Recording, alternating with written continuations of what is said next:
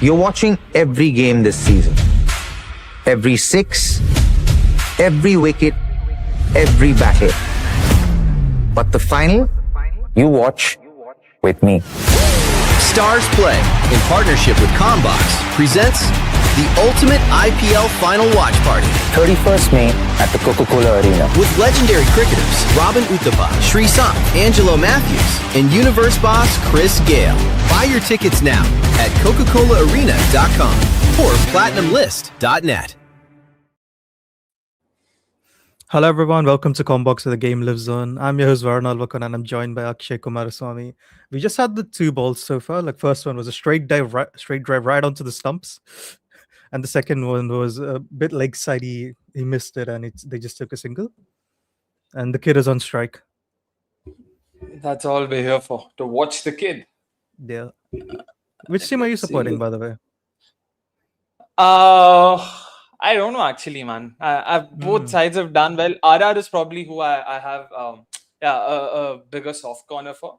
If that makes sense. What about you? If Vaibhav makes runs, I want Rajasthan to win. If he gets out soon, I'm supporting Hyderabad. But have you ever been a Hyderabad fan because of the fact that you're also Teluguite and all of that? No, they were always in one of my teams I like seeing winning, but never in my favorite team. Fair. I think I've probably been a bigger RCB fan than I've been a Hyderabad fan, weirdly enough. Oh, interesting. Wait, have you ever lived in Hyderabad? Yeah, till I was 10. Okay. Yeah. Oh, jeez. Alrighty. And we finally have the stream up and running. Any changes? Okay, Shubham Dubey is out, and who is in? I don't see. So who's Jaddu's just in the bat first 11, and Shubham is the impact. Got Yeah, it. they're clearly trying to pull Fuller to Vaibhav, which I think makes sense because that seems to be his blind spot. Yep. Yeah. I think we've been saying that for like a few weeks now. It's just taken a while for, I think, everyone to start noticing it. Yep. In fact, again, this was first week of the IPL where I had brought this up that Abhinav Mukund had spoken about this last year itself. That, Vaibhav Suryavanshi is someone who loves the length balls because of his backlift. So just try and bowl a bit more fuller because he needs a bit of time. Like, although the batsman is insane, it still needs some time. It can't be there instantaneously. So just try and do that. So yeah, good to see teams have picked up on it. Yeah, pretty good bowling so far. They're just 3 runs of the first 5 balls. Surprised it's Cummins with the new ball. I mean, I don't know if I missed the last few SREs games, but was he taking the new ball first up? Yeah, usually. Because though they have Hinge today, so they could have gone with him, but... Yeah. Oh. Right. Any changes for SRH, by the way? Yeah, just Hinge comes in for Harshil. That's basically it. Oh, okay. Yeah. Fair. What did you make of yesterday's game and the way they were, I want to say scammed, but I also think I should be polite. But made his way to 63. Let's just put it that way. And that's the first 6 of the game. He's gotten going. Good shot from Vaibhav. It was a fuller slot ball, I want to say. And then he just not full comfortably deposited it.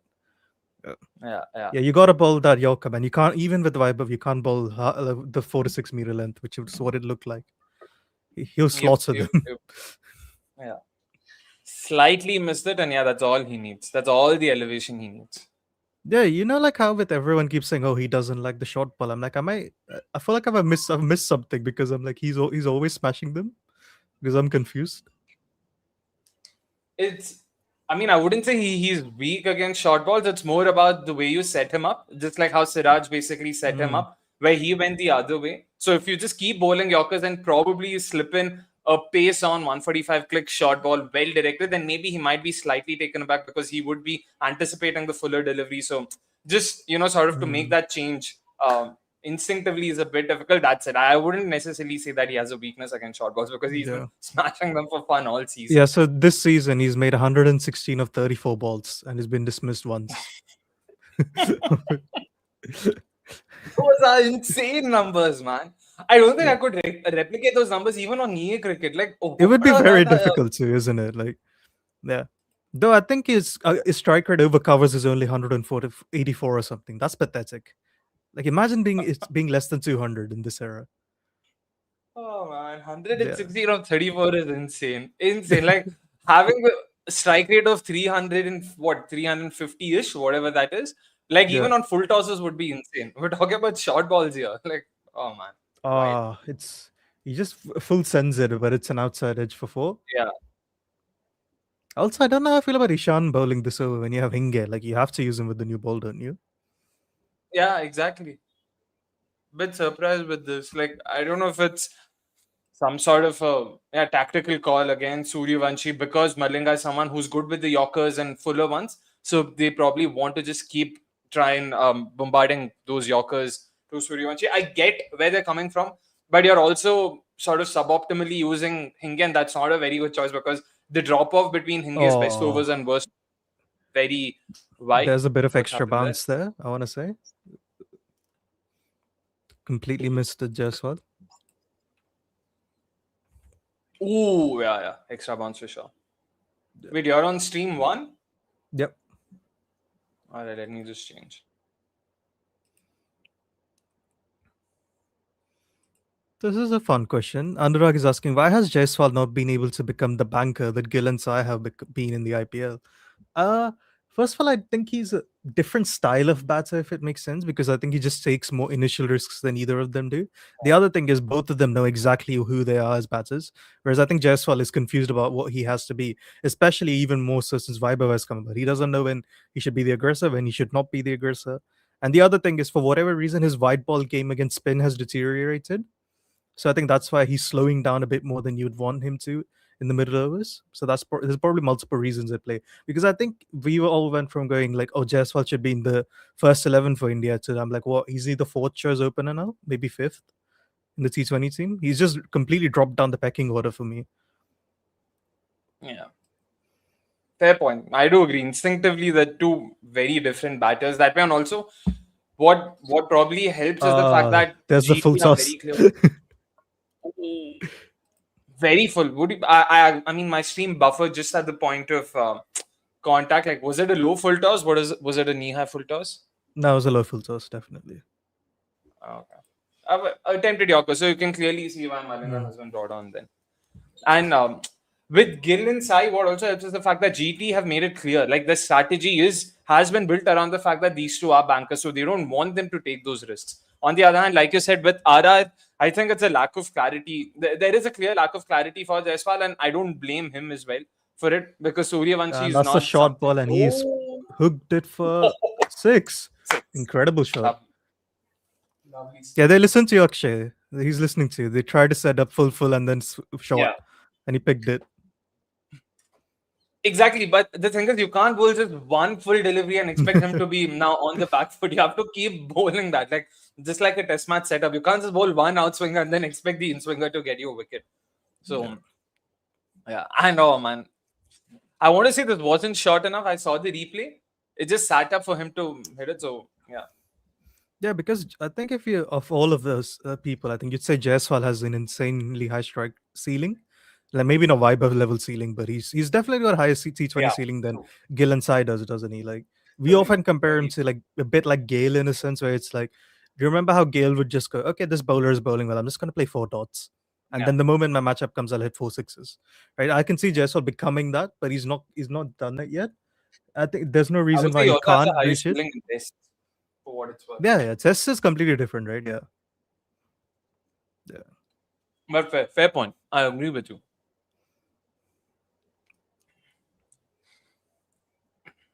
Alrighty.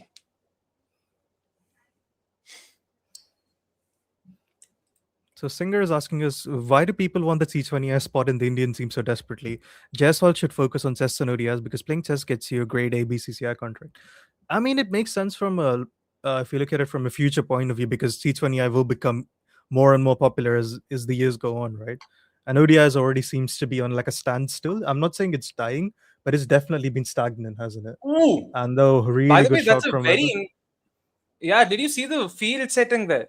They had a very straight mid-off, and they Yeah. also had a very squarish. I want to say cover. I mean extra cover, but It's almost like they had two mid-offs, a squarish mid-off and a straightish mid-off. And this guy's bisected both of them perfectly. Just see the field setting.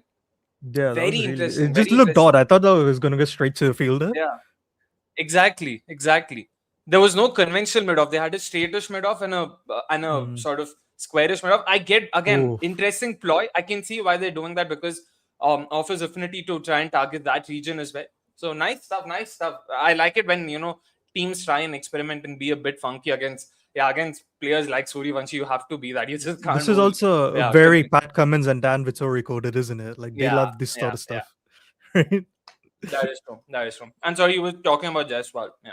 What was it? I forgot what I was talking about. Yeah, his ceiling is insanely About high, isn't it? T20, about T20 as and why he wants to play. It's the premier format, isn't it? Like it's only going to get more and more popular as the years go by. Yeah. Oh, man, what a shot that is! Comments. I'm sorry, the margin for error is so little. You can't. Yeah, you can see they're clearly trying for the fuller stuff. Yeah. I think that's just they missed it and he bowled a slot ball. But yeah, I don't mind this. I'd rather they do this than just stick to good length against him. Yeah. At least you can see what they're trying to do. So execution, of course, the best of players sort of err on execution, but at least good to see that they have their plans in the right place. So happy with that. Fair. Yep. And just one more thing to add to what you were saying.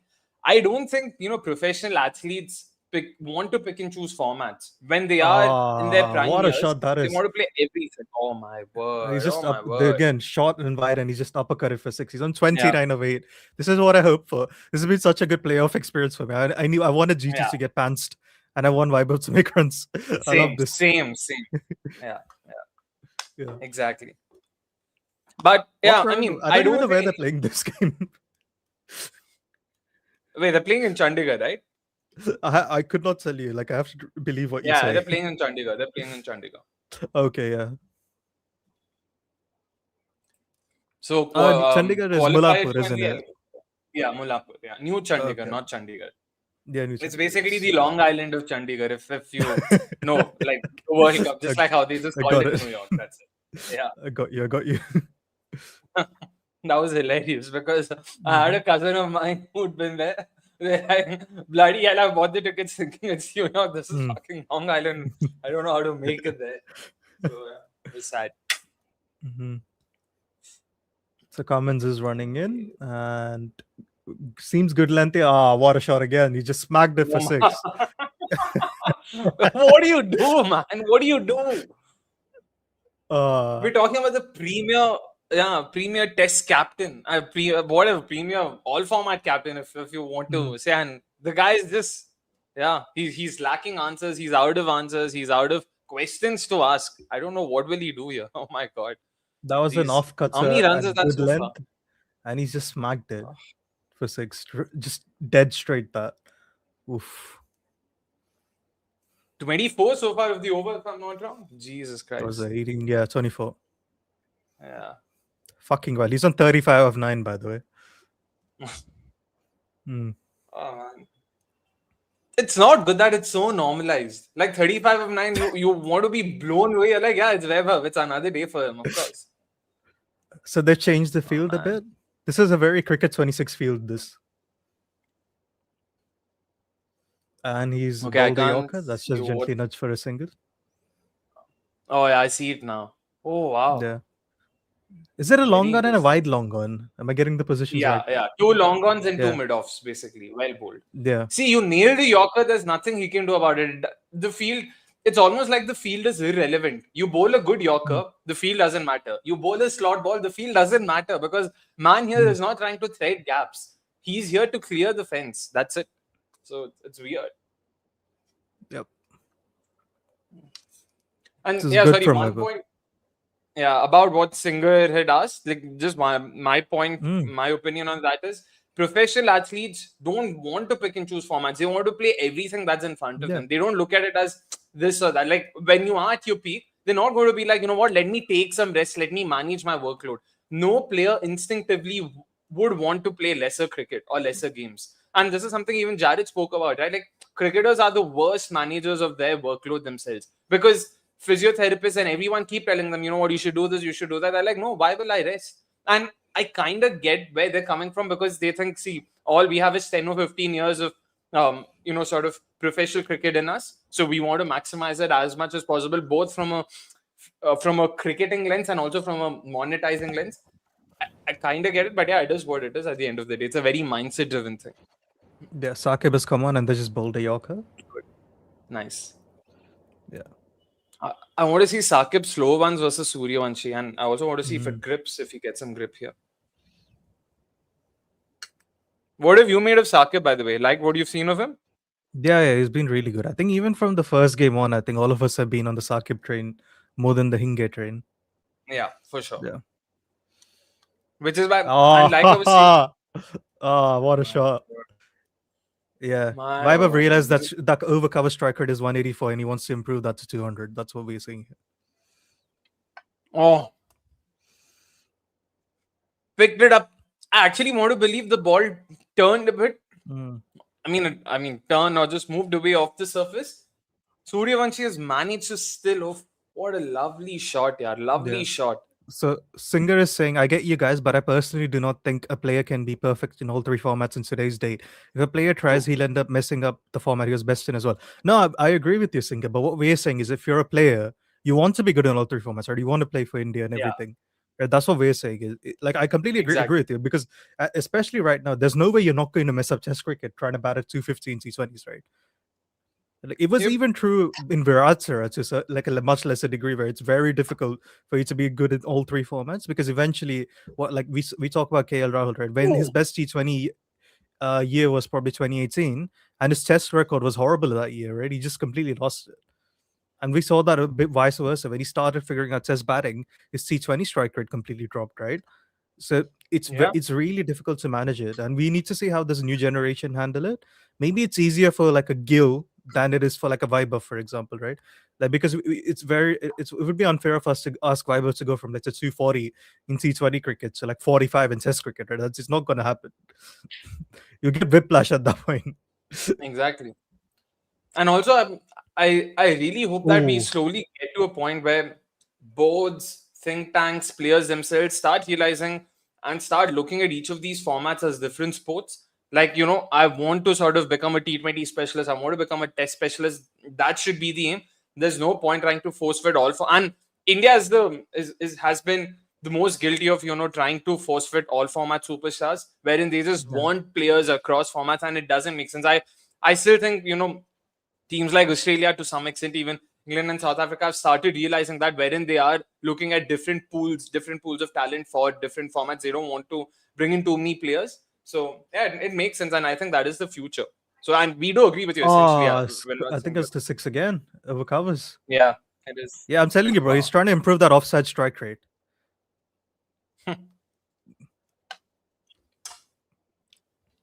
Oof. Exactly. Like, once again, field settings unfortunately are irrelevant. If you don't get the ball right or in the right place, that's all. It's whether you got it right or wrong. The three format thing. If you're, let's say, like a Dhruv Jurel, like, you're probably the more pragmatic solution right now is to just think, okay, it's very difficult for me to get into the T20 team because I need to bat in the top 3, and the top 3 is already so stacked. Let me try to make a Test career out of myself, or maybe I could also try getting into the ODI team, right? That's maybe like more pragmatic thing they can do. But we don't know whether they will do that or not, right? Oh, by the way, Vaibhav Suryavanshi has broken Chris Gale's record. Let's go! 66s. And there's another 61. And that's his 50. 15, a very slow 50 yeah, he's today. taken 16 balls to break the record. Oh my goodness. A very slow 50 for Vaibhav. Just 16 games. balls is taking him. Yeah. He's let us down here, by the way. Yeah. I needed a 10 ball 50 from him. You think we'll see something like that, if not Vaibhav, from maybe someone else in the near future? It's just so hard, though. 10 ball 50. We haven't seen a 12 ball 50 in modern era, have we, from like a good batter? Chris Gale, Yuvraj. Chris Gale, if you want to say, was a bit more. Yeah, Chris Gale as well. I think I don't mind. He did it in the Big Bash League when the league was actually good, so I don't mind. Yeah. Yeah, because we haven't seen it this IPL, right? Urvil got really close and he missed it. So Jaiswal has a 13 ball 50, right? That's the closest we've gotten to it. Yeah. There's been only two. I mean, there's been only one 13 ball 50. There's been two 14 ball 50s. Yeah. Rahul and Shepherd. Yes. Oh no, three. Pat Cummins as well. My bad. Cummins is 15, I thought. Oh no, Cummins is 14, maybe. Yeah. 14. Yeah. Yeah, you're right. Oh, good shot. This 4. Jaiswal finally has gotten strike and he's hit a 4. No. By the way, GT and KKR have scored only 115 sixes this season. Suryavanshi alone has scored more than half of that. Yeah. Oh yeah, Urvil was Urvil's a 13 baller. I completely forgot about that. Yeah. Oh yeah, Urvil. Oof. Yeah. My Yeah. bad. Yeah. Thanks for correcting us. Yes, Karthik. And again, as a single this time. Yeah. Yeah, Jaiswal is just happy to be chilling on the other. This is what I mean. Like, if you're Jaiswal, what do you do now, right? Let's say like his ceiling is 250. Like, if the other guy's going at like 300, you have to give the strike over at some point, don't you? But this is where I really think, if Yorker is one plan, and that's not working because it's hard to keep executing Yorkers. I really think going for slower options or slower bowlers is the other alternative. And I know it's a very high risk option in the power play because you've got only two fielders outside. But Jaiswal himself sort of doesn't necessarily attack spin so much. And Suryavanshi has shown a tendency to get out a lot more. I won't necessarily say he's weak versus spin, but he can get out. He's a lot more prone to getting out versus spin than he is versus pace. So, That's but fair. again, Shivang is the only option they have, right? And the Sama got that away for 4. Yeah. So Andy is saying Vaibhav might be the best pace hitter there's ever been. Yeah, in T20 cricket, hard to argue against it. Yeah. The only thing going against him is the sample size, which over time he will build. But yeah, so far, very good. So Gandad is saying, now imagine the kid with muscles in 5 years' time. That is he doesn't very need true. muscles. Yeah. That is also no. I think even just like general growing up. Yeah, fair. I get what you mean. Yeah. Once all the baby fat goes off, just like how Virat Kohli had his evolution, from those baby fat cheeks to then becoming the chiseled. Yeah.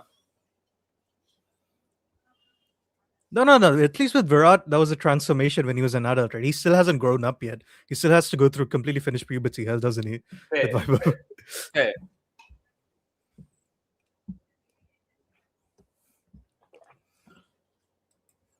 73 in 28 balls. But yeah, GT versus RR in the second qualifier will also be interesting because, again, GT's bowling attack, after that, Sashing would want to come back, and we also know what they did versus RR the last time they played, and their plans versus... fielded. They're really good fielding. Stop the 4. Yeah.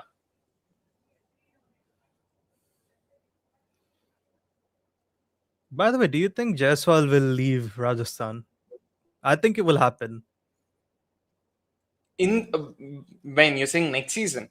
I don't know if it's next season, but I think he will leave at some point. I agree. At some point, yes. I don't think that it'll happen for at least another 2-3 seasons, maybe. Yeah. I think he will leave. I'd imagine Gill will leave Gujarat at some point. Oh, interesting. Actually, I don't know, but yeah, maybe. I think Gill will probably stay back. Jaiswal I can see because Jaiswal would want to shop for captaincy options and everything. I think Jaiswal will probably last another auction cycle. So that's what, one remaining of this and maybe another 3-year cycle. And then he'll probably, start looking for options. Yeah. Abbas, meanwhile, that's also an interesting question. Have we seen a better start in the IPL? Has there been a better start to anyone's IPL career? Oh, no. I don't want to say Padikkal was decentish, but nothing close to Suryavanshi. No. The answer to that is no. I don't even need to check this. I'm going to happily say no. Yeah, that's true.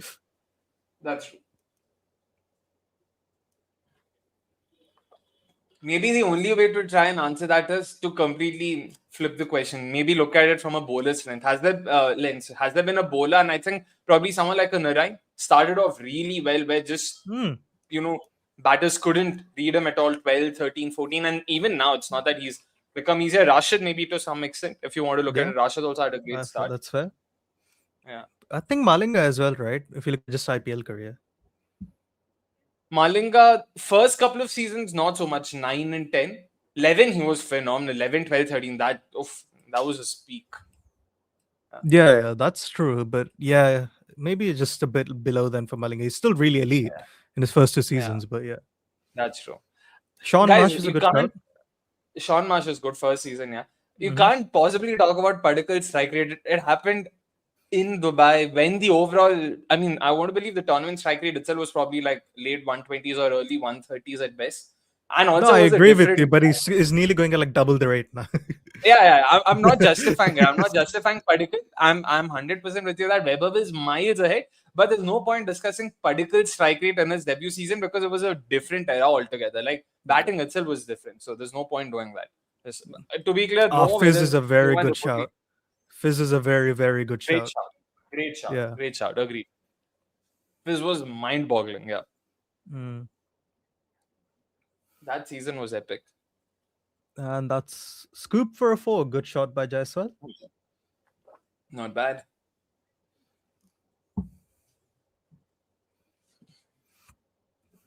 I want to say Nanas wasn't too bad either if you're looking at bowlers. 2009 when Yeah. he first came in for Delhi, proper terrible quick. I loved his action as well. Like very aggressive and all, like very intimidating. That's the word.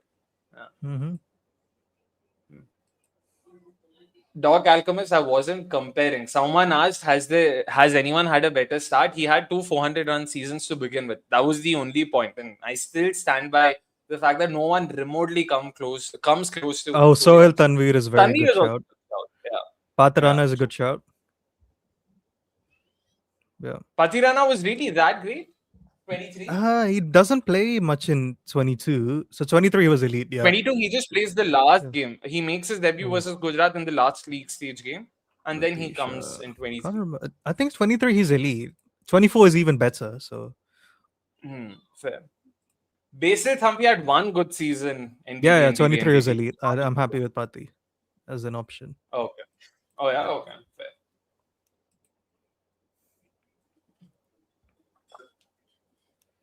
Mm. Paul Valthati again. You're talking about Paul one season Valthati. wonders, guys. Where at least need 2 seasons, like Mhm. to sort of establish them being good. Mm. I feel bad for Robbie, man. Like his statement, he's just gonna get trolled every time Biver Oh, makes more and more runs. that's true. Maybe time for Suryavanshi to have a chit ready. Yeah, Robbie talk now. Really good over this though. Again, a lower full toss. He Yeah. just can't get it away. Well done, exactly. Mm. Stuck to his plans, and I'm actually pleasantly surprised with this over from Hinge because I really thought he's more of a new ball bowler with not a lot to offer outside that. So, excellent stuff. This just 6 runs so far. Hopefully, he can close this out well. Rishabh, decent shout. I think good. Rishabh was bought in 2016 though, but okay, fine. Yeah. Baz had a very poor 2008 season outside the 150. I'm not taking Nothing. Baz. Bang average. Yeah. Oh, Bang average. really good over. Just 6 runs off it. Oh. Almost as if we should have come on to bowl sooner. And they're taking the timeout. Yeah, understandably.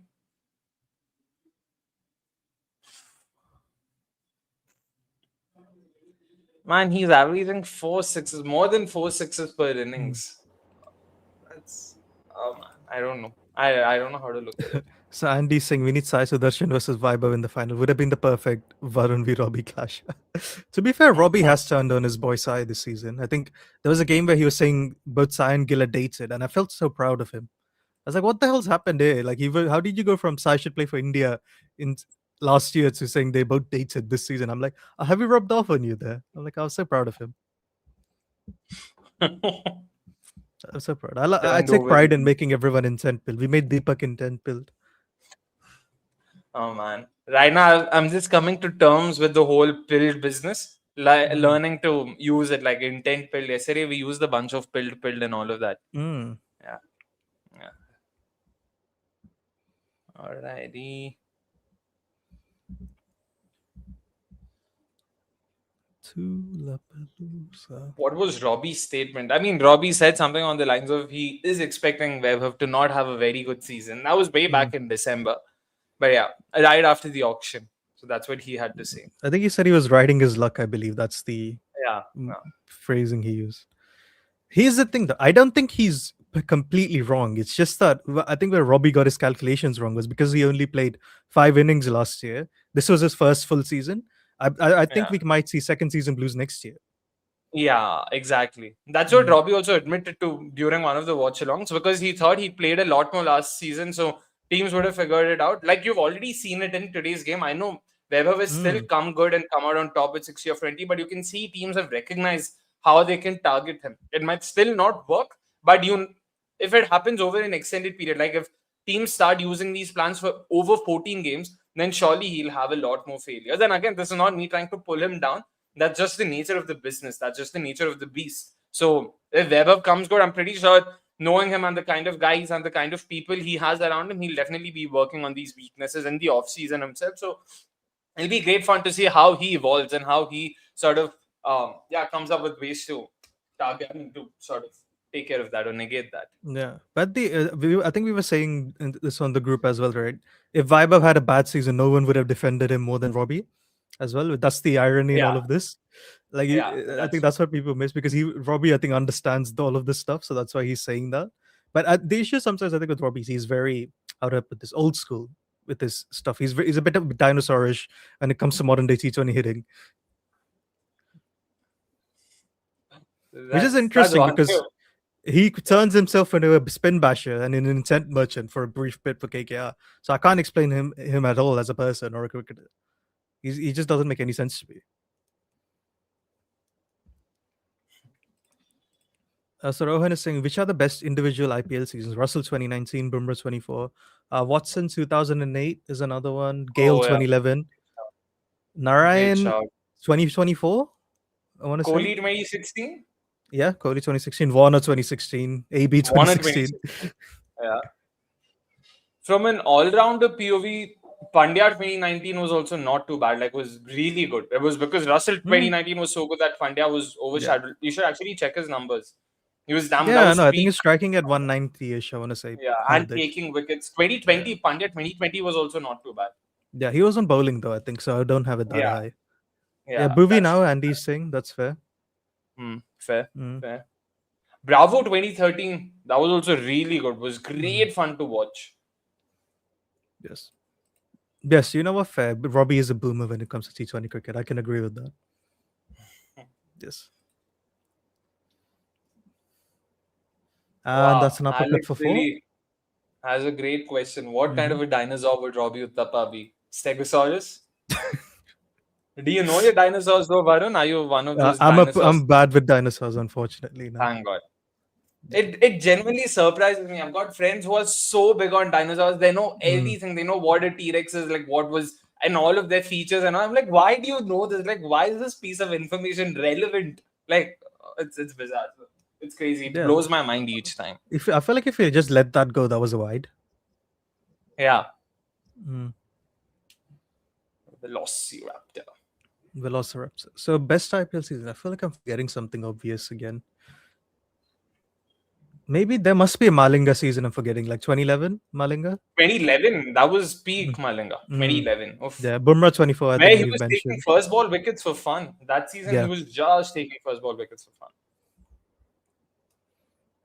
Need to check this.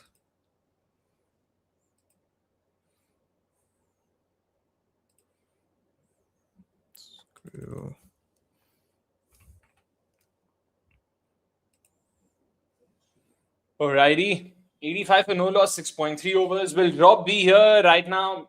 Last update on Rob is that man's dropped 5 catches in Dubai. So let's hope he doesn't drop anymore. Will he be here? Unfortunately, pathetic from not. Rob. Pathetic from Rob. Imagine dropping 5 catches. Oh, Rashid Khan 2020, I really like. 2020, interesting. Yeah, I think he goes sub 6 and over. 18? Yeah, he goes like sub 6 and over, doesn't he, Rashid, in 2020? But again, 2020 was a season where spinners only were going at 6s or probably early 7s.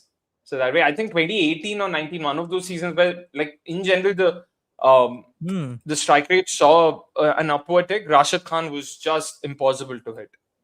I want to say Yeah. 20. I mean, he was impossible to hit for a while anyway. So I mean, Yeah, that's understandable. that's so, true. Yeah. KL 2018, like, would you ever talk about that? Like, bring it I somewhere? like it, No? but I don't know if it's the bestest ever though. Fair, Yeah. fair. Is that a 6? Again, it's a pickup Yeah. shot-ish, I want to say. Oof, yeah, that is a 6 and whatever. That was a Mm. nothing burger. Not sure what was he even trying to do there, because he got the line wrong, and that length is definitely not something you should be bowling So to Vas Suryavanshi, is irrespective of the line. best season for uncapped players has to be this one, isn't it? For Vaibhav. Like, I don't think that's any Yeah, competition. let's talk about best season for uncapped players outside Vaibhav Suryavanshi, because there's no, of course, it is Suryavanshi. Who's after that? Ooh. Sky 2020. Manish Pandey 2009 wasn't too bad, even outside Yeah. the century. It was Sky and Ishan decent. 2020 I really like, and he goes again, Sky 2018. and it's another 6. He moves into his 70s very now. Yes, Previous sir. ball was 4, by the way. That was not a 6. Oh, yeah. 71 of 23. And at the end of 7, we are at 96 for no loss. Sky 2018 was crazy. That was his first proper good season. What, 630 runs or something like that, if I'm not wrong. 600 No, plus. 2018 wasn't that good. That was like 530-ish, I want to say. 2018, he was still an anchor. Yeah. I think 2020, 2020 was a, like Sky-esque season. We started seeing. Proper, yeah. And 2023 is when the big one comes, right? 2023, 2025 are his two best ones. 2018 was his first like good season, like him coming sort of announcing. Correct. He opens for Mumbai that season, doesn't he? He's an anchor initially in 2018 and 2019. Uncapped players. I mean, we can just talk about each of the emerging player Gaikwad is a good uncapped season. Gaikwad is good. Harshal Patel 21, interesting. I don't know if I'm misremembering, Anurag. Doesn't Gaikwad get capped between that season? Because that was 2021 was when the season was split, right? Yes, he was. Does he play in Sri Lanka? Yeah. I'll just check that. Though from what I remember, he does play in Sri Lanka. Was Pant uncapped in 2018? No, 2018 he was capped. 2017 he made his debut. Yeah, I thought that's what I was thinking. 2017 the India-England series. Yeah, Gaikwad played the Sri Lanka series, by the way. Akshar Patel 2014, great shout. Sanju really Samson 2013. Yeah, really good shout. This one, I mean, I'll just talk about all the emerging player awardees that way. Even Mandeep Singh 2012 was underrated. I mean, in the sense that I really thought man would go somewhere. Yeah. Nitish Rana also good shot. 2017 for Mumbai, was very Priyansh and Prabh have to probably be in there now. Yeah. Prabh has to be there. Priyansh has to be there. Nitish Rana 2017 good shot. Rahul Tripathi 2017. Man, Jaiswal 23 is a very good shout.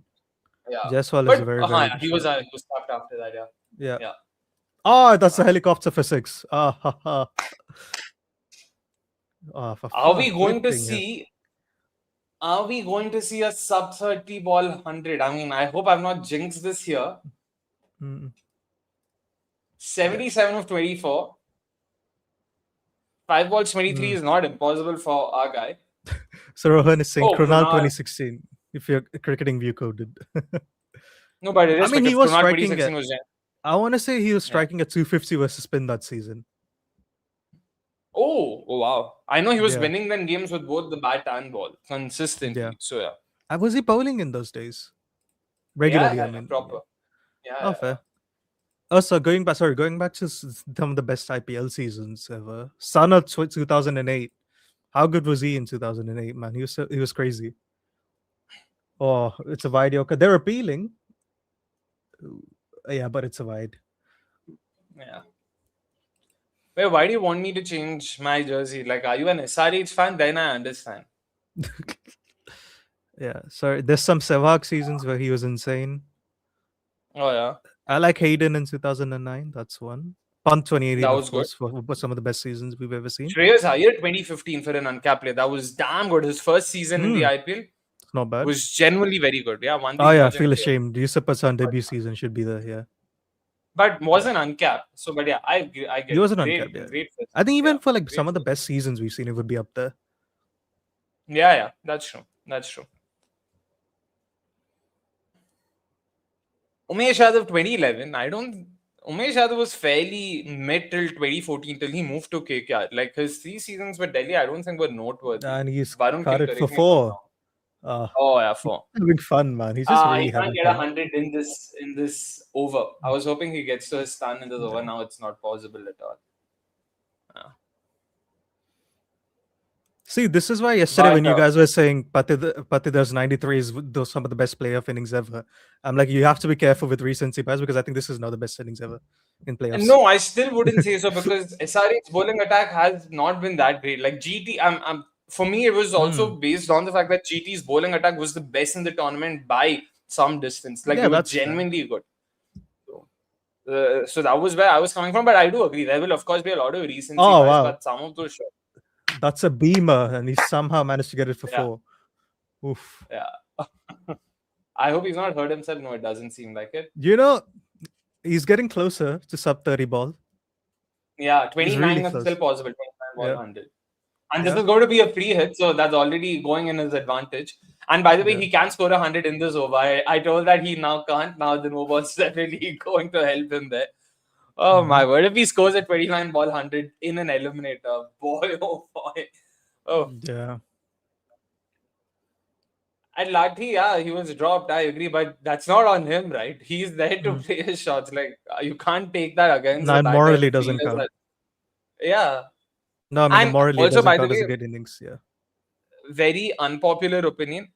I don't think batters should be considered lucky if they have dropped catches off them.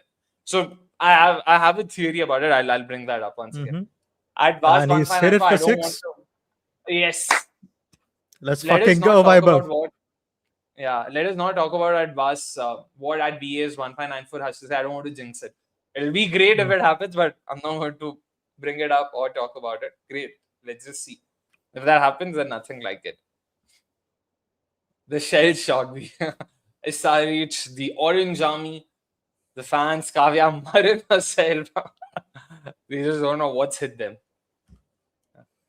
The projected score is 310, says our producer. Oh my word. Oh my word. How are they Oh, still good going Lord. at 15 and over? Yeah. With Jaiswal being 25 of 20. It's insane. And this wasn't the worst of deliveries, by the way. But again, free hit, so he had the license to go for it. You were saying about luck and it not being considered Yeah, lucky. by the way, Suryavanshi has scored 30 of his last 6 balls. Nice. So, yeah. Oh, Let's he's see got what it for happens. 6. He's hit it for 6. Oh, yes. Let's go. Come on, boys. Sub 30, 100. There we go. There we go. This might be the Oh, first and Lord. only time I'll ever say this in my life. Be a bit more watchful the next ball. This is the first and last time I'll say this about a T20 batter in an innings.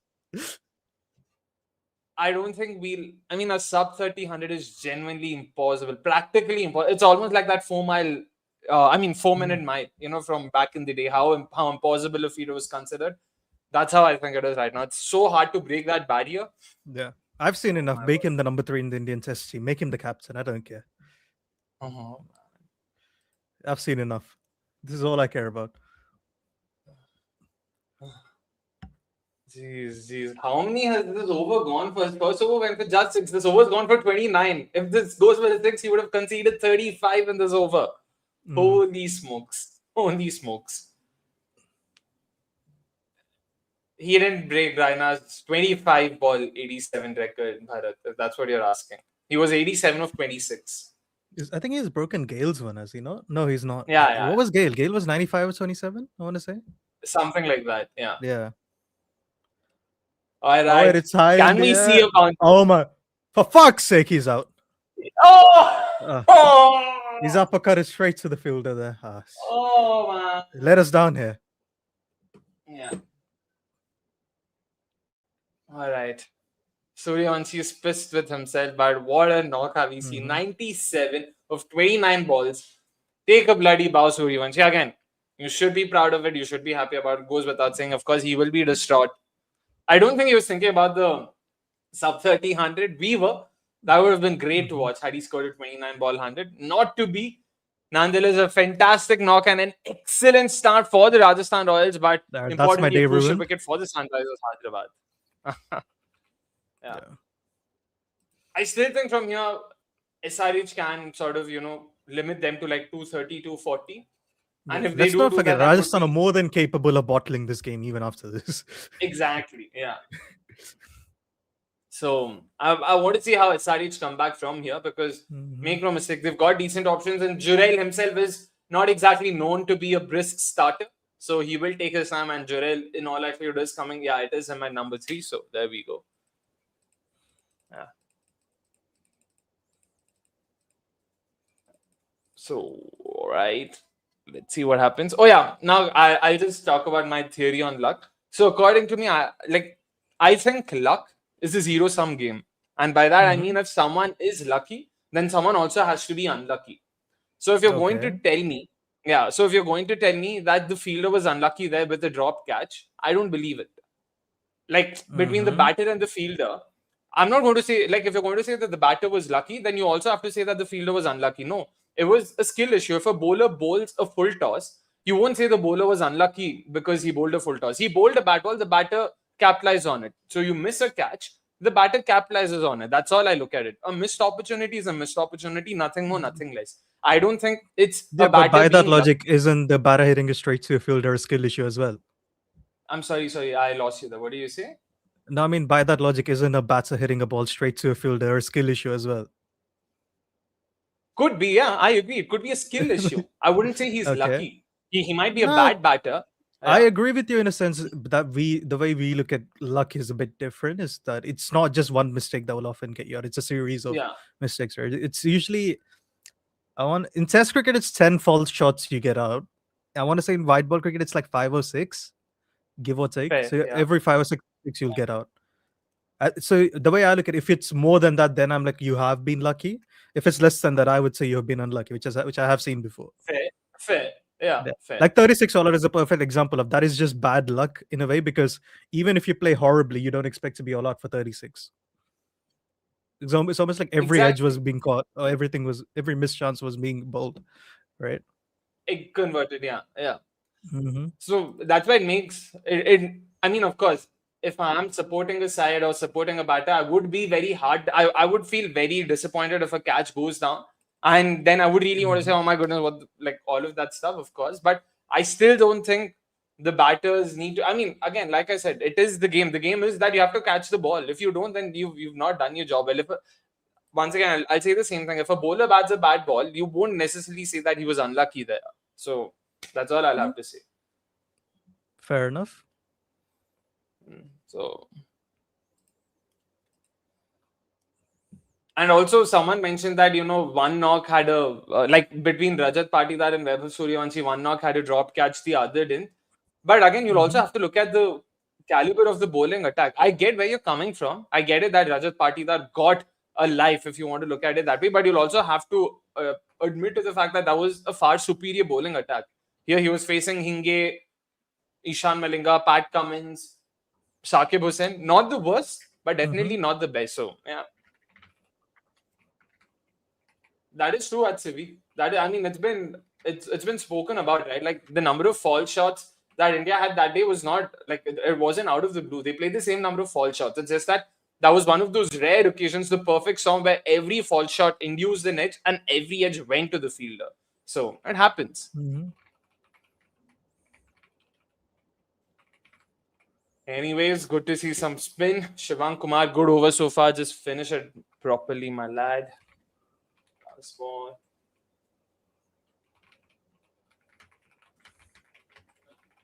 Oh, well bowled. Just 4 runs of the over. Nicely done. I'm all for seeing SRH clawing their way back into the game. It'll make for some excellent viewing.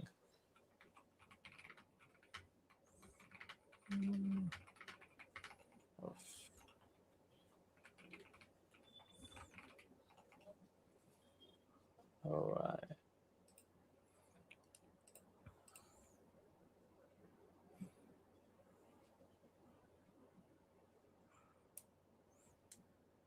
Anyways.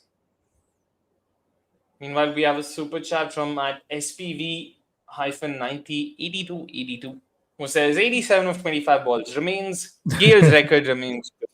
I mean, They're had he gotten a inevitable. 29 ball 100, we wouldn't be talking about any of these other knocks again. They're inevitable. Yeah.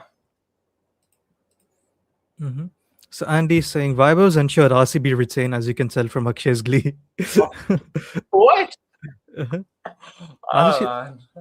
Ensured RCB retain. Okay, only SRH could have challenged them. Rajasthan or Gujarat winning would be a bit of an upset.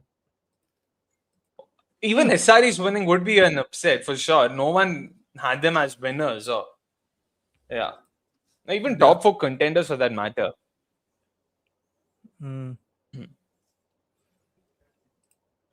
This is a fun one. So NBB saying, how long would it take? Do you think it would take me to get Suryavanshi out?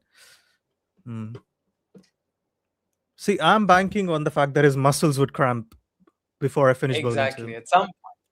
At some point, he'll break something and he'll get out. But do you think his muscles will start cramping before yours does? That's also a very good question. I'm gonna say probably not.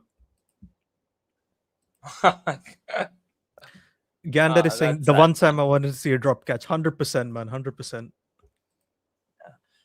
Meanwhile, we've seen a misfield there from Travis Head, and that's gone for a 4 first ball. Second ball's gone for a single. Straightforward. Yeah, fielding opportunity missed there. I feel like I've become a lot nicer. How have I not slagged off Jaiswal for being 27 of 24? I won't blame him because his job was to. No, I will. Your job is to attack. Right now, that's the thing. I don't know. Like, it's very rare to see batters from both ends attack. It invariably happens where when one batter's in that zone, the other batter just tends to rotate strike and give that batter. What the hell are you talking about? How is that not rare? How is that rare? How often have you seen both batters from both ends go? No, what? Even if you look at IPL opening pairs, barring say Priyan Sharia and Travis, we have definitely I would say seen, Jaiswal and Surya.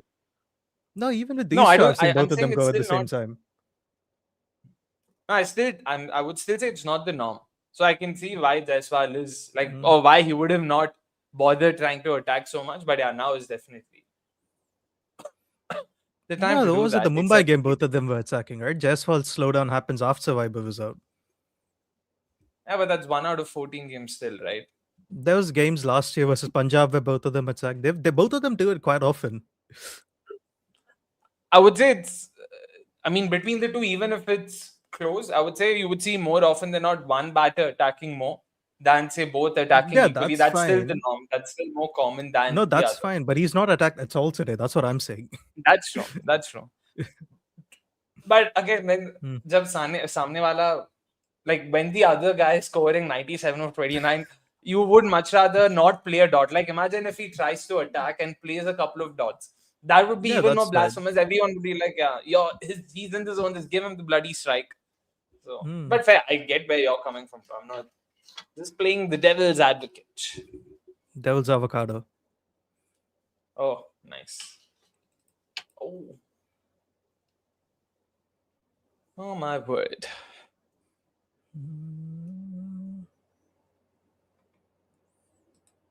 Yeah, Jaiswal's definitely batted himself into a shell here.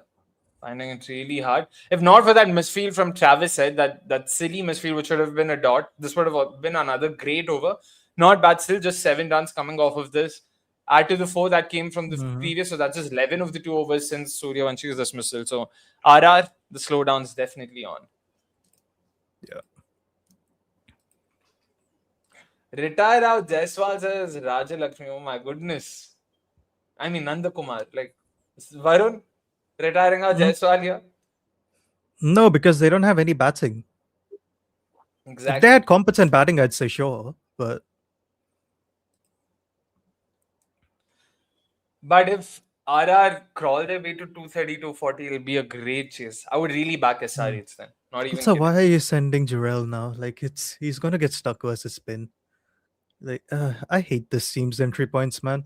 It's like you had Hetma who was smashing spin, and they decided to use him as a finisher. When he failed as a finisher, they completely dropped him instead of using him at Drop. 3. Like, why? I understand if Parag's you're like not too 10 for bad 1, you versus want to spin send himself. Jurel. Nah, Parag's he's not too okay. bad versus I spin wouldn't say he's a himself. basher. He's improved a lot, but Bet better than he's better Jurel for than sure, I'd Jurel. say, yeah. Yeah. Easily, yeah. Hmm. He's danced down the track and he's out. Dreadful innings Yeah. up by Jaiswal, 29 of 29. Both play 29 balls. One scored Just- thrice the other, or more than thrice the other. That's insane. Oh man. Yeah. Mm. But well done, Shivang. Excellent bowling SPV90 so is far. saying Jaiswal aka Dilshan also had 40 ball 100 needed. Let's see. I want it to be Abhishek, not Head. Mm. Okay. Imagine that if was Abhishek too gets full, yeah. breaks Gale's record in the same game. That would be cinema. Oh, that'll be epic. That'll be epic. Yeah. I don't know who to support this game because I feel like I want to support Viber, but I don't want to support Rajasthan. No, but I think SRH is already doing a good job of coming back. So yeah, I'm fully Yeah. expecting the momentum to completely shift in their favor. Yeah. Parag has to make runs today, man. Yeah. And it doesn't have that RR's bowling is just Jofra Archer and yeah, nothing else. Mm-hmm. Alrighty.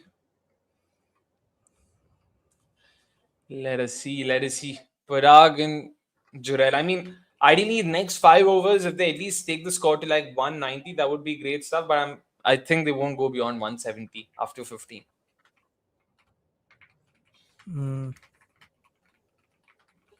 Why do I feel like RCB might pull a Hezit to get Weber? What's a Hezit? I mean, is it something that I don't know? Karthik 7498 says.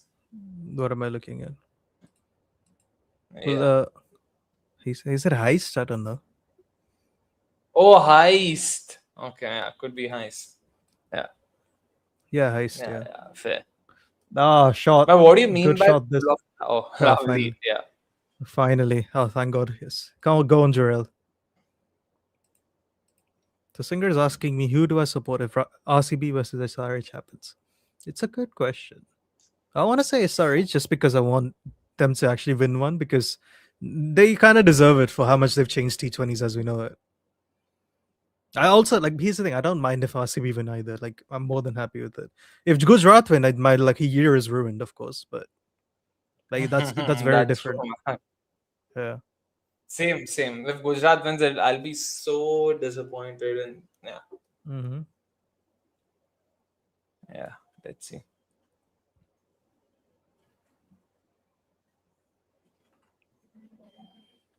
Oh wait. Okay. Mm. So Karthik, that's Karthik. Oh, just go back to Karthik's comment.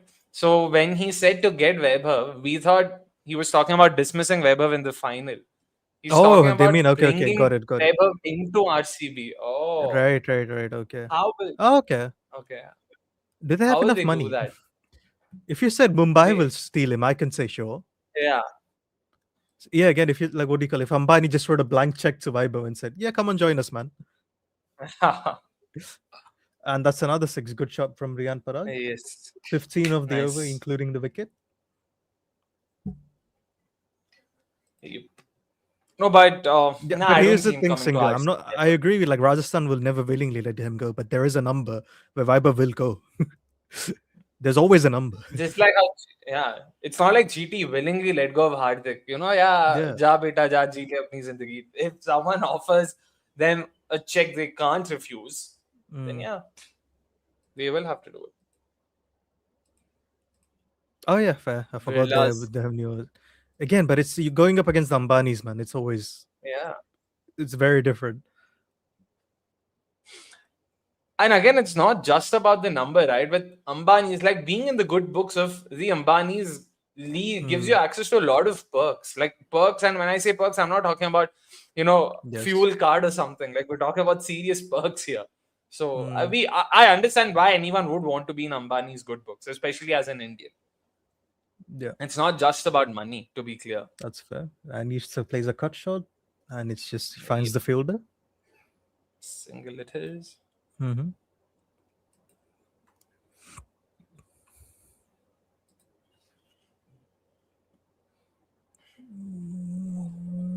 All right. What do you think? How much are RR ending up with at the end of the first innings? What are they on right now? 151. 150. Yeah. Let's say 250. I still want to be hopeful. That's 99 of 9, which is not impossible, to be honest. Really good shot. Wait, is that the Punjab CM next to Rajiv Shukla? Bro, I don't Someone know any of the confirm. I think CMs. it's Bhagwant Singh Mann, if I'm not wrong. He was a comedian, by the way, who became the chief minister. 4 it is for Dhruv Jurel. Well done. Mm-hmm. Yeah. Oh, well played. Well played. Yeah. Nobody will go behind Vaibhav says unknown nobody. That's surely not going to happen.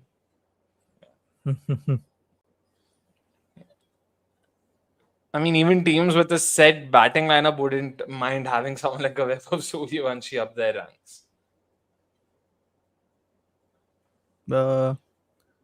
So Rat's asking me anything in this pitch. I'll be honest, I've just been spending all my time watching Vaibhav, but I have no idea what's happening in the pitch. I haven't noticed any alarm bells. I saw there was some high bounce, but nothing frighteningly high. True. Yeah. Also, don't know if the ball swung or seamed because they kept bowling Yorkers to him. So That's it's hard also for me to true. judge. But Andy, I mean, fair. I get what you're saying, but I think the Ambanis themselves would want to sort of get rid of Pandya. So Andy B says what Akshay said right now is precisely why I can't picture Pandya agitating for Oh, a take. Jurel's on a good But- run today. 27 of 11 so far. 6 it is. Wow, man. Lovely. I'm gonna take this now. But yeah, what if Mumbai themselves want to get rid of Pandya? So essentially, yeah, then you can't do anything about it. Which I think at this point in time they would. Like, what do you think, by the way, of the whole Pandya situation? Would, if you were a part of the Mumbai think tank, would you be considering, letting go of him or trading him out? Yeah, probably, because I think I don't know if the team seems to be happy playing under his captaincy. Oh, terrific shot this. Off drive for 4. Oof. Just see. Yeah, Jurel's chosen today for the eliminators to start batting well. Yeah. Well done. 31 of 12. Well done. Yeah, he's doing well there. They might actually not bottle this. And who thought that it would be Dhruv Jurel who would ensure that Yes. they don't? Well done. Well done.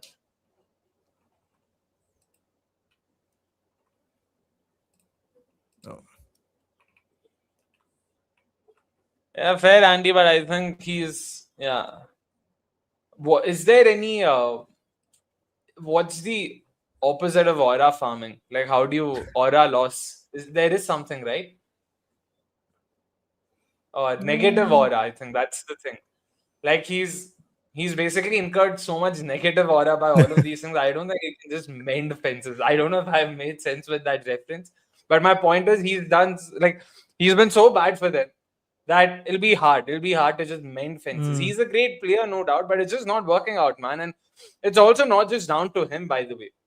It's down to the fact that no one, or not no one, but a lot of people in the setup don't want to welcome him the way he should be as a captain. So when that's the case, when you're not welcome and when they don't want to play under you, then they don't want to play under you. So you just have to move on, or you have to let go of the other players. So let go of Sky, Tilak, Rohit, Jasprit Bumrah, whoever it is who is probably not so keen on playing under him. Oh yeah, do whatever you want. So Jumpsuit saying, yeah, lose Pandya, but keep Sky and Rohit. I mean, there's not a lot separating them in terms of IPL performances at this point in time. This season especially. Yeah, recently they've outperformed him, haven't they? Like since Yeah. 24. Yeah. They I mean, have, but Rohit's it's not like definitely not worth 16 crores, that's for sure. I'm with you there. Yeah. Sky was at Like I'm happy to give Sky one more chance because he's carried them in the last 3 seasons before Yeah, this true. one. So I'm happy keeping him around. I know his India form has gone down the drain, but even in terrible India form, he still made runs for them last year. So if I'm him, I'd keep him. Like they'll keep Rohit, but I'm like, he hasn't made runs in so long consistently, right? Like even now recently, he's only been just about replacement level as an opener. He's not been a star for them at all, has he? And definitely not worth 16 crores. Definitely not. And we're Definitely. strictly sticking to on-field performances. You can bring in the whole business argument and all of that stuff. That's not what we're Yeah. here for.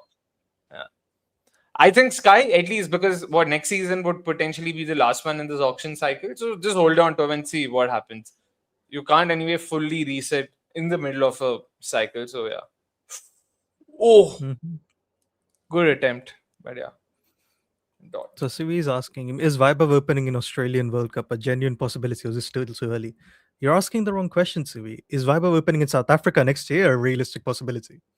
That's the questions we need to be asking. You really think? I was Yeah? just kidding. It's not zero, is it? Oh, It's not that zero. I feels don't think fine. it's high, but it's not zero. Yeah, it's definitely not zero for sure. Mm. Yeah.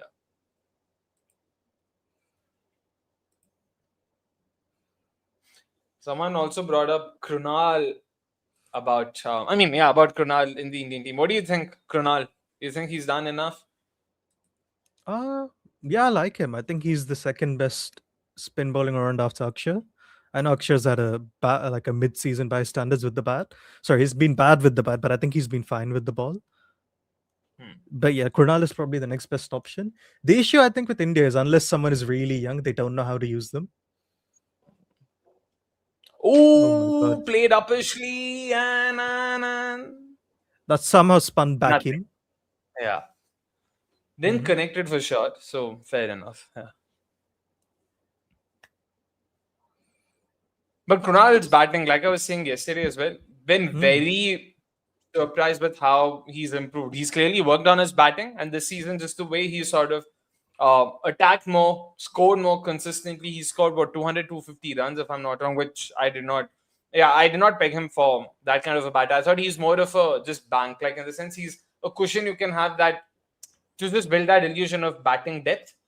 So Andy's asking, so Sky versus Karen Pollard's true values.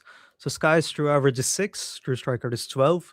Pollard's true strike rate is 7, and his true average is also 7.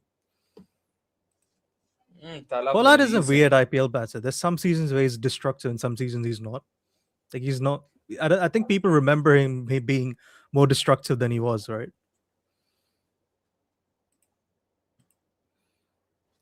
And that's flicked away for 4. Really good shot. Oh, it's Parag this time getting on the act. Parag's face, by the way, just 3 balls so far. Mm-hmm. Jared's been hogging the strike. Yeah. If Jaspal played well today, they were on for 300.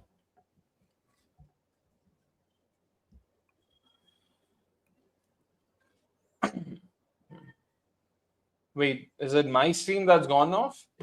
What Or happened? anyone in the chat? Okay, I think it's me. No, I can hear you.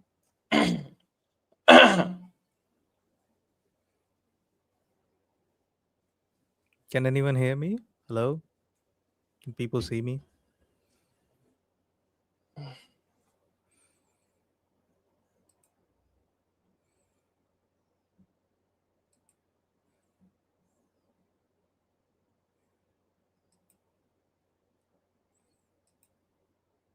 Who's gone off here? Me or Akshay?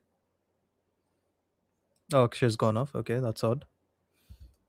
Hopefully he'll join us back at some point. Again, good over for Rajasthan again. 14 runs off it.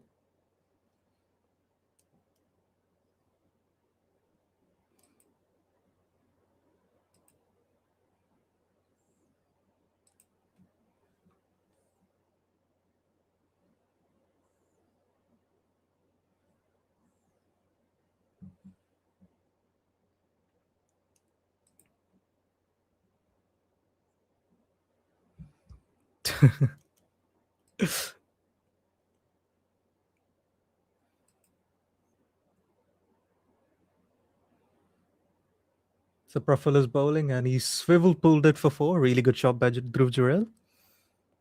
And he's batting really well today. What the hell is going on?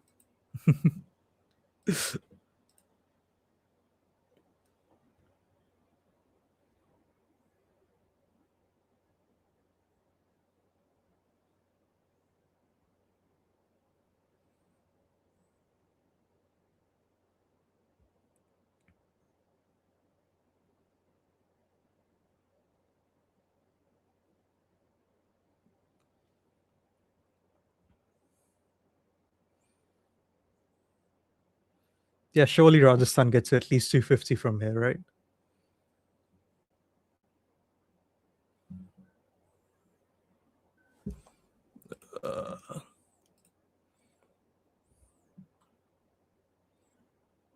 Room tour.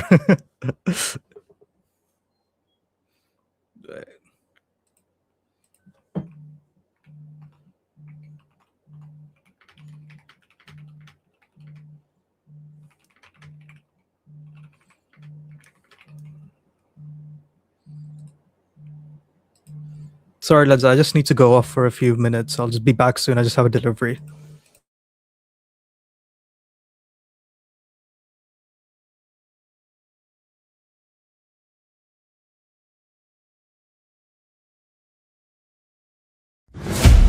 You're watching every game this season.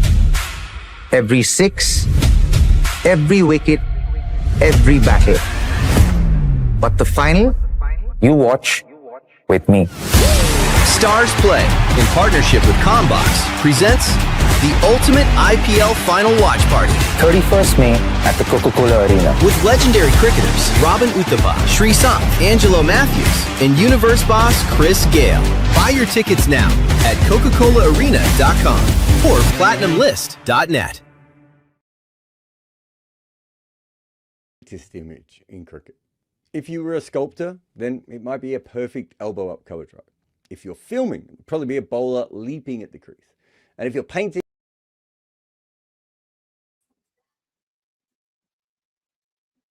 And I am back on. I want to say, wait,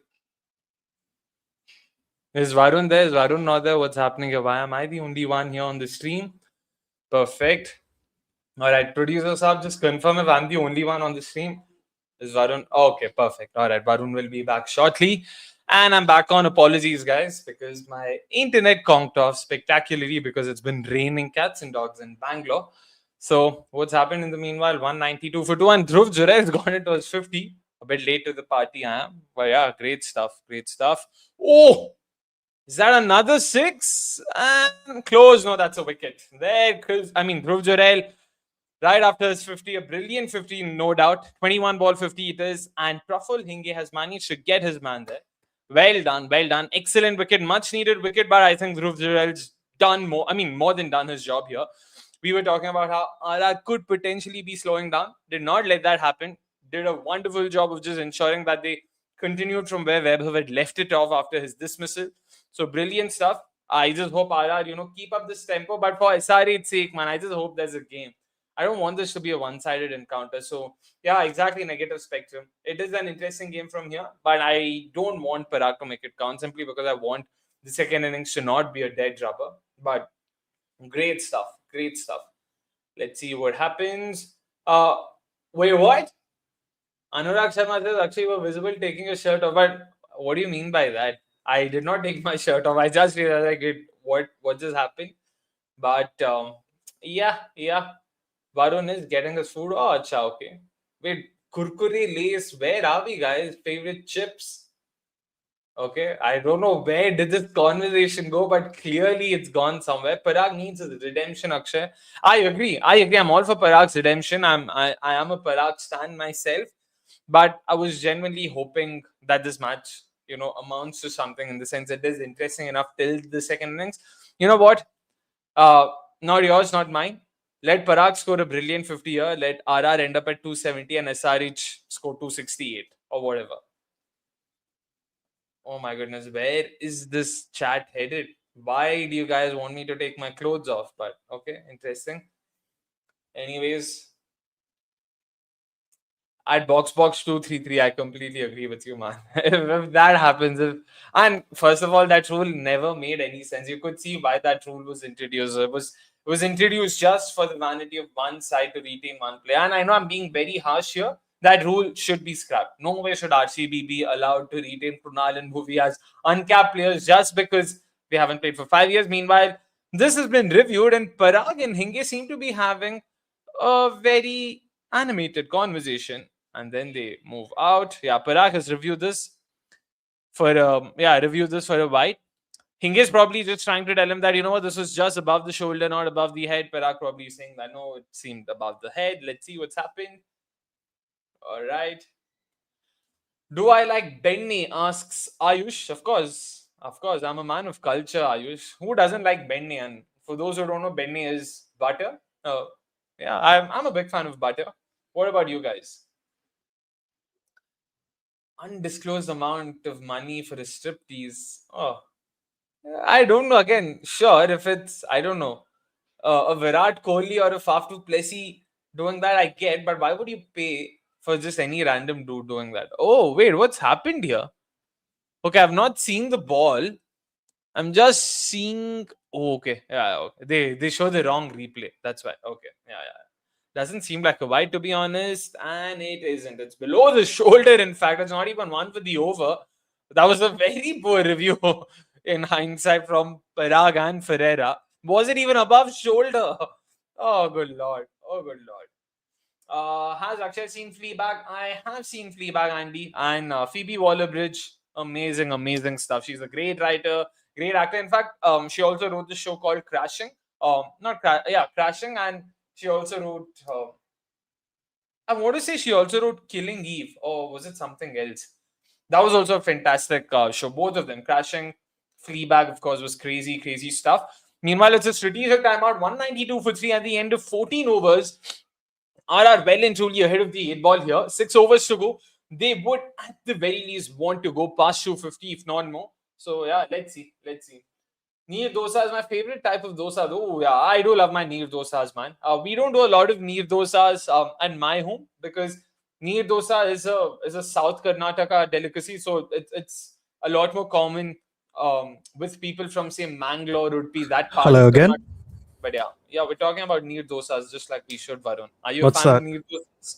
I don't know what that is. Oh my god, you don't know what neer dosas are? That's sad. Neer dosa. I don't actually know. Yeah, neer literally is water. So it's I've neer never is had water. neer dosa. So you know your dosa batter, right? Regular dosa Yeah. batter. So it's completely watered down. And so it becomes very soft, very thin, almost like a gruel, the batter. So those dosas are had with coconut and sugar. They're also had with veg stew and all of that. So great stuff. I love my neer Nice. dosas. Yeah.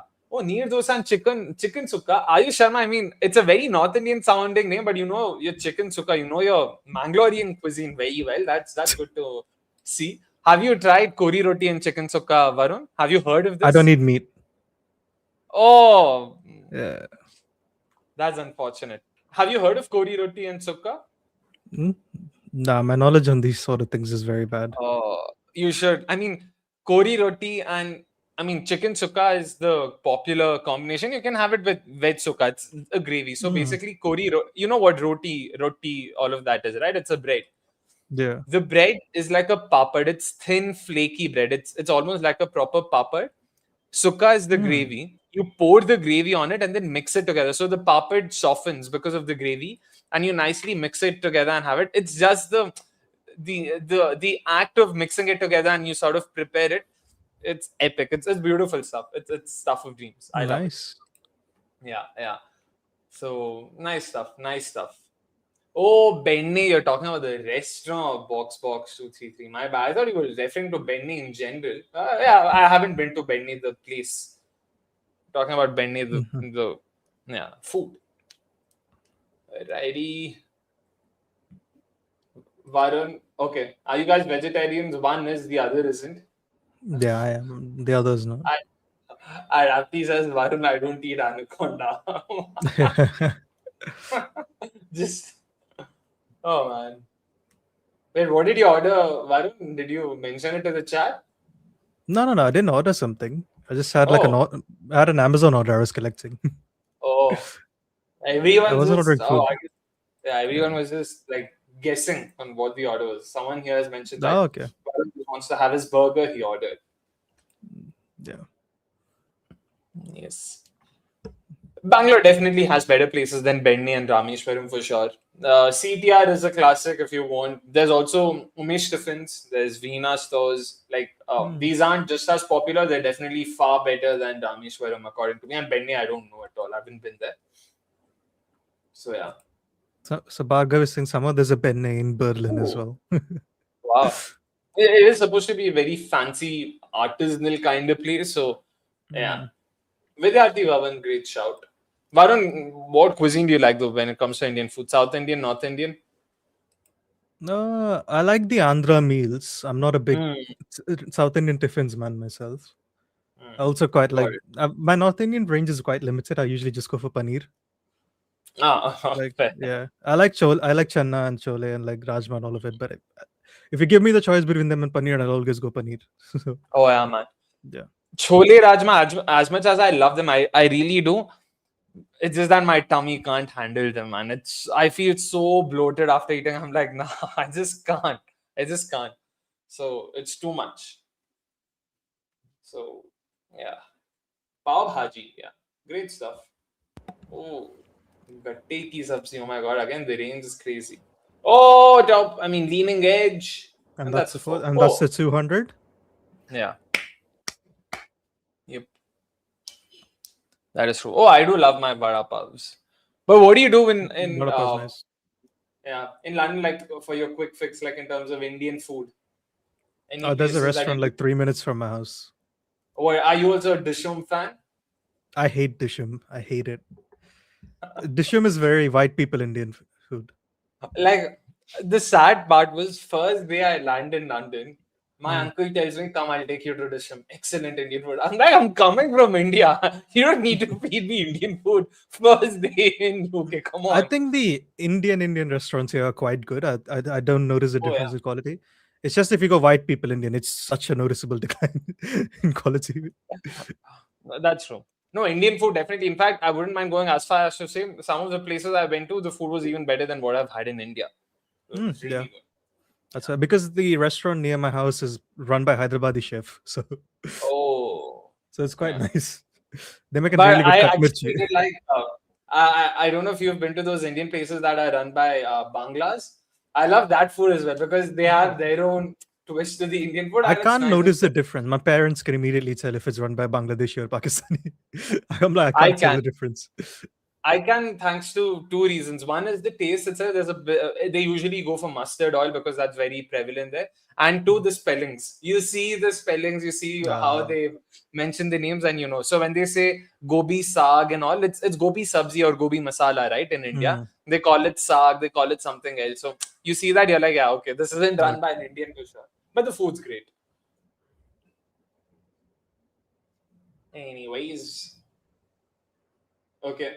And Bhargav says, after I've had white people eat Indian people, wait, after I've had white people eat Indian people Indian, I can totally understand why there's white people in India. Yeah, fair point, of course, man. They can't handle our level of spice and our level No, of they can't. Yeah. flavors. Yeah. It's not just the spice, by the way, it's just even our sweets are so sweet. They're so Yeah, that's sugary. very. I think I find Indian sweets too sweet. That's something I can't handle. I don't mind spice. I like spice. It's so sweet, man. I can't, that's too much for me. But No, because I also consume artificial sweetness for fun. It's like even regular cokes sometimes catch me off guard.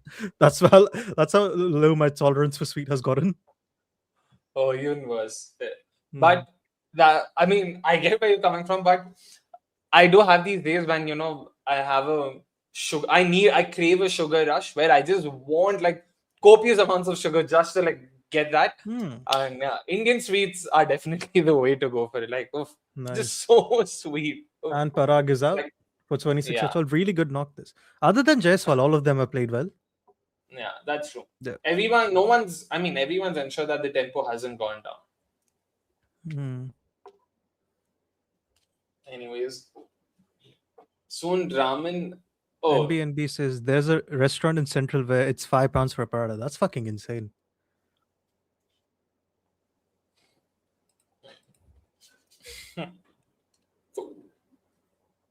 Bengali sweets are the best. Yeah, I do love those sweets. I was in Kolkata for like 3 weeks for a wedding.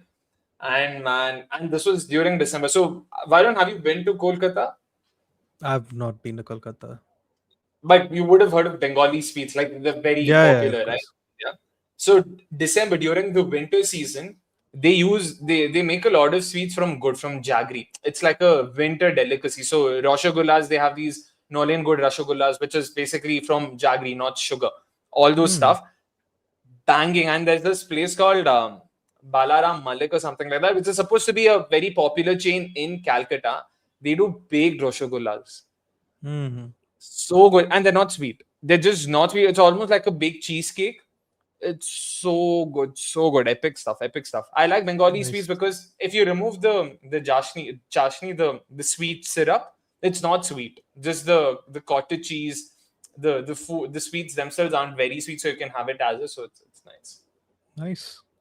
Yeah, 4 it is. First up for Dasun Shanaka. Not a bad start Nicely at all. done. Yeah. So we have a super chat. I have no idea what this is about. It's Pratham is asking, was that first ever review for third bouncer shoulder? Now I know. Got it. Now I know why they reviewed in the first place, because I kept berating Parag and Ferreira for reviewing that. So basically, what happened was Parag reviewed a ball, which I thought was for a wide, because we can't sort of differentiate between whether it was for a second bouncer or not. So Hinge had bowled 2 bouncers. He bowled a third one, and Parag reviewed it. It was below the shoulder, let alone head. So I started like dissing Parag. Like I was like, it's not even above your head. Why are you reviewing this for? Now it makes sense. So they thought it must be the third time he's bowled above the shoulder. So then that would be a they no reviewed ball, it. wouldn't it? Yeah. Yeah, Okay. exactly. But it was Got it. below the shoulder. Yeah. Oh, makes sense. Yeah, all song dishes are good, Anurag, not just the jaggery ones. I have a soft spot for food. And Calcutta food. You should really... Calcutta food is underrated, criminally underrated in India. Nice. Yeah. Oh, yeah, high on the bat, nothing. Good stuff. So Hinge has gotten 3 wickets again. Good stuff. Yeah. But 54 runs. So it's a bit... Yeah, I think you'd take that with this team, right? Because there's so many... The batting just falls off a cliff, doesn't it? True. I think who was asked? Someone was asking us. I think it might have been Negative Spectrum. What score did they outbat SRH? Would they outbat SRH? Would you feel comfortable outbatting SRH by? Is it 260, 270? Yeah, 260, 250. I would still have SRH with a chance. I don't know if I would, because it's even like for SRH, knockout pressure has to come in, right? Yeah, that's true. That is true. By the way, what is the most expensive 3 for? I don't remember too many 3 for 50 plus, like 3 for 54 or something like that. It's usually like all these expensive spells have been none for 76, none for 75, none for 74, none for 76. You're not wrong. Yeah, Aldehyde, I do have a soft spot, and it doesn't help that this year I've been very occasional treats. I've been working on my body, and also the only way I can sort of get over that is just by talking about it. When I talk about it, I feel like I'm meeting it, or it just makes me feel like I'm doing something about it. Yeah, and You're never going to be that restrictive. Yeah, because that's it's a short-term thing. Yeah, no, this is something I'm doing so that I get to a place from where I can start leading a more normalish lifestyle where I can balance. Right now, I want to get to that place where I'm like, you know what, I'm happy with this, and now I'll slowly start. Yeah, next month is my friend's wedding. There's no way on earth I'm not drinking or eating. I'm going to go on a proper binge there. So nice. Yeah. So there's a Viber 3 for 48 in 3 overs. So that's technically more expensive than this. Yeah. We have Nokia and Mukesh Kumar both going 59 for 3. Oh, okay. Yeah. Mukesh Kumar, not Chaudhary. Yeah, Mukesh Kumar, yes. Okay, fair. Yeah. Anyways, Mr. Ishan Malinga is back. That's high in the air, and that should be out. Yes. And it is out. Chalo, good stuff. Nice. I was about to say Malinga, this is a big risk because this is Malinga's last over and they don't have too many decent overs left. So Nitish Kumar Reddy will be expected to bowl. Good that they're getting these wickets. Or else RR, I mean, I know this is a bit in hindsight, But had RR batted this over out, they could have really targeted the last 3 overs. But anyways, yeah.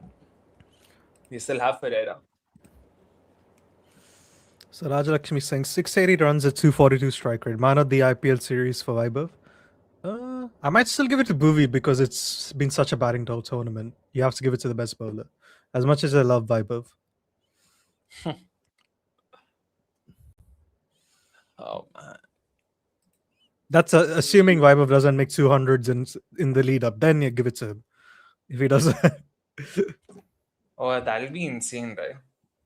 This was technically, yeah, this was his playoff debut last season. RR didn't make it. Hmm. Yeah.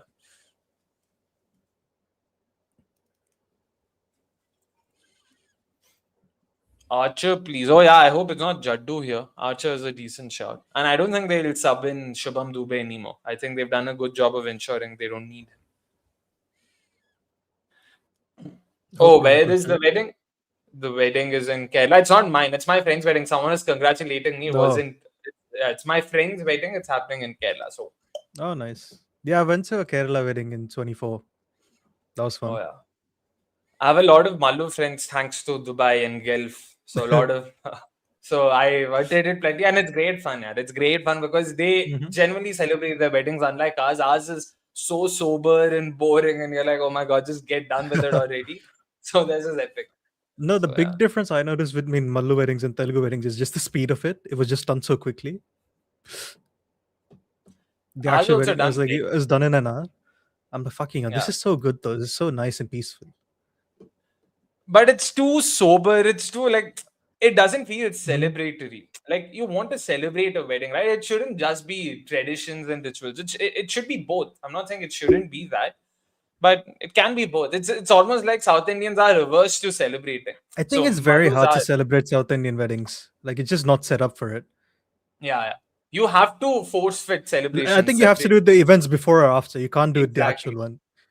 Which is why now, I mean, Sangeet and Mehndi, it's become a norm in South Indian weddings. And I find it bizarre because the people haven't caught up to it. They just sort of, Bollywood and all has made it so mainstream that they just want to do it. But the people themselves aren't good enough. Like when you ask them to dance, it's so awkward and it's so, for the lack of a better word, cringe. Like, why are we doing this? Why are we subjecting ourselves to all of this? Yeah. They'll come back well here, Hyderabad. They're just kind of keeping a lid on the run scoring. RR were what, 129 after 8 when Suryavanshi got out? I think so, yeah. Let's check. I mean, to be fair, like all of them have done well. I think it's just Jaiswal who stunk it up today. Yeah, that's also true. They were 125 after 8. So that's 90 of the next 9 overs. Not bad. I mean, 2 more balls to go. Yeah. And that's an outside edge for 4. Yeah, hard luck. Bit lucky. But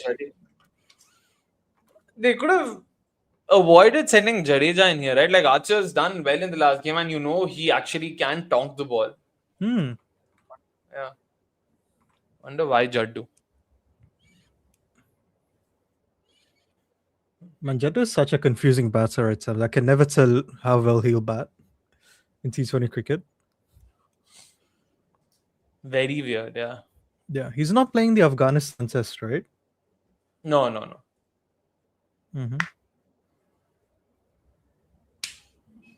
And this is being hit for a single. Really good over by Ishan Malinga, just 6 runs off it. Anurag, you take 1 for 40, I think. Yeah, happily with both arms. Anurag trying to be cheekier. He says, Varun, it's not lucky, it's a skill thing with the edge. But no, edges are lucky because the bowler was unlucky. So again, zero-sum game. So my theory stands. It holds. Yeah. If a batter edges the ball, it goes for a boundary. Yeah, the bowler was unlucky. You would call the bowler unlucky then. And the batter was lucky by virtue of the edge not going. So, yeah. So again, on the zero-sum game thing, so could you not argue that in the drop catch thing, the bowler was unlucky, so technically it is zero-sum?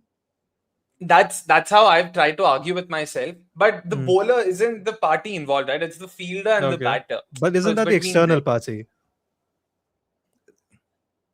By that logic, everything is about the team. So you can always argue that the Mhm. team was unlucky, like irrespective of what happens. But I'm just trying to talk. I mean, it is a fair Yeah, point. but I then that don't is have an true, right? Then answer. the batting team is Yeah. lucky and the bowling team is unlucky. Then, like either.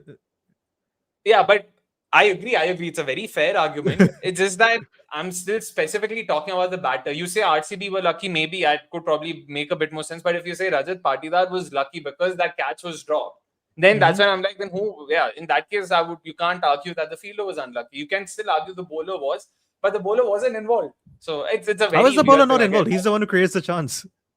Again, I agree. It's a very, like I said, it's a very, how do I put it? I'm not fully. Oh my god! Wait, what's happened there? Oh, he's not run out. I thought that was a run out. My bad. Yeah, Okay. I don't have an answer to that. It is a very fair point. It's something I've also argued with myself. How do you then sort of justify that? But I don't know. You say the bowler created that opportunity, but it's not necessary that the ball itself was a wicket taking delivery. It could be anything. My point is that opportunity was created by the bowler. I don't know. I'll just ramble at this point in time. I don't think I have an answer for Yeah. that. Let me put it that way. Yeah. Like I said, guys, it's not a proven theory or something. I've just come up with my own thing. I think It's you a confuse hypothetical yourself during this, trying to explain it to me. That's the only Uh, loophole. I'll put it that way, but fair. Yeah. mhm. Anyways, oh my word, what's happened there, Shivang? Okay, he still managed to stop it somehow.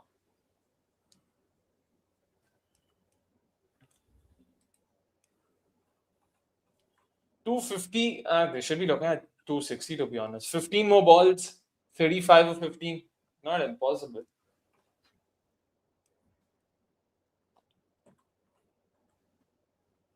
I don't know what Reddit shitpost theory is, but it does seem like something I agree with. But based on how it sounds. I agree because in this case, yeah, I had nothing to say because it is a What is? valid It's point. a bit I like thought about why are pizza slices triangular, but they come in a circle instead of square boxes, that sort of thing, isn't it? wait, I lost you via what? Why are pizza slices triangular, but they come as a circle, but in a square box? Is that sort Oh. of thinking where it's like it's one of those things where it's like, Oh man. Sankalp says Akshay and Behram are made for each other. As long as Behram sends me some Eid ki biryani, yeah, I agree with you, which I don't think he Indeed. is, and it's very sad.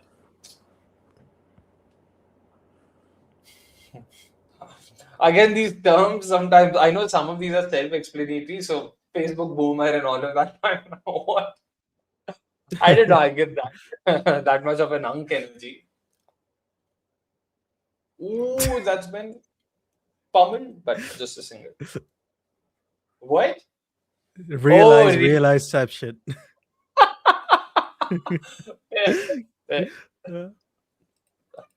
No, we Andy, can't be having definitely this not. conversation if we're not high. I think that's what I'd say. Yeah, I agree. One of those conversations when you're high, you really think oh man, this is your eureka moment. You might as well just run ahead. Yeah. So, fair. That I agree. Meanwhile, Andy says if they declare now, Oh, RR that's a would still four. win. Yeah. Do you agree with that, Varun? I definitely strongly disagree. I think they have enough to win though, because it is, I don't know how, like, I know even for SRH it's very difficult to consistently chase big totals. But the RR bowling attack has been shit outside Archer. Shit. That's true. Yeah. Archer is the big differentiator here, isn't he? If he Yeah. has a good day, then they can win. Exactly. As we said before this game, it really comes down to Vaibhav and Archer.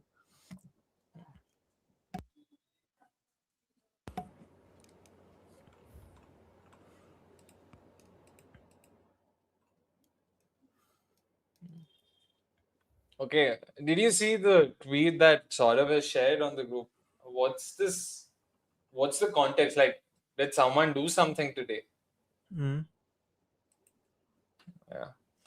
Yeah, Punja has bowled well, Anurag, but again, 230 is not a very high total. If Punja concedes 45 in his four, that's still already like, which he very well can. So yeah. Akshay should support fellow MENA brethren, but in what context again? What happened? Who's from MENA? What is the tweet? So someone tweeted that joking with opposition players before a knockout game, our coach is okay with this nonsense. So I don't know who did what. I have no idea what's going on here. And even then, that's such a stupid way of looking. Who cares? Like, yeah, can't they fool around? Like, if Sangakkara meets Muralidharan here or Ishan Malinga here, are you saying they shouldn't have a laugh or have a word or have a joke around just because they're part of the opposition?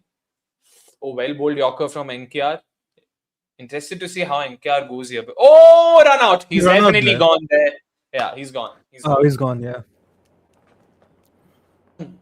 Oh, Punja. Thanks, Vartika. Thanks. Yeah. Punja is from Abu Dhabi, man. Fair. Yeah.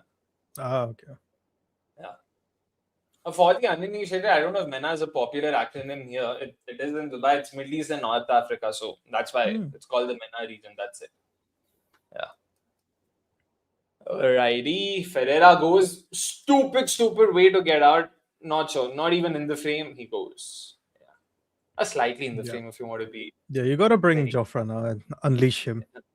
Yeah, now there's no option. I don't think Sene. I mean, I genuinely hope they don't sub in Shubham Dubey. That would be a very stupid. It's just not worth it now. Yeah, it wasn't worth it 2 overs ago. It's just not. I mean, it's just stupid right now. Agreed. All right, let's see what happens.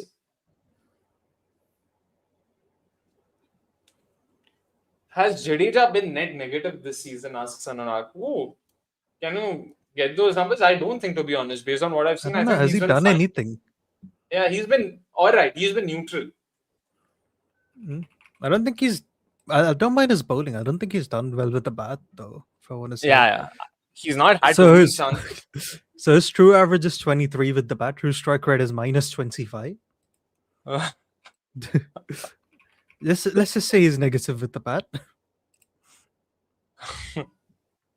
Yeah, bowling true economy is 1.95, true wickets is 0.14. Bowling, I don't mind. I think he's done well with the ball. Like, batting, he's not been very good. And he's out, I think. Is he out? Shit, man. Yeah, a bump he ball. is.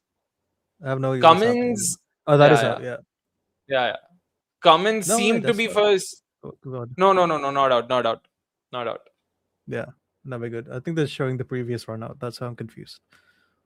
No, I thought you were talking about the catch itself that Cummins took. Cummins also seemed to be sort of indicating that, yeah. Yeah, I think it's a bump ball. Yeah. And that should be in line. This is a good over from Nitish. He's definitely his stocks have risen this season for me. Yeah.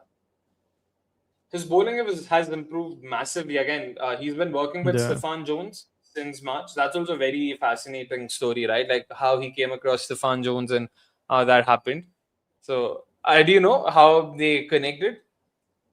No. I think it's doom scrolling on Instagram, I want to say. Yeah, that's exactly. what I've heard, yeah. So low full toss and he smacked it for 4. Bit of a misfield from Pat Cummins. That was there to be hit. Okay. I'll still take it 4 balls. Not bad at all so far.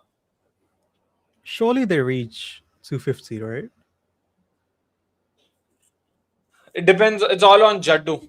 If Jaddu decides to sort of, not give Archer a lot of strike. If Jaddu faces 3 deliveries in the last over, I think they'll be within 250. Yeah. I still think they have enough, though. I can't see SRS chasing this. I'd be very surprised if they do. I think right now they're more like, well bowled again, man. Nitish, excellent over. Over. Did they not have a third man? I haven't seen Or did they have a third man? No clue. Hard to say from here. This is a really good over, though. Excellent stuff, man. I really like Nitish as a white ball cricketer. I just do not rate him as a test batter at all. Nitish over Hardik? No, I think he's still behind Hardik. You have to give Hardik more props. No, going forward, not in terms of bowled again. I think even and he's out. Yeah. Yes. Terrific night over this. Excellent stuff, man. Just 5 of the over, 2 big wickets of Archer and Ferreira, who could have been very dangerous in the final over. I don't see RR making 250 here. And if RR score less than 250, I would say it's like 52, 48. At best, maybe 55, 45. I would still give SRH a decent chance. Fair. Yeah, especially the start they had, man. 125 after 8. They should have been targeting 260, 270 from there. So,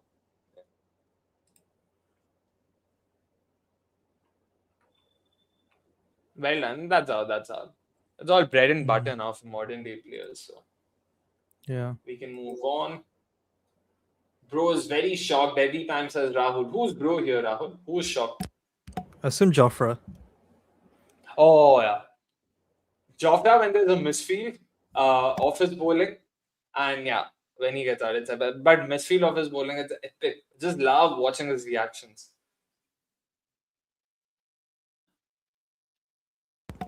I mean, if SR chased this, it would be fascinating. It would be a fun chase. 100%. Sign me up. It should be a fun chase. I'm one thing I'm sure of is, like, yesterday I was fairly certain GT aren't going to win this, like, even before the second innings began. So here at least we know that this is actually making up. I mean, this is turning out to be a very good second innings. So I'm always excited for such. I think this is the sort of game where they'll either chase it with 2 overs remaining or they'll get their asses handed to them. I can't imagine a 215 for 7 type game. Yeah, except I trust RR's bowling beyond Archer way too much that they don't have it in them to hand them their asses. So, yeah. Trey, I really hope, man. I really hope they don't have any of those mid-inning shows today, because yesterday was such a nice over and it just kept going on and on and on. So Rudra Patel is saying somehow they'll make less than RCB score yesterday. They actually that's will, yeah. true. Oh my god, imagine that. Funny, yeah. They've still bottled that start, not as much as I thought they would, because I didn't think they would get to 220 knowing their track record, but they've done okay, like compared to how much they bottled usually. It's not been that bad. Again. What just happened That's a there? smart single. Why would you run 2 there? Oh! Jaddu is more Hey, that's out, I feel. No, why did he run the single in the first place? Why did they run? Because Jaddu would be given this fact they probably didn't think No. He took a single on the first ball of the over, Jaddu. Oh, yeah. Oh, geez, I didn't see that. Okay, yeah. I think that's out, to be honest. Jaddu, what were you doing there? That is out as well, yeah. Yeah. Oh man, a waste of a wicket. Waste of a wicket. It was there. The ball was with the fielder. They've literally chanced the fielder's arm. And I think the fielder was who? NKR, was it? Who do they have left to bat? They have Panja and they have Brijesh now? Yeah, Brijesh is there. I think Brijesh will be their impact player, right? No, Brijesh is in the 11. Who's the impact player? Then? Oh, okay. Yash is. I think Bishnoi Deshpande, one of them. Both can bat. Both can bat. So and both can Sushant Mishra is a left arm fast medium as well? Yeah. No idea. Left arm. Let me just see who are their impact subs right now. Oh, they have Aman Rao. Wow. Oh, Shubham. I mean, of course not. So I think it will be Bishnoi or Tushar. I want to say it will be Tushar because they already have Yash. They probably don't want to bring in another spinner given Abhishek and Klassen and whatnot. So we could be seeing Tushar. Let's see. Tushar is here, says Ayush. All right. Thank you for confirming. Oh, okay. Wait, what? So impact sub has happened. What a comment from Karthik. I don't know if you want to display it, but it's hilarious. Yeah, the impact sub has been made. It's Tushar Deshpande. No, Sushant. Oh, Yashasvi Jaiswal has been subbed out. And it's Sushant Mishra. It's not Tushar. Yeah. Interesting. Yes. Jaddu has messed up the last few. I wouldn't pin it all on Jaddu. This over, sure. Not everything. And that's a dot ball. Oh, nice. I don't see. Yeah. I don't see any more runs coming of this over, to be honest, based on how Sushant played that shot. Yeah. I have Unless actually not Jaddu checked what the decides to pitches bowl. even behave like. I need to actually do that. I've been so lazy today. Unless Jaddu decides to bolt, like imagine if Sushant gets beaten again, Jaddu runs or tries to steal a ban, he's also run out. That'll be I think hilarious. that's what they tried to do there. Just pushed him back. Yeah. I think that's the ending we deserve.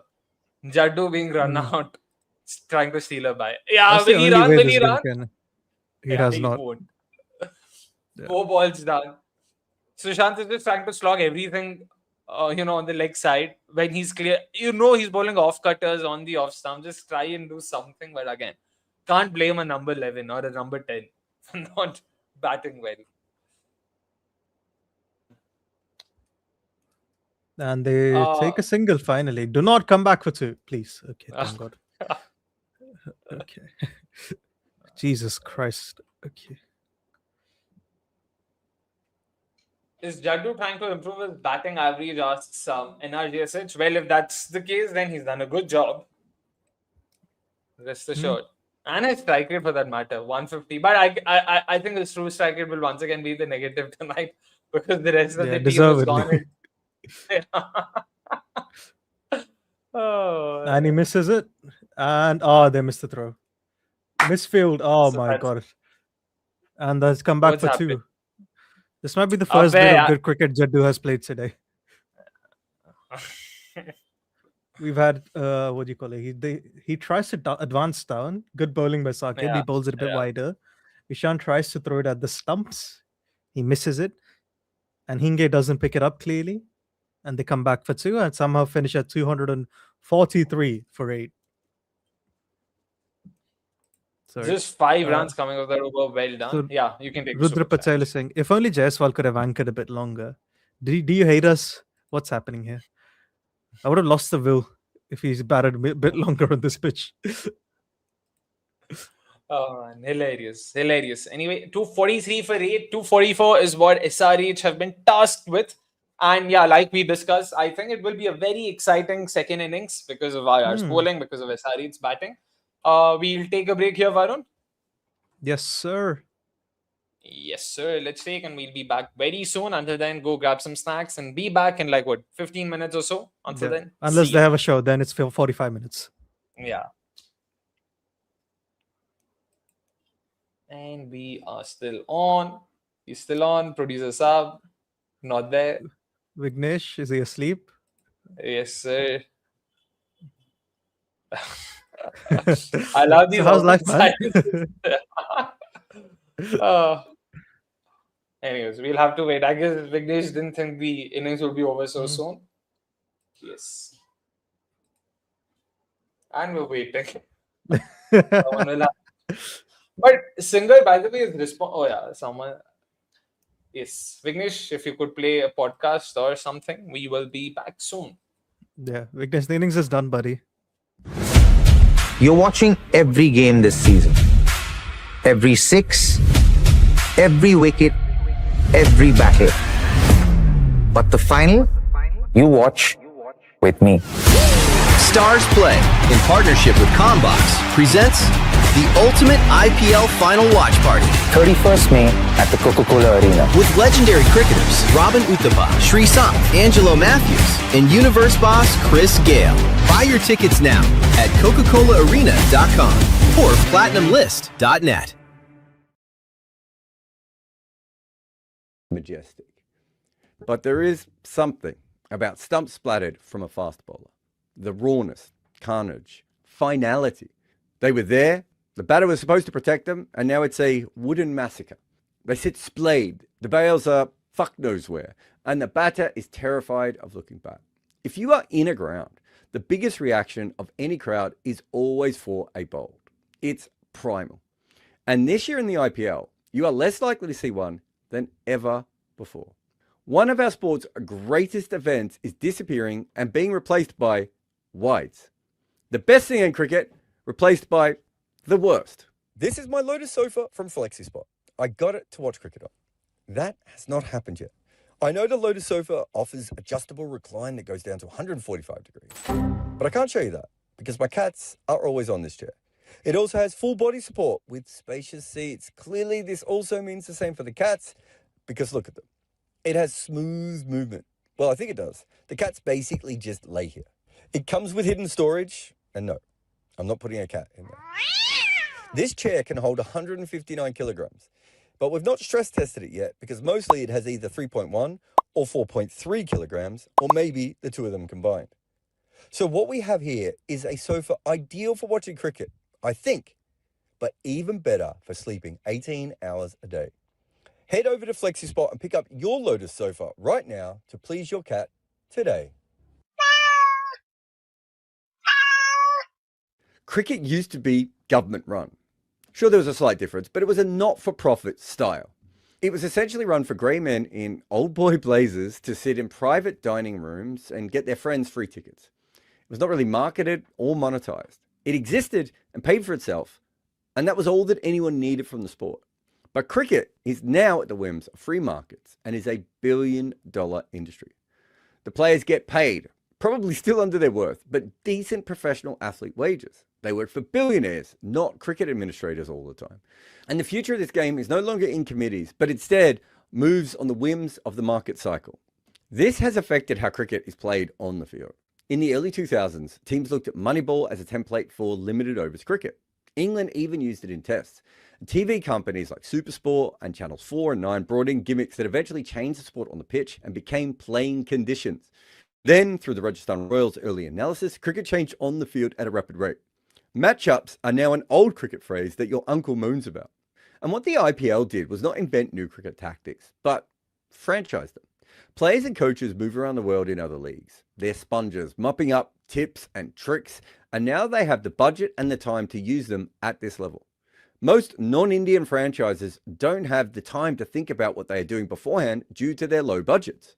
IPL teams spent months preparing for their league. New Zealand cricketers would do similar things in the 80s, but they would be taking their ideas from local cricket and fitting them in between jobs of teaching or driving cabs. The current brain trusts in the IPL are like cricket's first funded strategic think tanks. But even with all that money, brains and time, the IPL was not all that much different from any other league on the field. And that simply will not do when you are the most expensive show in town. So after the hundreds tinkering and the Big Bash's random experiments, the IPL had the Impact Sub. According to the officials at the time, a number of team sports allow teams to make tactical substitutes, i.e. football, rugby, basketball, baseball. The substitute is allowed to perform or participate like any regular player. What is interesting about this change is that the unintended consequences were never tested in other lower leagues. The Impact Sub came into the SMAT, India's second T20 league, in the same year. And even more incredibly, after bumping the rates up, it left, but leaving the runs per over at the elevated level.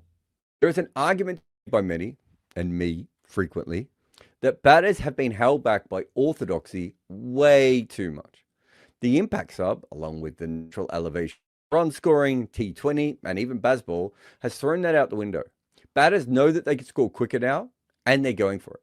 The Impact Sub going away with a rise, but not drop it to the previous levels.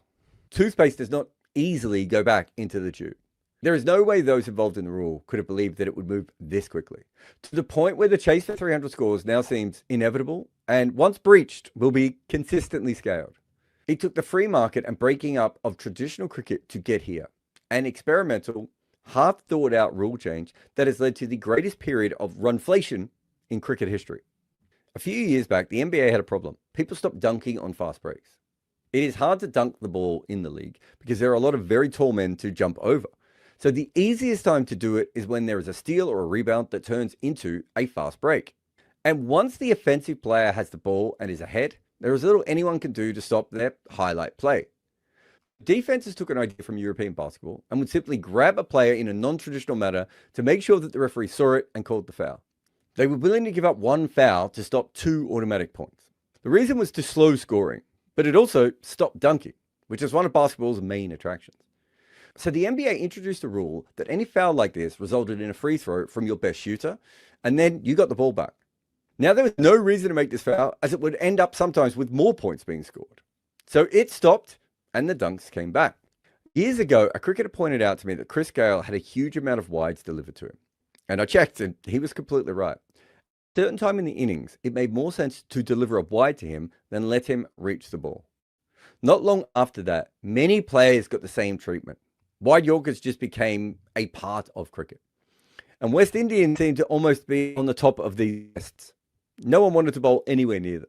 But it also makes sense for all of cricket. While players have been better at hitting over the offside, usually power hits go to leg, and that's where the six hit. So bowling in T20 has been moving wider every year. When DRS was introduced in cricket, many people opposed it. It wasn't their cricket. It took a long time. Nothing seemed to be sliding down the leg side. Technology was really not perfect. It was just all wrong for them. And many thought we could go back to a simpler time when the TV audience knew that the ball was out, but the umpire didn't. That, of course, could never happen. But the fact that no balls and wides weren't called with that technology was also strange. So many mistakes were made by umpires, especially on wides, as batters move around the crease so much. It's the correct decision to review wides. It is also the worst moment in cricket. There is almost a dread that cricket fans have the moment a wide ball is bowled, and either the keeper or batter looks annoyed at the call. You know what is coming. Time is about to stop still while grainy Patterson-Gimlin type footage and 1970s TV graphics appear on the screen. Some poor technician is trying to find the batter's toe. The ball is blurry off near a weirdly drawn blue line. And for some reason, the entire thing takes 3 times longer than any other DRS decision. And the pain of watching this is always worse because you know, next ball there will be another wide and someone else would disagree with the decision and the whole thing could happen again. In what is the fastest moving format of cricket, we have managed to make time stand still. Mitchell Starc delivers a wide basically every 2 overs in the IPL, whereas Washington Sundar takes 12 overs to deliver one. And being that he rarely bowls anymore means he might even deliver one every year. Clearly, there are different kinds of bowlers who are more likely to deliver them. Most at the top are swing bowlers. It's an occupational hazard of that art. But the most interesting person here might be Kieron Pollard, a bowler who didn't swing it that much, but was always ahead of the game tactically. And he was one of the first bowlers to consistently bowl wide, and probably one of the first batters to have this delivered to him. So Pollard would bowl very wide, and not even just at the death, and was also happy to bowl bouncers as well. At that time, Pollard was going against the grain. Now, everyone is on his side. There are 74 games in the IPL now, and that was obviously not always the case. But that many matches has happened before from 2011 to 2013, and at that stage we looked at 600 wides delivered. In the last few years, it's been around 800.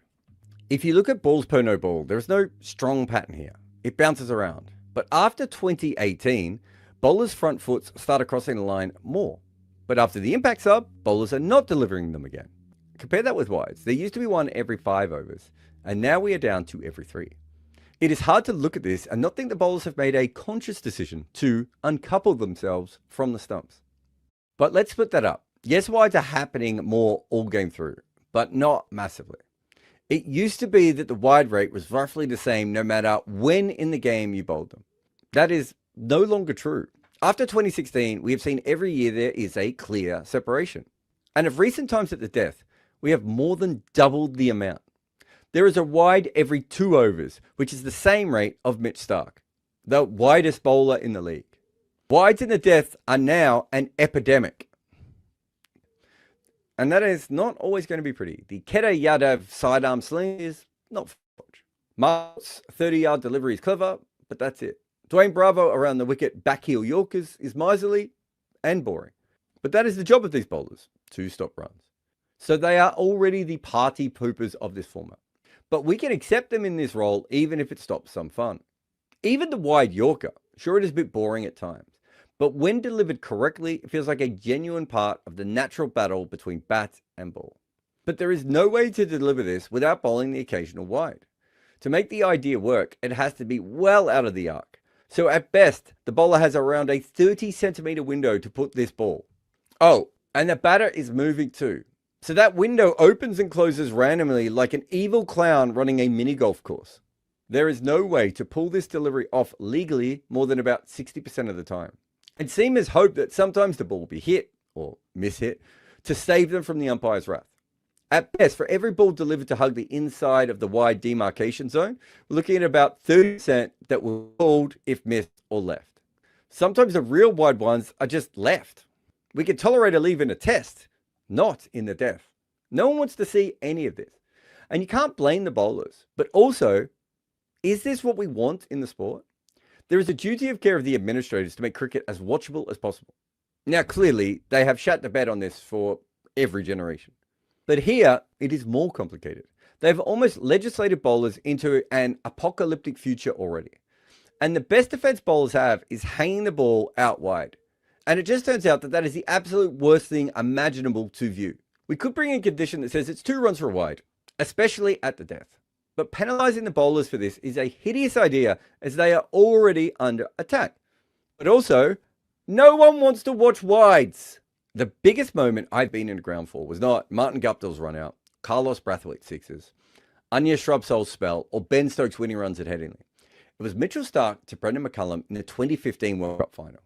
One ball. You can find the video on a subreddit known as Death Rattle Porn.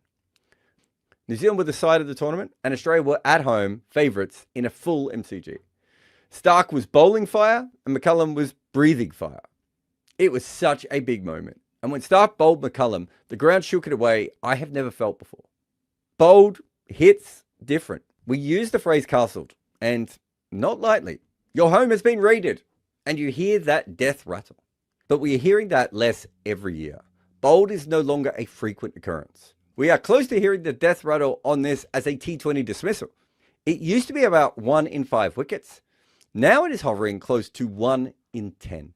Until this year, LBWs had been about the same, meaning that bowlers are still going for the stumps. They're just not getting through as much. And this is going to sound odd, but seamers are bowling as straight as they ever did before and also as wide as they ever have. And because of that, in the last few years, LBWs and bowled at the death are moving towards each other.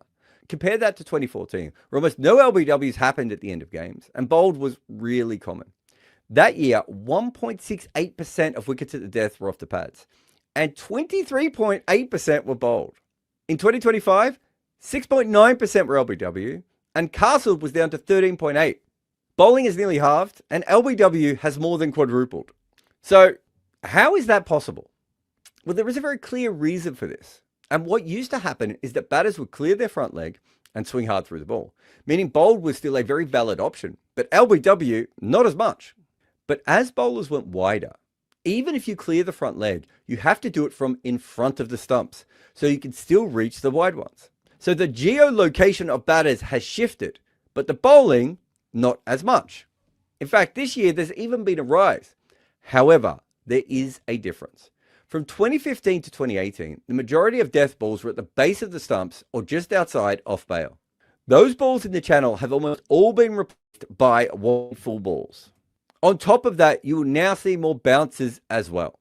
These obviously can also be called when they are too high. So yay, more wides. If you look at Arshdeep Singh's bowling at the death, you can see that he is a combo of everything. Wide Yorkers, a little bit near off bail, straight Yorkers, and heaps of short balls. Compare that to Anshul Kamboj. He has 2 deliveries, straight or wide, both full. It is very rare for him to do anything else. And for either guy, all those wide deliveries are moving batters further in front of their stumps. When Kamboj bowled Himmat Singh earlier this year with a Yorker, he had moved his place at the crease so he could reach the wide ones. The only reason he was bowled is because he got nutmegged. Through the legs is now one of the few chances of... You're watching every game this season. Every 6, every wicket, every battle. But the final, you watch with me. Stars Play, in partnership with Combox, presents the ultimate IPL final watch party 31st May at the Coca-Cola Arena. with legendary cricketers Robin Uthappa, Sreesanth, Angelo Matthews, and Universe boss Chris Gale. Buy your tickets now at Coca-ColaArena.com or PlatinumList.net.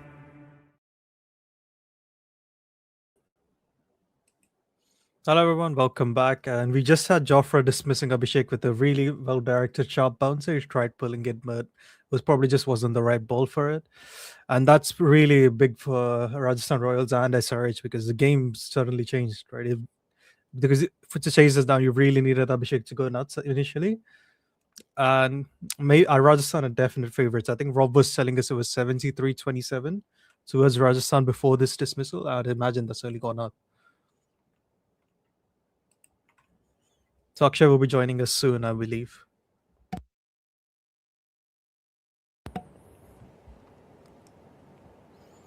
So Ishan Kishan has come out to bat.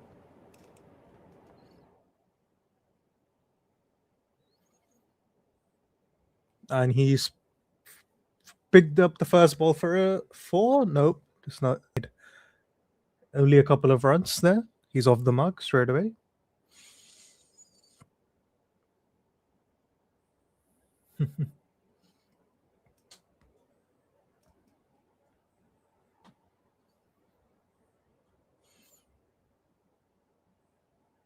I'm interested to see what approach Ishan will go with, because Head has not really had a great season. So let's see if he'll turn up for the big match, as we always often hear about the Aussie mentality. Let's see how true that is. This is a better shot from Ishan Kishan. Just flicks it from his leg for a 6. Incredible shot, and that's the first 6 of the game for Sunrisers Hyderabad and Ishan Kishan as well. Ishan has been in really good touch, and I've been saying in our group, I don't really know when he makes these runs and how he's batting this quickly, but he somehow is striking at close to 180 this season without ever feeling like he's striking at 180 in the season, which is wild.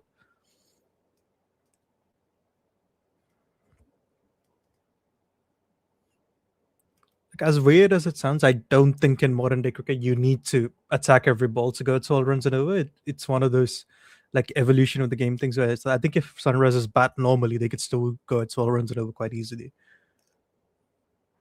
And he's really unlucky there for Jofra. He's just thrown his bat at it, and it's an outsider just over the slips for 4. Really good, good bowling by Jofra there. He's doing what you need him to do. Ishan just a bit of fortune on his side. Let's see how they handle this.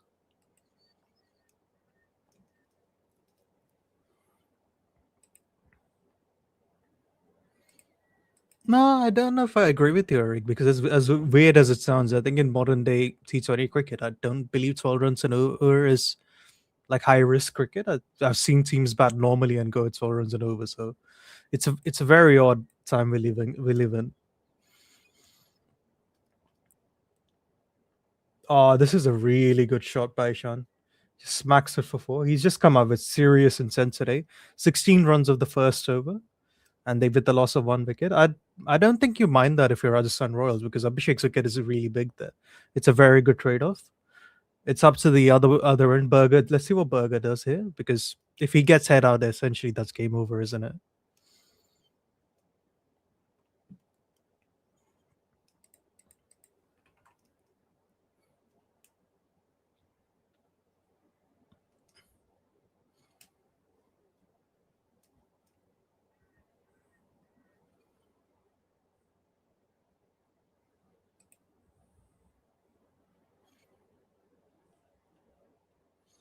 So Berger is coming on. He's had an odd season. He started off brilliantly, and then he just got worse, and then they dropped him mid-season, and then he's come back. I thought he was quite decent last game. He was just bowled a couple of was responsible. Him and Brijesh bowled a couple of quiet overs, and then Jofra obviously bowled that over where they got rid of Hardik and they've won the game.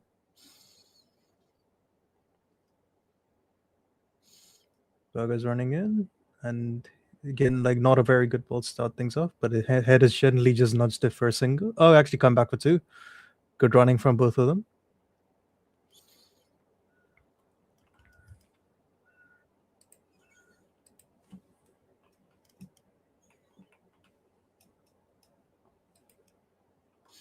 So the wicket ball was 148.5 kilometers per hour. It's really quick from Jofra there.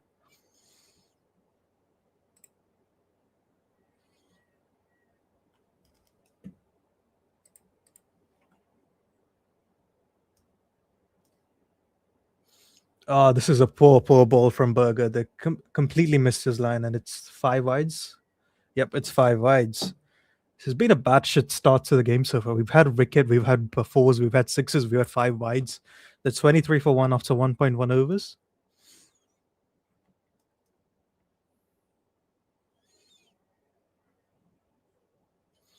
Yeah, he's just not getting his control right today, Burger, and this is something he can often do. Like where it's when he's on, he's one of he looks unplayable. When he's off, he just looks like what you call like a club bowler.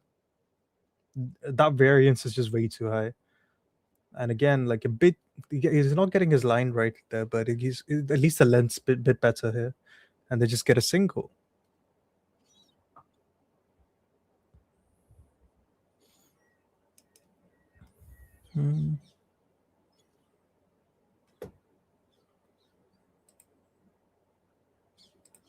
So Eric is saying Archer literally has to get 3 wickets in the power play for Rajasthan to have a real chance. The bowling outside of Archer is the worst in the IPL. I don't know if I completely agree. I get where you're coming from, but I don't think Brajesh has been bad in the death overs. I think Panja has been quite good, but yeah, it's not got a particularly high floor though. I'm with you there. At least Ishan has just defended this ball actually. Weirdly enough, it's odd.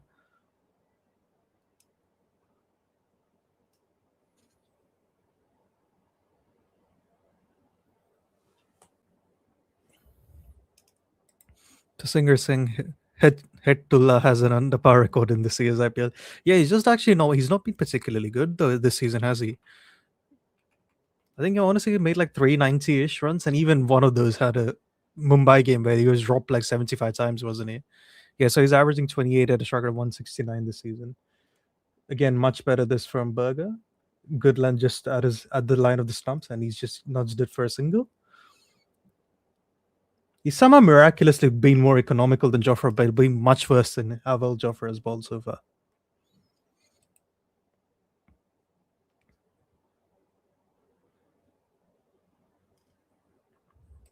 So Raj Lakshmi Head is doing a Jaiswal. Too soon to say otherwise. If he does, that would be quite funny.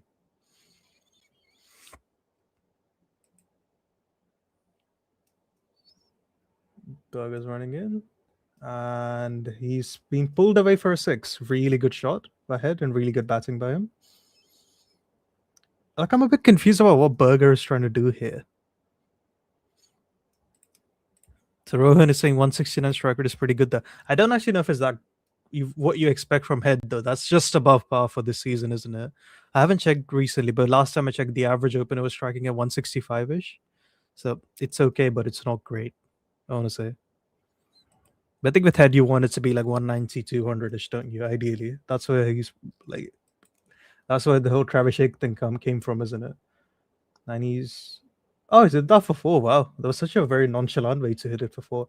And 19 runs have come of this over. As weird as it sounds, I think he's done well to only go at 19. I completely agree. I feel like I'm going crazy here.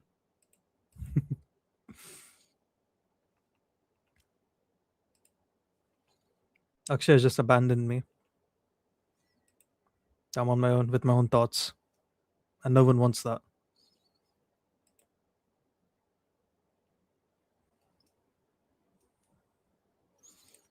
Yeah, everyone hates me, man. That's why. I have no idea. I think Akshay is just sorting some stuff out. Hopefully he'll be back soon. Because I will definitely go crazy. Actually, no, that's a lie. I have already crazy. I'll go more crazy than I am now.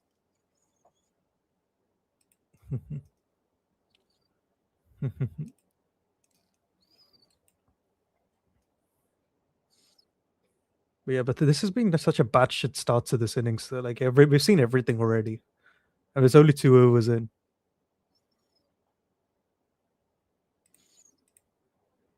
Yeah, but why would I want to be with myself? Yeah, that's a scary idea. And he's just cut it away for 4. Really good shot. This from Ishan Kishan. He started off really well here. They're 39 for 1 now in 2.1 overs.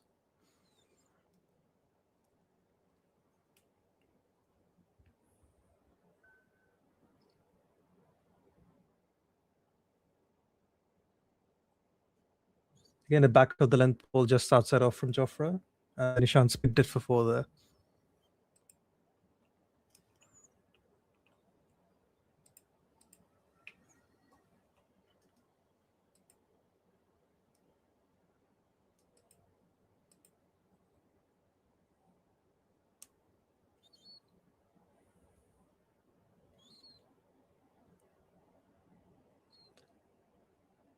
He's picked it up for 6. This is a really good shot by Ishan. He's come out well. So Rizvi saying, does Abhishek have a big game problem? Because outside of a 50 where he played scratchy shots in the T20 World Cup final, his record in the Asia Cup final and IPL playoffs and World Cup semi have been quite bad. I mean, it's too soon to say this, man. I feel like we're seeing this with everyone. People say Gill is bad in big games. For a long time, I remember when people used to say that about Virat in ODI cricket, right? It's just one of those things where the more playoff games you play, or more knockout games you play, will normalize. I think he's too good to have those issues with the way he's batting. And I actually thought, like, wasn't he great in the T20 World Cup final? Am I misremembering? Like, I thought he's pretty good, wasn't he? He made like 50 of 19, didn't he? And he got out playing a horrible shot, which I feel like he still don't know how he got out to that Yuzvendra ball in the final. They're 45 for 1 in 2.3 overs, and Abhishek has gone out for a duck. Like, I can't explain what's happening here.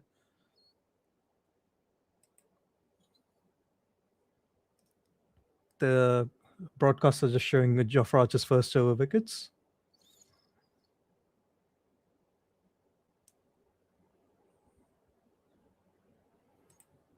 So Suram, there will be a watch along for the final, yes, because because Rob, Jared, and everyone are not.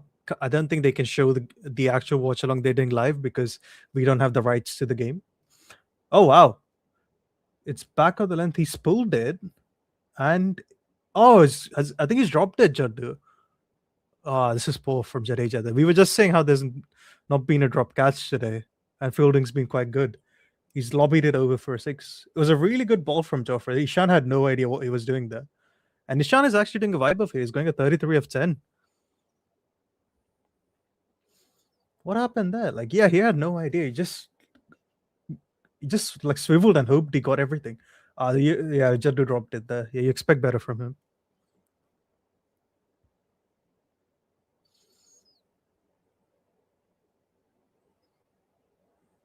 Yeah. Not a good game this so far for Jadeja. Oh, it's high in the air again. This should be out. And he's taken it. That's the end of Ishan Kishan's cameo so far. Again, it's a bit of a, I want to say, short ball, and he tries to uppercut it, just does not get the timing right at all there. Yeah, Sunrisers have lost both 2 of the wickets now. They've lost 2 of the best batters this season, and this means Klaasen is coming in early again. And whenever Klaasen has come in early, he's usually been a bit more watchful. It's interesting to see what kind of approach he goes with today.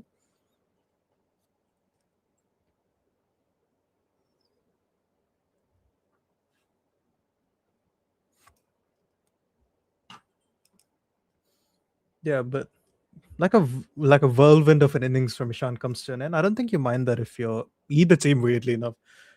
Right, I think he gave the Sunrisers team a bit of some momentum that they needed. But like if you're Rajasthan and Ishan only makes 33 runs, you'd be happy. Oh wait, this is interesting. They've sent in Smaran ahead of Henrik Klaasen here, which I'm interested to see because I feel like Smaran hasn't had many opportunities this season with the bat.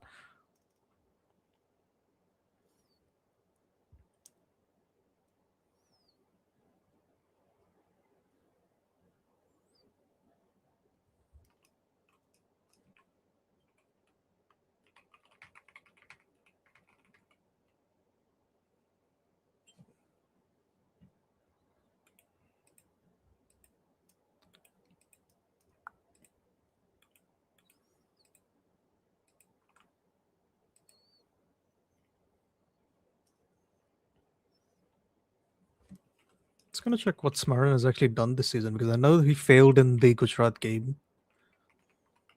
Smaran.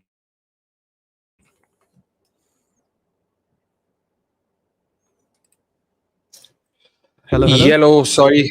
My Wi-Fi has been really acting up today. I don't know what's up with this. Apologies. Yeah. Oh, Kishan's also gone. Yes. Yeah, I was just seeing what Smaran did. He's just not batted at all this season. He's played 3 innings. Yeah. He's failed in 2 of them. And then Yep. there's a 5 not out versus CSK. But yeah. Why? What is Ayatollah Khomeini doing in our chat? Like, what have you been talking about? Oh man. Yeah, Smaran's done literally nothing. The one time he had a decent chance of doing something, he scored like 8 of 10 or 8 of 11. A very Yeah, that was a horrible scratch innings, wasn't it? yeah. Yeah. What is it that was versus Chennai? There was a 5 not out, but I don't. No, this was out. He Oh, was out. so Chennai, yeah, they were chasing 180 odd. Yeah. Yeah. Yeah, he just was finished bad. the game basically. Yeah. Yeah, this has been a bad shit start so far though. Like we've had everything. Oof. All right. Fine. I want to see what happens because how did Archer bowl? I saw Burger's over and Burger was being smashed like he should, and he gave 5 wides too. Yeah, I thought it was quite decent. Like there were some, like a couple of poor balls, but there were a few outside edges which went for 4. There was a drop catch from Jadeja actually just before Ishan got out. That was lobbied Oh. for a 6. Yeah. Oof. Easy, straightforward chance. How was it? Yeah, it was near the boundary. He should have taken it. Oh my words, my run. Yeah, he looks a bit nervous here. He wants to get off mark straight away. He's just trying to hit himself out of form or into form, however you want What's to the put it. required run rate right now? Yeah, they need to go 11.5. I don't think that's that nuts though, because there are people in this attack you can hit. Like I don't think you need to try hitting everything for 6. I'm actually surprised they've sent Smaran here. They could have easily Ah, sent what a someone shot like this is. No, wait, he's out. Right. Oh, wow. Never mind. I thought that was it for a 6. He's not connected that. Yeah, he did not connect that at all there. Oh, like, man. wow, that looked, I thought that Archer. was 6 for a second. That was out. Yeah, post stuff from this. And Yeah, that experimentation has failed. No reason for him to play that shot again. I agree with you. 11.5 is not like that big. Yeah. Nitish Kumar Reddy, you have. I think Salil is also playing because they've not made any changes. Like, could have sent one of them because both have been in decent form. Yeah, Smaran knew it straight away. He hit the shot, did not even wait. I think they just for want the ball. to delay Klaassen, which I don't mind. I just think he didn't need to go that nuts though. Yeah, I mean, I agree. Which is why I didn't want them to send Klaassen. They could have sent in Nitish. They could have sent in Salil. Like, Smaran's not been in form at all. You can't send Nitish against Jofra and Berger in the power play. Jofra, I understand, but fair shout. No, that's again. I agree with you, but Smaran's not again another great option. Unfortunately, Smaran's done nothing. So I should think is Smaran another Kannada lobby hype? No, he's done well in list A cricket. No, list A, sorry. He's done well in first Ranji cricket, man. So that's where the hype's coming from. But I mean, is that the thing? Kannada lobby? Who else is there? Who else is someone who's been hyped a lot by the lobby that hasn't done well? Karun, I want to say, last year. You think that was this was just from the Kannada law? Come on, you can't say Mayank, but you can't just randomly name every Kannada player. No, Mayank did well as a test opener, man. Come on. And in the IPL for what it's worth, so has Manish. So and yeah, exactly. But Manish has existed in the IPL. I don't know if he's done well in the IPL. I mean, the fact that he survived so long in some sense is also a testament to his. I don't know how. I don't know how he survived this long, but fair enough. Fair play, man. I mean, he's one of those rare guys who you can actually play as a specialist fielder, even like he's genuinely that good even now. But batting, he wasn't too bad that day where he played for he scored 45 of 30 or something. Helped. Yeah. I thought he was fine. Yeah. But I agree with Bhargav. Bhargav's surprised that there's a Kannada lobby, so I didn't know that's a thing, but we learn something new every day, so fair. Indeed. Stuart Binney. There's a lobby for everything, isn't there? Yeah, but what about Stuart Binney? When was he hyped? You can't just name Kannadiga players like Vaishak. Not Stuart Binney. Stuart Binney, they only picked him because they thought he was a pace bowling all-rounder with Test cricket. And again, you're naming Kannada players. Sure, Vaishak is from Karnataka, but where's the lobby? What's happened to him that hasn't happened to someone else that makes you think that there's a lobby behind it? Like, Stuart Binney played for India first and then for RCB, Ayush, for what it's worth. And he played for India not because of a Kannada lobby. That I can assure you. Rahul says Robbie. Oh, man. I'd love to see Robin Uttapa's thoughts on his name being pulled out for being part of the Kannada lobby. Wow. Interesting. That's true, Mr. Rizvi. That's true. Again, Alex Willie. No. I don't know if they're taking the mickey out of me. All of you are doing a very good job. Yeah. That I'll give you. Meanwhile, Nandakumar says, KL Rahul's career is a mystery. Somehow no impact. Previously, he was at least winning some matches individually. No, even that is not happening. Is it luck? I mean, this has been arguably one of his best seasons in a No, very I think it's long been time. really good this season. Yeah. I mean, I do think there is an element of like he's just unfortunately just been stuck in shit teams after shit teams. So there's That's that true. as well. Yeah, like I can't blame him for the last 2 seasons. I thought his approach was fine in both seasons. This season, I thought he was really good. Proper. This season, he's struck at 170 plus, if I'm not wrong. Yeah. And It's it's pretty not good. like he stat padded as well. Like he was making really good Exactly. points in them. Yeah. I mean, you can't blame him if he scores a 150 or 60 odd balls and a side still loses. Then it's something's wrong with the side, not him. I remember that they were blaming him for the 92 or 51 or something versus. Do you remember the Gujarat game? When Miller refused to take a single. I'm like, how do you blame him and not Miller for that game, man? Come on. Exactly. Exactly. Like always, Head is the batter who survives all these lethal spells. I want to see if he survives this over too. You think Archer's bowling 4 up front? Yeah, because why not? If you get Head or Klassen out, now the game's over. Yeah. Oh, this is an interesting one. Upmanyu Sen Gupta asks us our opinions on the ESPN Cricinfo list. Varun, what have you made of that? Rubbish.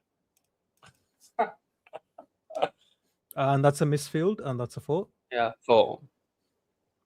Head has made 17 of 6 balls here, and I don't know how. Classic Head.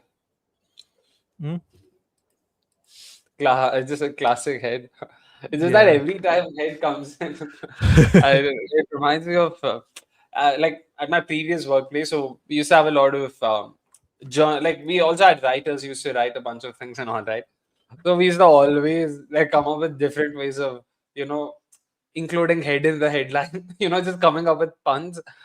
Oh man, just like thinking about those, it just reminds me. But nothing beats bowler gets Head. That's it. Insert bowler name. Whoever dismisses Head, just include that. I mean, if Rajasthan could field, this is probably 2 for 27 from Jofra, not 2 for 37. Fair point.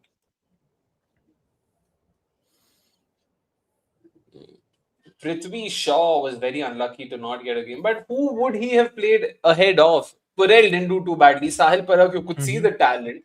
They started off with Nisanka. So who? Rizvi won them games. Nitish Rana didn't do too badly. Oh, he's bowled him.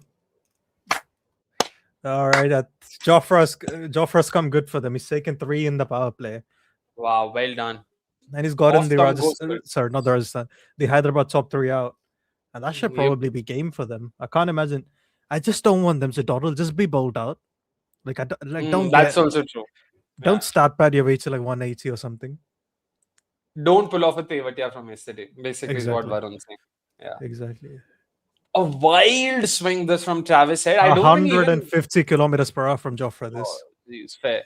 Yeah, Rajasthan needed Vaibhav and Jofra, and Vaibhav and Jofra delivered for them. Yeah, that's true. But I would still say the game's not entirely done and dusted like yesterday. Like, I mean, to be honest, Gujarat were also in a similar position chasing 250 plus yesterday. But here you still have a Klassen, you still have an NKR, Salil, for what it's worth, and Pat Cummins. Like, there's still some semblance of batting that makes you want to believe there's at least a 5% chance or a 6% chance. So, yeah.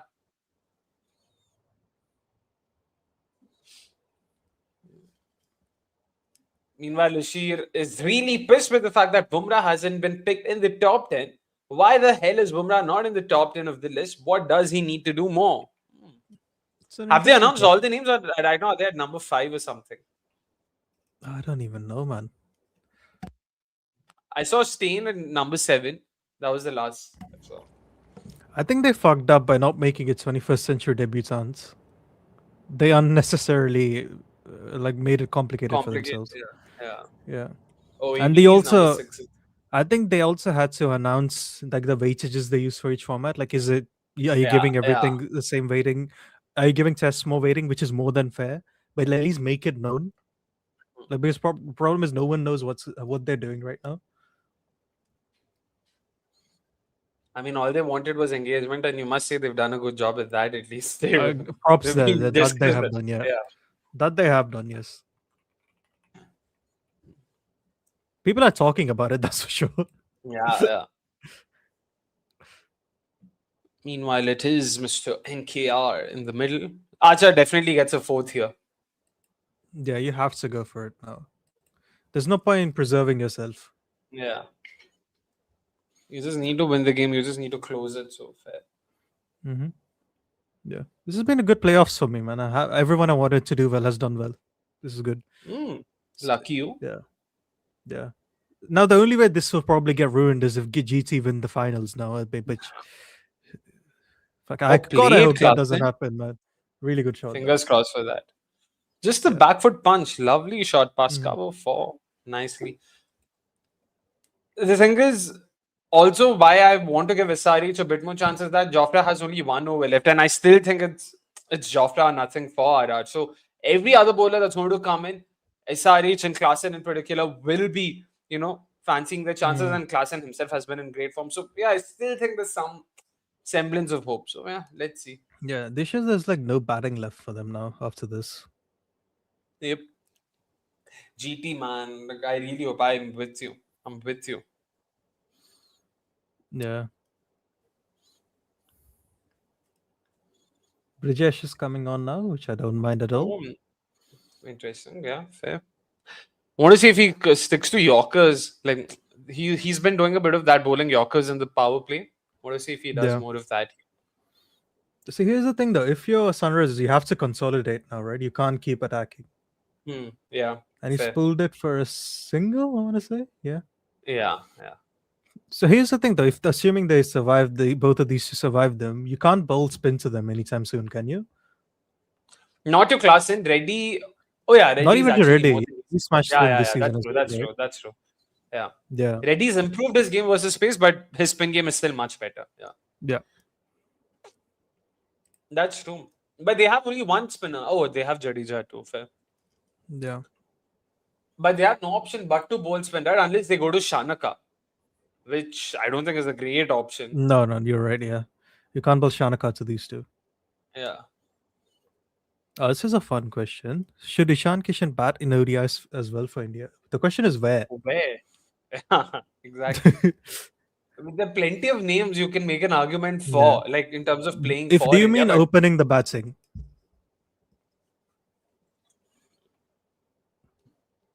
You can't drop KL Rahul, can you, as a keeper? Like, he's done nothing wrong as an ODI batter. Exactly. You're not dropping Shreyas or Kohli. Yeah. You're definitely not dropping Kohli. Gill is the captain. The only option left is Rohit, isn't it? But even he's not done much wrong. He's the best batter in Australia. True. He makes runs versus South Africa too, right? It's the New Zealand series that was failed. If and when he does, they do look past Rohit, then sure you can consider Ishan if you want to. Yeah, until then, I don't. Bhargav is saying, have we considered this wasn't a 244 pitch and Vaibhav just took them way above par, like Rapa yesterday? What about the opposite point? Maybe this is a 240 pitch and Jofra is making it look like it's not a 240 pitch. Yeah, that's also a very valid point. But here's the thing: I don't think there is ever such a thing as a 240 pitch. I think I don't think pitches are like there's only so flat you can make a pitch. Yeah, fair. I agree. I'm with you on that. So Rohan is saying he'd rather have Suryavanshi as an opener in ODIs than Ishan. Here's the thing though, right? Regardless of how pessimistic Indian fans are, like India are one of the, let's say, top three favorites to win the tournament, right? When you're one of the favorites to win it, you don't need to, as Rob Barron would say, up the volatility. This is very different to, let's say, like Pakistan, for example. I know Mas Sadakat is in the same talent level as Vaibhav, but if you're Pakistan, you play him in every white ball game from now on. Because you have to, because you're not close to being one of the favorites, right? You have to do everything you can to upset things. That's true. India don't need to do that. So it's like how often, like let's go back to, let's say, Australia or West Indies during the heyday, right? How many times have they gone with talented youngsters and how many times do they just stick with like more experienced players, right? That's what you should do if you're like one of the favorites team. You stick with your experienced players and hope they deliver. That's all you Play can it hope for. for, right? Really good shot, this. Yep. I'm with you. Also, on Webber, like, do you ever wonder, like, again, we're still talking about a 15, 16-year-old. The That's the rigors other of, thing, yeah.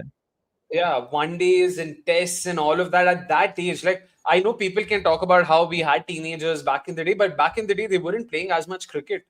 There's so much cricket, you have to be very mindful. Like, I and don't. I'm not even. I hate that logic though, because like we had like 10-year-olds working in the factories and coal mines. That doesn't mean you should go back and do what everyone else in the past did, right? It's nonsensical. You should get better as the time goes on. You have more knowledge. Fair, but I mean, do you think cricket has worked out how to manage workloads of their players? If not cricket, at least Indian cricket specifically. I don't think they have. I mean, maybe, but it's like I don't think there is a big sample size on handling 15-year-old talented people, is there, in international cricket? But there's a big sample size on 20-somethings being handled. I mean, workloads of 20-somethings being Yes, handled, that's and they also there, haven't necessarily done a good job. So it's hard to believe that they'll do a good job here. That's my. It's only also concern. very difficult with Indian cricket because there's always someone young and new that's better than you coming through. Yeah, exactly. So yeah, and I'm also with Rob on what he said. Yeah, you shouldn't necessarily up the volatility because I don't think it's worth. I mean, the difference in rewards, I don't think is worth it. The whatever delta you might achieve by bringing in Weber because of the volatility. Make no mistake, international cricket, irrespective of what you think, I know IPL is the toughest tournament. People say it's harder than international cricket, all of it. But international cricket is still its Oh, own Punja's beast. come on. Is it Punja or Punja, Oh. by the way? Punja. It's Punja. But I like okay. Punjab because Punjab is Punjabi for 5, so it's nice. It sounds nice. Yeah. Ooh, slightly short, and Cat pulls it for a single. I want to see what Klassen does here. Like, do they look to just consolidate despite knowing that this is their matchup? Like, they would love to just attack spin, or do they, calm their tits and just stay cool? So Ridant is saying Ishan Kishan did the same thing against KKR versus Narayan. Once you have got the runs required, hold your horses. If he really needs to cement his place in the Indian setup, he needs to improve his game awareness. No, why? Like I don't think it was a bad ball that he attacked. I think he just mistimed it. I always find game awareness such a tricky concept though. Like I agree. Like with Smaran, I'm like, okay, you didn't need to attack. I'm with you there. Like with Ishan, I'm like, okay, you're 33 of 11, just attack. If and I don't think that was a particularly great ball he bowled, right? It's game awareness, I feel, is very much a hindsight driven sort of metric, if that makes sense. 100%, yeah. So it's the same thing. Like my biggest pet peeve with commentators is No, them here's the sort thing. of. Let's say if Vaibhav got out at 35 for 10, would we say the same thing about his innings today? Yeah. Right? Surely We'd be not, like, oh well, exactly. he's important to his team. He needs Yeah. to bat longer. Right? That's the nonsense that would have come out. Right? Like it's T20 cricket, man. You have to attack. And I think commentators are sort of, responsible for that because of the way, again, just the way games are called. I think this is an example I'd mentioned. I don't know if it was with you, like what a it was shot. This is by Klassen. lovely. I haven't seen. Oh, That's gone all the way again. Wow, man. Similar-ish to what Rajat Patidar did yesterday over extra cover. That was versus Rabada. This was Punjab, but yeah. Again, makes room for himself and still somehow manages to hit it off the back foot. Wow. So Anurag is saying game awareness is always the Rohit thing. In the 23 World Cup when he attacked, he was poor. And then the 24 World Cup when he attacked Australia non-stop, he was great. I'll be honest, I don't have any issue with Rohit's 23 final. Yeah. I think he backed himself to attack Maxwell, and I'm fine with that. It's the power play. Oh, wait, he tries to reverse scooping. Oh, that looked close, man. Maybe just outside. Nah. Outside. I think it was outside, yeah. Yeah, impact and hitting both outside. I think it's missing the stumps. Oh, man. Are they reviewing this? No. Punja's really interested. I can see why he is because from his... Oh, they have reviewed. Like, with game awareness, I know, like, I believe basketball has this with leverage, isn't it? Where it's like, what... I'm not sure how exactly leverage works in basketball, but I think if you did it in cricket terms, what you would do is basically go, how much do your odds improve once you hit a 6 compared to how much your odds decrease if you get out? right? And the bigger the difference there would be, the better. Like I guess you punish or reward the player based on what they did for that, right? By the way, Oh, that that's looks closer close, than I man. thought. I Yeah, think yeah, that's that looks gone. closer than Yeah, I thought. yeah. Like if it's not Empire's call, I think he's gone. I think it's gone. I don't think it's umpire's Mm. call. It looks very much in line. I really thought it was just like on the fourth stump. So I thought it was, missing on both impact and hit and stumps. This seems a Impact's in goner. line, pitching in line. He's gone. Gone, 3 gone, reds. gone. Well Oh. done, Yash. Well done. Excellent review. This Yeah. huge wicket, huge wicket. Is that the first time Klassen's been dismissed for under 29 this season, or was No, he he's done gotten out a before? few times, I think. Yeah. Oh, okay, all right, okay. Yeah, there's a Oh, couple of man. them, yeah. Yeah, worst possible game to have a failure, and that's the end of Klassen. Pretty much the end of Hyderabad, you want to say, but let's see what does Salil. Yeah. Now that this game is over, I think Anurag had an interesting question for us. He's asking, what should India's top 6 in South African conditions be? Sorry, what should be India's top 6 in South African conditions for World Cup? Can I say the same exact top 6? As 23. Oh, as what Yeah, we the one which discussed. we have now, yeah. The Yeah, one yeah, which we fair. just have now. Like Fair. I don't think any of them have done anything wrong to deserve the axe. Right? Who do you have at 6? Rahul's at 5. I know the top 5. Who do you have at 6? I guess Hardik? Hardik or Akshar, one of them. I don't mind either. It's that number 6 slot that I would probably think a bit more of. Top 5, I'm with you. Number 6, I'm Yeah. still not sure who I would go ahead with, but yeah. I think you have to pick Hardik just because of what he's done for you in ODI cricket. I don't mind NKR in the top 7 as well, after what he's Yeah. done recently. That's the name I'm considering, and also Yeah. because he seems to be a lot more or a lot less injury prone, if that makes sense. Maybe because it's still early stages in his career. So with Hardik, that's always going to be a concern. But fair. So Anurag is saying road to open in South Africa feels unsure for some reason. I think that depends on what kind of form he's in. Right? If he has a test career-esque end to his ODI career, then yes, you should drop him. But if he's so good, then just keep picking him. I don't get why you drop players who are good. And again, to be clear, this is as things stand right now in 2026. We think it could be the same. Yeah. Top 6, exactly. But yeah, we'll see how it goes. I mean, India I know for a fact play. GG would be very angsty about no left-handers in the top 6. That's one thing I know for a fact. That's an he did. overthrow, man. Yeah, that's four. Unnecessary. Yeah. But again, if you want a left-hander, probably someone like a Kishan at the top in place of Rohit is the only thing I can think of. So Singer saying, else forget is- form, he needs to be fit. Yeah, that's the other thing, right? That's what I mean. Like, if he's fit and if he's making runs, pick him. If he's not fit or if he's not making runs, don't pick him. It's not very difficult, right? But here's the thing, though. You have to take that call. There needs to be a time limit when you take that call, because Yeah. what you don't want to do is make this call in like Jan next year, because that's way too close to the World Cup, right? It needs to, That's like you true. tell Rohit that you have till the end of the England series, and then we'll take a call on how good you or bad you are, right? If you cannot leave it longer than that. I agree. That's a fair point. Yeah. Padikal's a good shout, man. I mean, I've told this before. Next ODI cycle, I fully see Padikal being a very important member of India's ODI squad. So Pratik Jha is saying drop Iyer. You can't drop the best number 4 in the world. Sushant Mishra, meanwhile, has been greeted with a fantastic Really bounty good there shot. by Nitish Kumar Reddy. Well done, lad. Well done. We forgot Sushant's also there. Yeah. Yeah, this mean, the is first crazy. ball- The Pratik was saying drop Shreyas from the ODI team. That's wild. He's the best number 4 in the world, man. Like, It's just one of those things, you know. Why not just Yeah. say drop Kohli? You can drop anyone, of course. drop Sure. anyone, yeah. Drop Hardik. They should drop Jadeja, though. That I agree. They 100% should make the right call by not picking Jadeja. I don't trust him in Bro, ODI drop cricket anymore. Jadeja implies you think he will be picked. I'm pretty sure Jadeja, they've moved That's past also Jadeja. They are moving past, so yeah, Mhm. that's it. Meanwhile, people are like, Iyer won't be any good in South Africa. Iyer in South Africa is iffy for me. Guys, again, like, you can't, how do I put it? You can't make selections based on theories.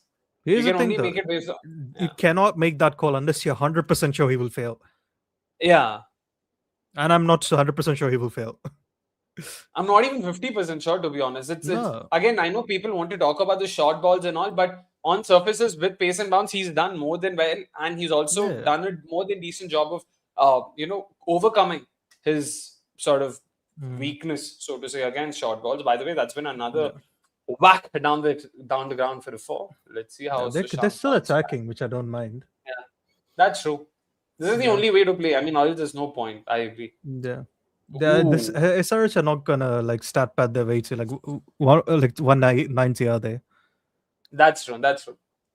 Rest assured, either SRH come up with a historic chase or the match ends at 11. And that's something So I Vas enjoy is on saying his side. Harshit run at 8. Yeah, I have him at number 8 for now. Yeah, so do I. Fair.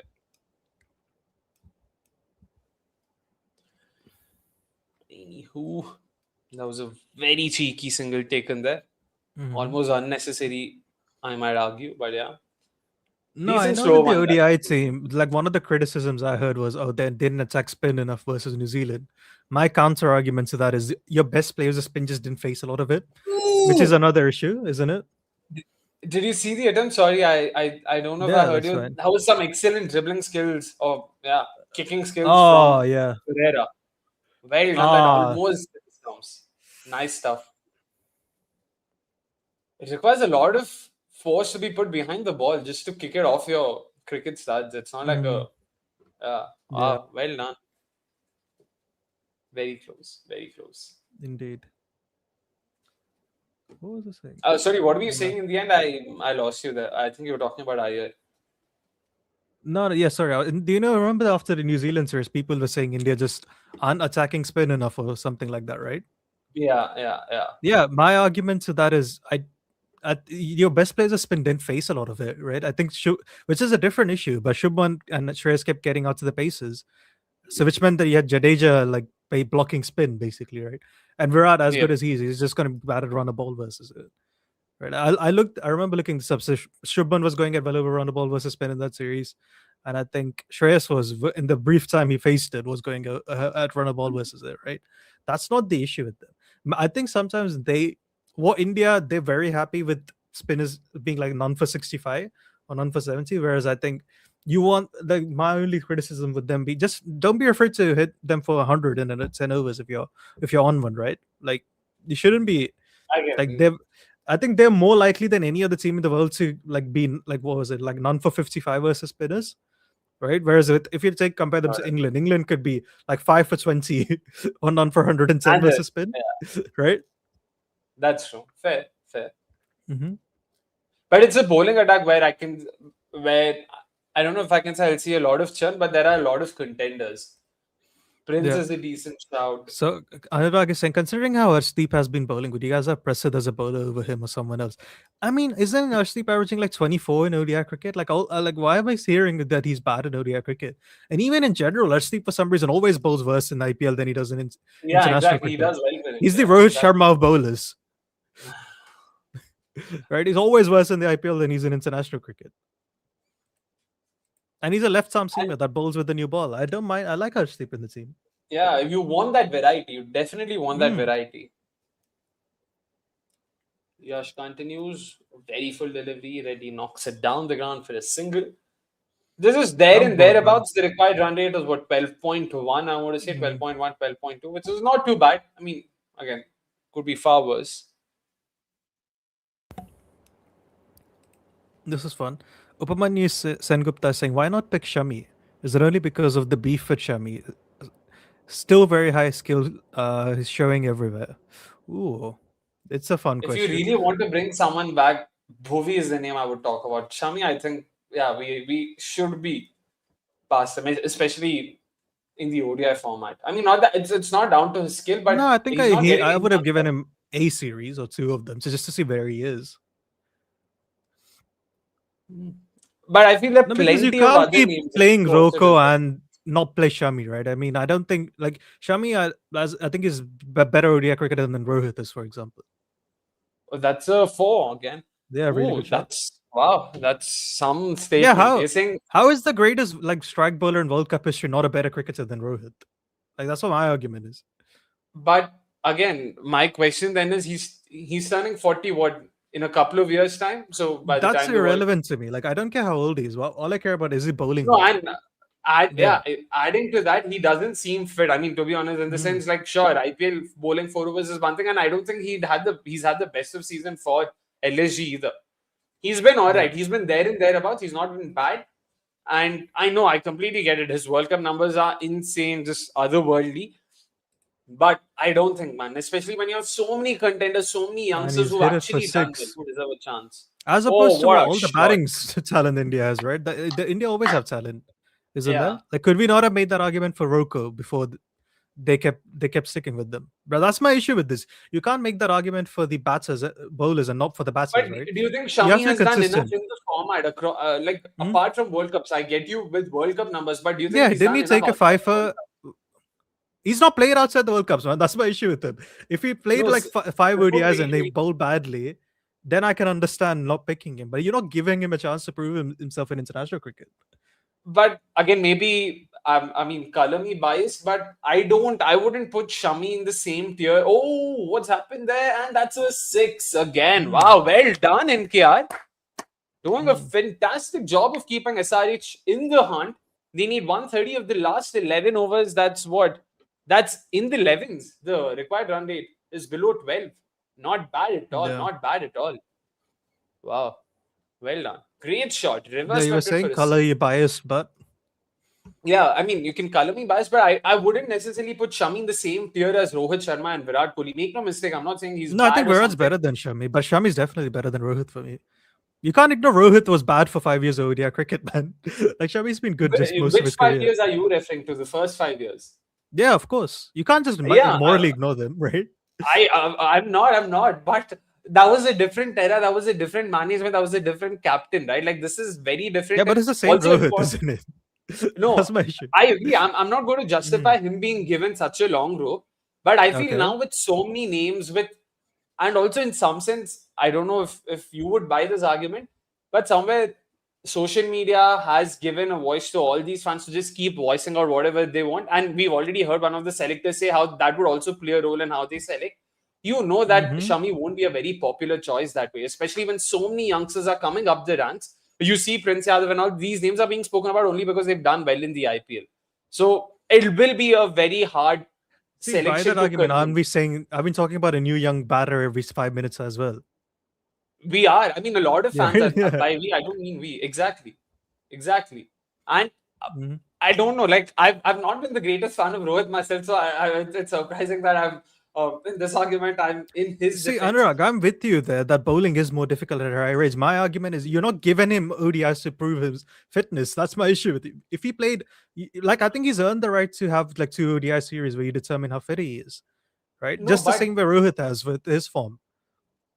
Varun, your point is valid if we were still in, say, 2024. Now it's already Right. been nearly 3 years since the World Cup. He's in a different stage, both physically and in terms Yeah, of but his cricketing. was he not? I think wasn't he India's like one of India's best bowlers in the 25 Champions Trophy? Right, he was the lead fast bowler. He took a fifer in it, right? Yeah. I think fair. I'd argue he's like better tournament than Rohit, though. Like Rohit did in that tournament, right? But it's still a year and a half ago. Like, I would still say there's been enough time since then. I get your point. Once again, I'm not trying to say I'm just Shami- saying Yeah. there is no reason why you like give Rohit opportunities, but you don't give Shami opportunities Fair. to the same level of With you on opportunity. And that's because, like, in general, like, selectors are biased against bowlers, right? Always have been. Like, Ishant, That's for true. example, didn't get it, was dropped too soon. Umesh has been binned too soon. Now, Shami's not been binned too Bhuvneshwar soon, Kumar, right? after a more than decent 2022 World Yeah. Cup, never featured for them. And I'm with you again on this. But my only thing is, you can't unfuck up a fuck up by doing another fuck up. That's essentially what you're asking them to do. Like, you're telling them you've Yeah, but already here's done that with That's him, a different so do it. argument, Sriram. Because so Sriram is saying, I think Rohit makes an all-time world event. It's not a like lock, is he? This isn't. We're not talking about No, like I Sachin, don't Virat, and mind- AB. Are we? I don't think Rohit makes the all-time world. At least mine, I don't think he does. I don't mind them being in there, like, but I don't think he's a lock, right? Yeah. Neither of them are locks, like, right? Like, Shami is one of the greatest strike bowlers in ODI history, and he's the greatest strike bowler in World Cup history, right? It's like, Yeah. I'm a bit I confused with agree. the argument, right? But again, I don't know. I still I'm not sure if he's fit enough, if he's bowling well enough. Like the Ranji Trophy wasn't that great for him. What's happened And there? that's a really good shot. That's another Oh, six. picks it up beautifully off his legs for I'll a tell you what, they're brilliant giving it a go. Yeah, love this. Love this. That's Mhm. exactly what we want. That's exactly what we want. So the thing is, as much as I mean, how do I put it, man? Shami at this stage, I think it's yeah, I think it is. Yeah, I think it's a bit of a mood discussion just because there's so many So names who Abbas is saying, gone past. I think part of the issue is Shami's injury prone. Even if he's fit now, he might not be in time for the World Cup. Yeah, but so is Rohit. Though. How many times have we seen Rohit keep getting injured? That like again, if you can't say this unless you give him opportunities. Like if you give Shami like That's I a don't know four, by 5 the way. ODIs and he doesn't take any wickets, I'd completely get moving on from him. But you're not giving him chances. Well done, well done. 10 of 2 balls here in the Really 10th good batting. over. Excellent stuff, man. See, now I would actually gear it down. You don't need to attack more. You can just nudge like a few singles. But I feel, when you are in that zone, you're probably more comfortable attacking, if that makes sense. Like slowing down sort of just gets you, like it's kind of like Jaiswal, because he kept nudging it around when Suryavanshi was in. He batted himself into a shell that he couldn't get out of. So you'd rather not do that. So if I agree I with would you, yeah. imagine. I think if it's in the slot, attack it, but like don't try to over attack it for the sake of it. Yeah, fair. Mm-hmm. Is that a wide? There and thereabouts, touch and go, wide given. All right, No, all I right. think this is a bit too harsh, Singer. Like I think the only reason he's not in my like all-time ODI 11 is because maybe you want Gilly to keep. That's the other argument I'd make. But I think as an opener, he's one of the best openers in ODI history. Like no doubt about that. It's just his overall ODI career is a bit more mixed. Yeah. Once you include his 5 years before that.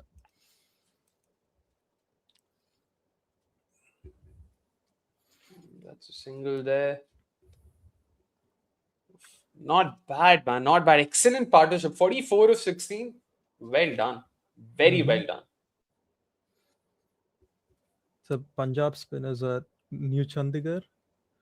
Good length 4 to 6 meters. I think they need to change the good length. They need to change it to 5 to 7. This is a bit old school from them.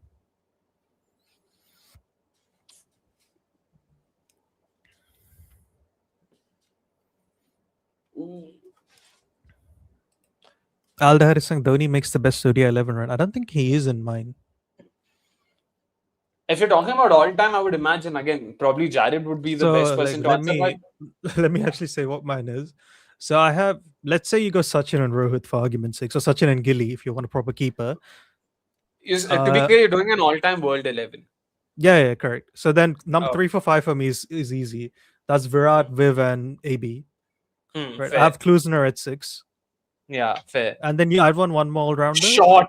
I'm sorry, Salil thumps the straight down the ground past Bridges for another boundary. Really good shot. Well played. Picked up the slow one from the hand. Yeah, continue. So I have Klusner at 6 and one more fast bowling all-rounder at 7. Right, let's say Kapil flints off one of them. I don't care which one it is. Fair. And bowling, you'd have Vaz, you'd have McGrath, you'd have Garner, and then you'd have Murli, right? That's probably my team. I don't know how Dhoni makes it in that who team. did you say after Akram? I have McGrath, Garner, and then I have Murli. McGrath. All right. Oh, fair. So just the one spinner then in the 11? Yeah, you can always bring another spinner in. Fair, but decent. Yeah. I don't know how Dhoni makes it in. Exactly. Like for me also, Dhoni, the thing is, that's another option. If you have Sanath and Sachin opening, that gives you a second spinner as well. Good shout. Michael Bevan is also a name that's very highly sort of spoken about, in that position. So, yeah. Wow, Rahul asking us pertinent questions. Wait, are you sure asking why are these questions coming up right because now? I mentioned Kapil's name, that's why. Oh, wow. Yeah. And that's the first thing you guys remember of Kapil Dev? I have no idea. Yeah. Importantly, I don't care. Like 40 years ago, did they really fix games? What are we going to do with it? So Singer is asking me, do I think Rohit is better than Warner as an opener? Yeah. I think so. As an opener, yeah.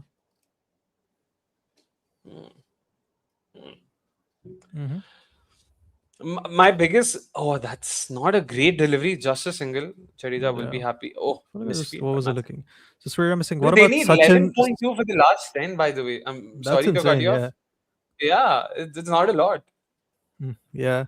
So Surya missing. What about Sachin, Sanath, Viv, Virat, AB, MS, Klusner, Vaz, Garner, McGrath, Murli? Yeah, I don't mind that either. I just prefer more bowling, and I think Klus. Yeah, that's basically my only issue with that. I just like more bowlers.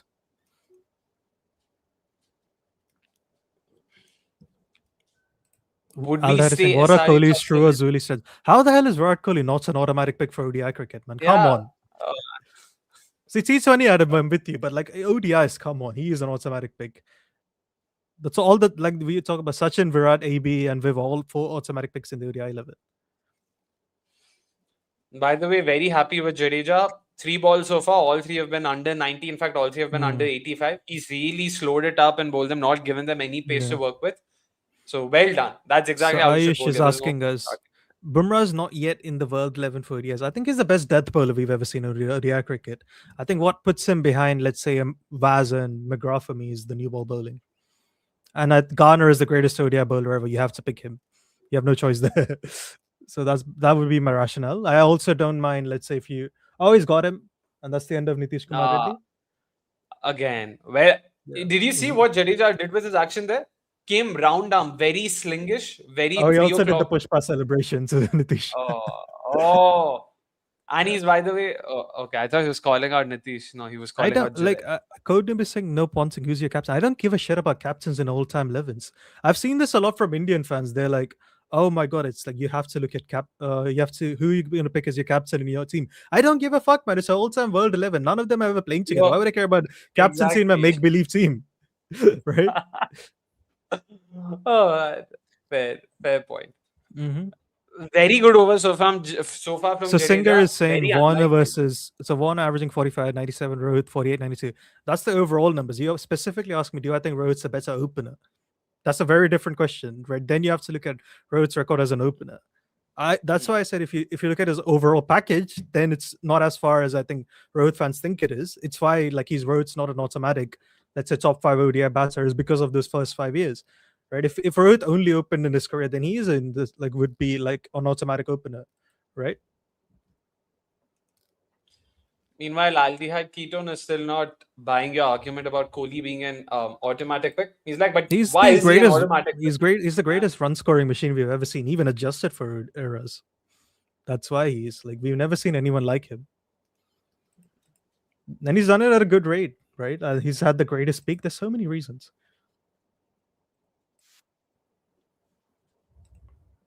But excellent over, like we were talking about Jadeja. Well done. He's really changed up his angles, his pace, varied it beautifully. Again, this ball was also not too quick at all. So Sabir Sashi is asking, how about removing Sachin as well for his first 85 matches?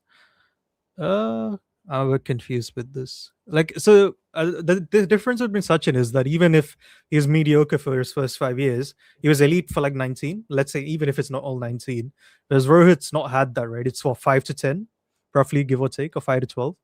But that's basically Sachin just had more time as being a good batter than Rohit has.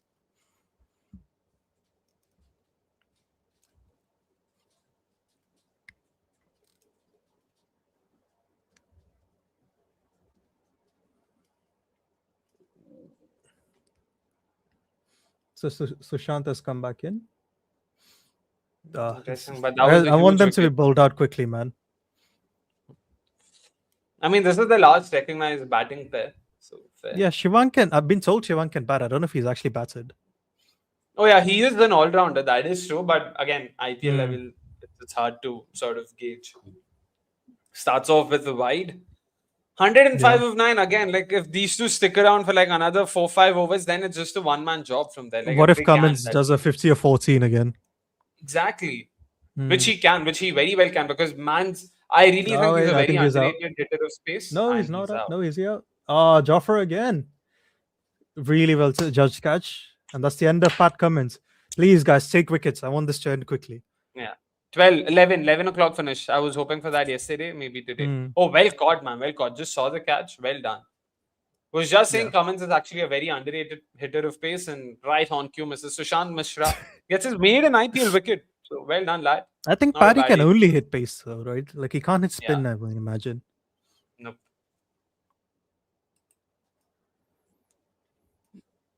All right. And that should be RR the, I guess, the end of SRH. Also, another thing is GT, if they do end up winning qualifier 2, you would fancy their chances in Ahmedabad. Like, especially if they're bowling first, then you rest assured that it is going to be heavily in their favor. And again, it's their home ground, so they've done a good job of maximizing the home advantage, so you can't fault them. So I should think take catches when there's nothing going on, champions. I assume you understood that. No, I didn't. I just assumed it's about Jofra. No, I have no clue actually. It is about Joffrey. Yeah, I think it was during the Ashes, wasn't it? Where he was bowling fast. And Smith was like, I'll bowl fast when nothing's on land, champ.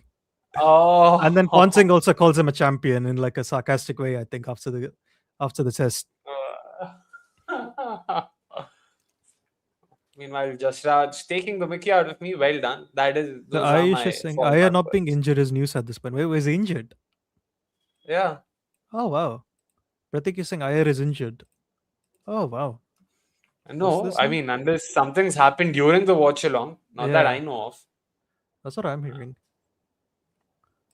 But Jasraj, good on you. Those are phrases I really fall back on frequently. Meanwhile, the hell is Upmanyu going on? says, or Upmanyu asks, is this the most one-sided IPL in terms of lowest last over matches? 100% by Yeah, a it mile. feels like Again, that. I'm not sure if it's true or not. it's been very, very, very one-sided in terms of match So, results. idiot Not someone is asking. I doubt Sachin was mediocre like Rohit in his first few years. I checked this once. He was a replacement level player in his till 1993. He wasn't like Rohit was below par for his era as a batter before his first 5 years. So you're right. He's better than Rohit, but he wasn't good, if it makes sense. For the batting positions he was batting at, I think I want to say he was striking, averaging like 31 or 32 or something, striking at 70.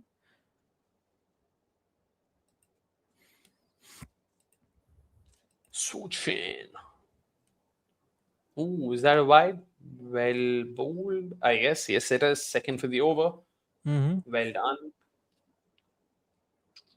Rohit, meanwhile, says bringing Salil in as an impact player was a mistake because they could have added him in the 11 and had that extra batting cushion, and Cummins could have waited and then attacked. But don't you think that's a bit in hindsight because you're essentially wanting them to play with a bowler lesser, like one bowler short, and they already conceded so many runs?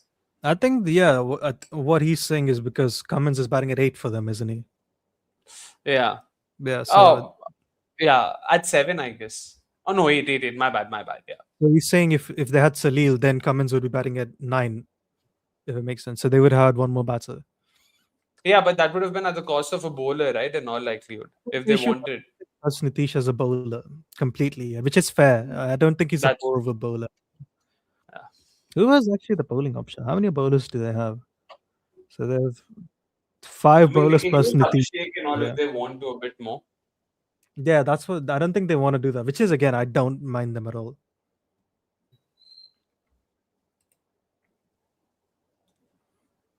I mean, one super over game is not a reflection of how the season was. Ah, come on, man. Who was that? Jadeja? So Upamanyu Sengupta is saying Rohit would have been dropped by anyone other than Dhoni and Manoj would have played. In hindsight, it turned out to be a good decision at that time.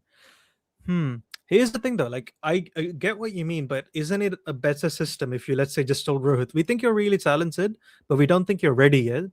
We're not completely moving on from you, but we'll drop you for temporarily and then we'll bring you back when we think you're making runs. That's how you should be doing things, don't they? And the problem is I think Indian cricket is so bad at doing that. Yeah.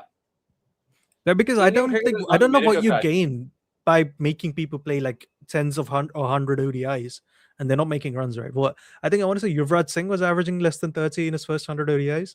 And before people tell me he's an all-rounder, he only took 14 wickets in his first 100 ODIs, right? Like, what do you gain by just making people play all the games all the time, right? Just play them when they think they're good. If you don't think they're not like making runs or taking wickets, bring them back when they are. That's how you should be doing it, right? A very valid point. It is a broken system. like this is my main issue with BCCI. They're so bad at using professionals, right? Where it's like you either if like the only way they trust older people is if you're in the team since you're like 21 or 22, right? They're so bad at going, okay, this guy's 29, even though he wasn't as good when he was younger. We think he's hitting his batting peak now, so therefore we'll use him in a way like Australia or New Zealand do, right? True. In fact, with Rohit Sharma especially, I do agree it was definitely non-meritocratic, and especially because we all know the chatter was loud and clear. Everyone, and I think it was the Micromax series, the India Sri Lanka, I'm going to say West Indies one in 2012, where Dhoni almost made it clear that we are not going to drop Rohit Sharma, irrespective of what he does or what he doesn't. We aren't going to drop him, and man just didn't do anything.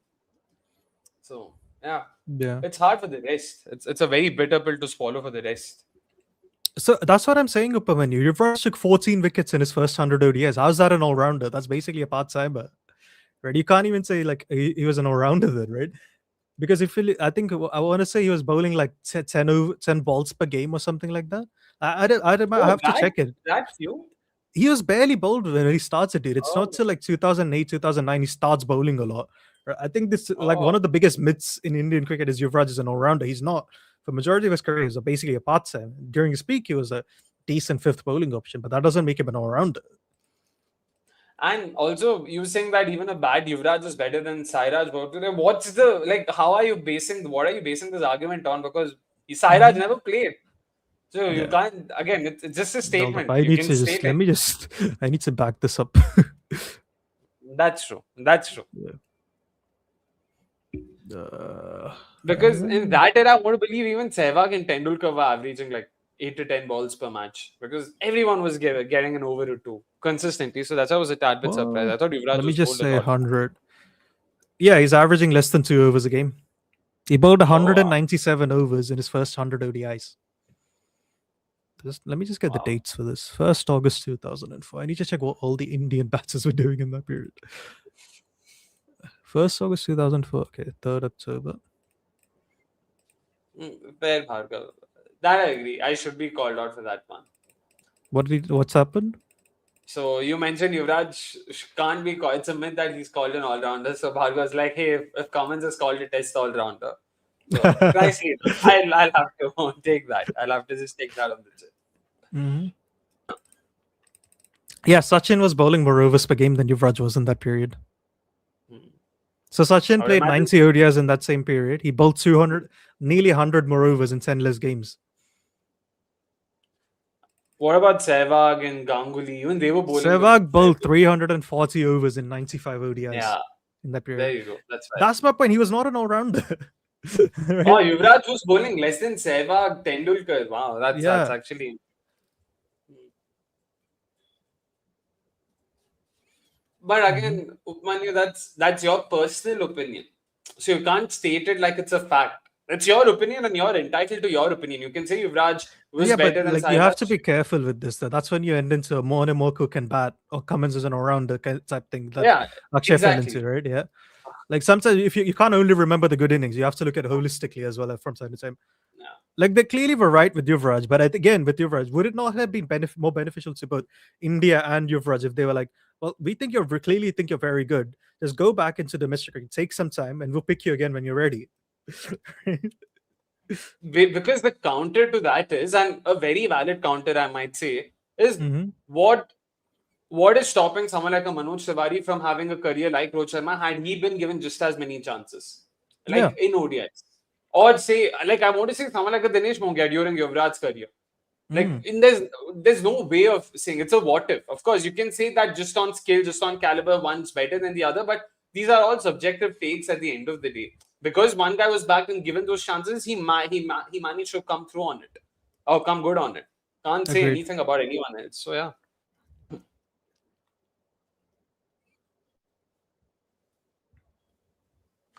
Meanwhile, coming back to the game, they've taken a strategic timeout, by the way. But yeah, I think we can just chat more about this. It's somehow more fun than the actual game. So Sriram is asking, do you think we should go back to one white ball per ODI innings? It was never one white ball. It was always, what happened was they used one ball to like the 35th. At that point, they were like, well, this is dog shit. So let's get a slightly older ball. What we should do is But actually build a ball that will last 50 overs, which they never want to do. But what I would want is just go back to that old, Mm. 35th, 40th over where you also were able to sort of go for that power play, second power play. I did like those rules. It actually made a lot more sense. This has become, in my opinion, a bit too skewed towards batters, two new balls especially, because you're just not giving any scope for the ball to reverse swing or for the ball to do anything in the latter half. It's Let me give you a just 10 counter. overs. The new ball is swinging longer initially. But is it really though? The older ones were actually swinging anyway for 10 overs. Here, Are you sure they were? This is one of those things where like I need to actually look at the data. I don't blame you for this, but unless someone like gives me data, they're like it actually swung more. I'm not sure if it actually did or people just remember it. And the other thing is, if you attack the ball more, is it not going to swing less anyway? Or what we're seeing in the IPL, like it's one like of course in test. If you play, I'd imagine if you're playing at like 1 run per over versus one wide ball, it would swing for like ages, right? Correct, but you can also argue that if there's more wear and tear and it's just one ball, you're also giving it more scope to reverse swing. Like that if is, you I are- agree with you. Like it's more likely to reverse with one wide ball. I don't disagree. Yeah. I'm also saying I don't think it's completely fair to say that it's only batting friendly, where new ball bowling has come into play, especially once with the Kookaburra reinforced the wide ball, where it's like if you're, I want to say 2021, the openers actually get slower at that point, right? I'm basing this off of ex-cricketers, but of course you can always say that, Mhm. and there's a very fair argument to be made that most ex-cricketers are biased towards their eras. But a lot of them had to say the same thing, that new balls in the modern era don't swing as long as they used to earlier. But of course, I don't have data to back this up. I'm just Yeah. basing this off of, I'm hoping that these guys aren't being too biased He's towards no looked themselves. his way to a no man's land there, Salil. That is, I don't know what happened there. Like, okay. Yeah. So Sharian is saying nice video. Okay, thank you. But which one? Okay. I don't know. Yeah. As long as it's something from Combox, a good area, sure. Thank you. Okay. Where is this? So Singer's asking, he's saying ODI opener, he means player. Rate the better ODI players between Lara, Amla, and Rohit. I think Lara is the best of the lot, I want to say. It's not, there's not much between them. I think I'll put Amla last because I think Rohit's better in World Cups. Maybe like Rohit just because of the World Cup record, isn't it? That's true. I mean, that's what I was about to bring up. Like Amla is, I don't know, man. I have a lot of time and a lot of, I really like Amla the batter. Yeah, so if you ask me Rohit, I'd go Rohit, Lara, and Amla maybe. Yeah, but I also don't mind someone saying Lara, Rohit, or Amla either.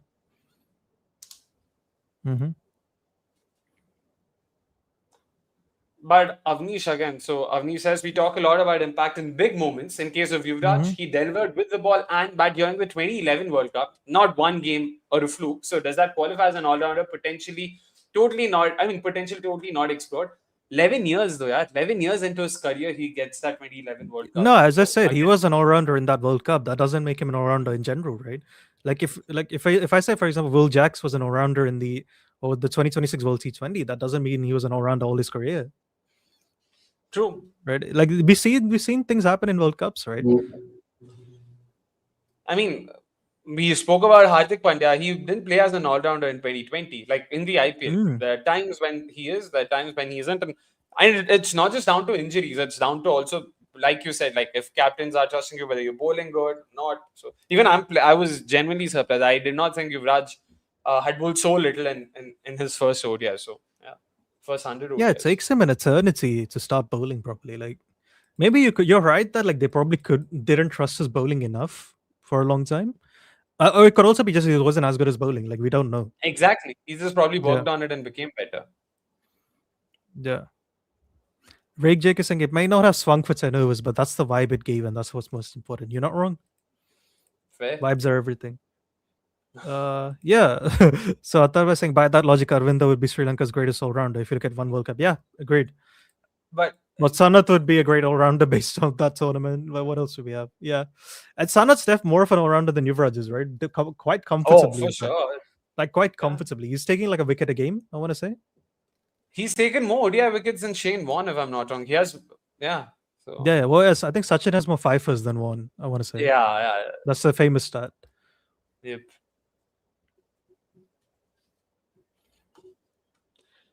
Anywho, once again back Like on. I'm surprised we haven't had someone that say Sachin was actually an underrated ODI all-rounder yet. Like that's always was something that keeps coming up. I'm genuinely like sick of the word underrated. Everything is Mm. underrated. Like in fact, someone mentioned I'm just waiting for someone to describe Varun Arun as an underrated pace legend for Yes. India. Like someone had mentioned that. Yeah, Mm. you give something enough time and it does become You know that underrated. gill That's, dismissal he has where it seemed in a mile. oh yeah, F- this knuckle Yeah, slow one. yeah. You just Knuckle need that slow. video and that caption. Even Aaron was at his prime was lethal. There we go. Instagram reel. If anyone wants to make it, have fun. Exactly. Shriram, I think this statement is probably again give it 10 years and short. Maybe someone might actually say that. Who knows? Oh, Mm. short. Again, I would say that was also a no look 6. By this time, he connects it for a change.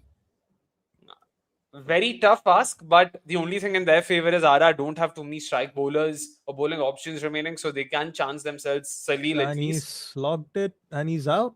He's gone. That's the end of Salil's Uh, innings. Pretty at handy knock least, by him. yeah, Yeah. I like this. This is been a much better chase from Sunrisers than what the hell Gujarat did yesterday. yeah, They at for least sure. tried. For sure.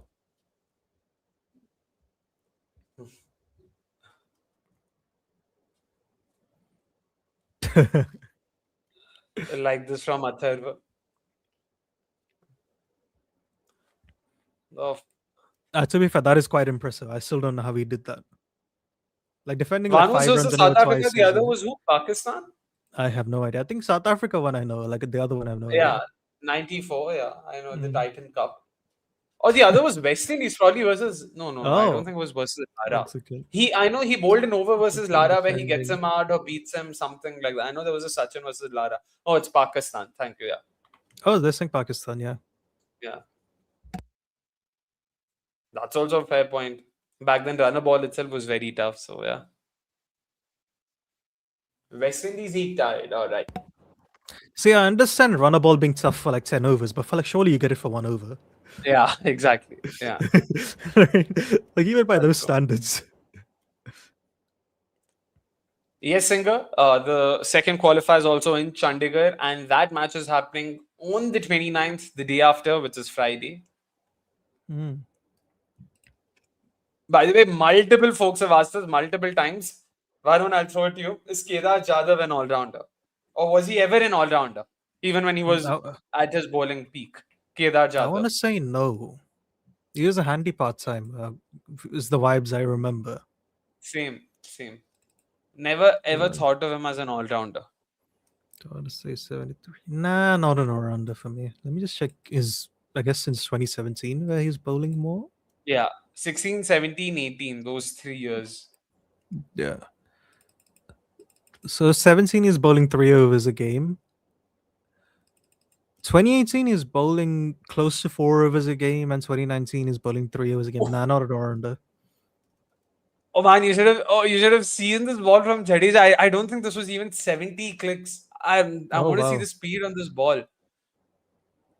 Oh, is It was he like got another? 61 by the way. Oh, this was slow. Oh. This was slow as well. 61. Wow. Hilarious. Oh geez. Man's really tossing it. Yeah. So Ayush is saying is in India a player while playing is shit. When he's benched, he's a great, and when he retires, he's a legend. I mean, I get what you mean. That's also because there's just so many people voicing out their Who opinions. is it? This happened to Kuldeep in England, didn't it? I think the longer the Test series went on, the better bowler he became because he just didn't play anything. Exactly. Yeah. That's true. Yeah. This is insane. Jeddu bowling slow is a good news for the Test team, I guess. No, it's one thing to bowl slow. This was like slow. This was slow even by women's cricket standards. Like 61 clicks is wow. Like That's for like club cricket bowling. It generally takes a lot more effort to bowl that slow. Like you have to really bowl within yourself. Mm-hmm. So well done, Jaddu. Well done. Come on, guys, wrap this up. Come on. Yash, this is over. This over is all you've got. Come on. Get a 3 for. Yes, Make us sir. proud. Make Karnataka proud. I don't know. Whatever floats his boat.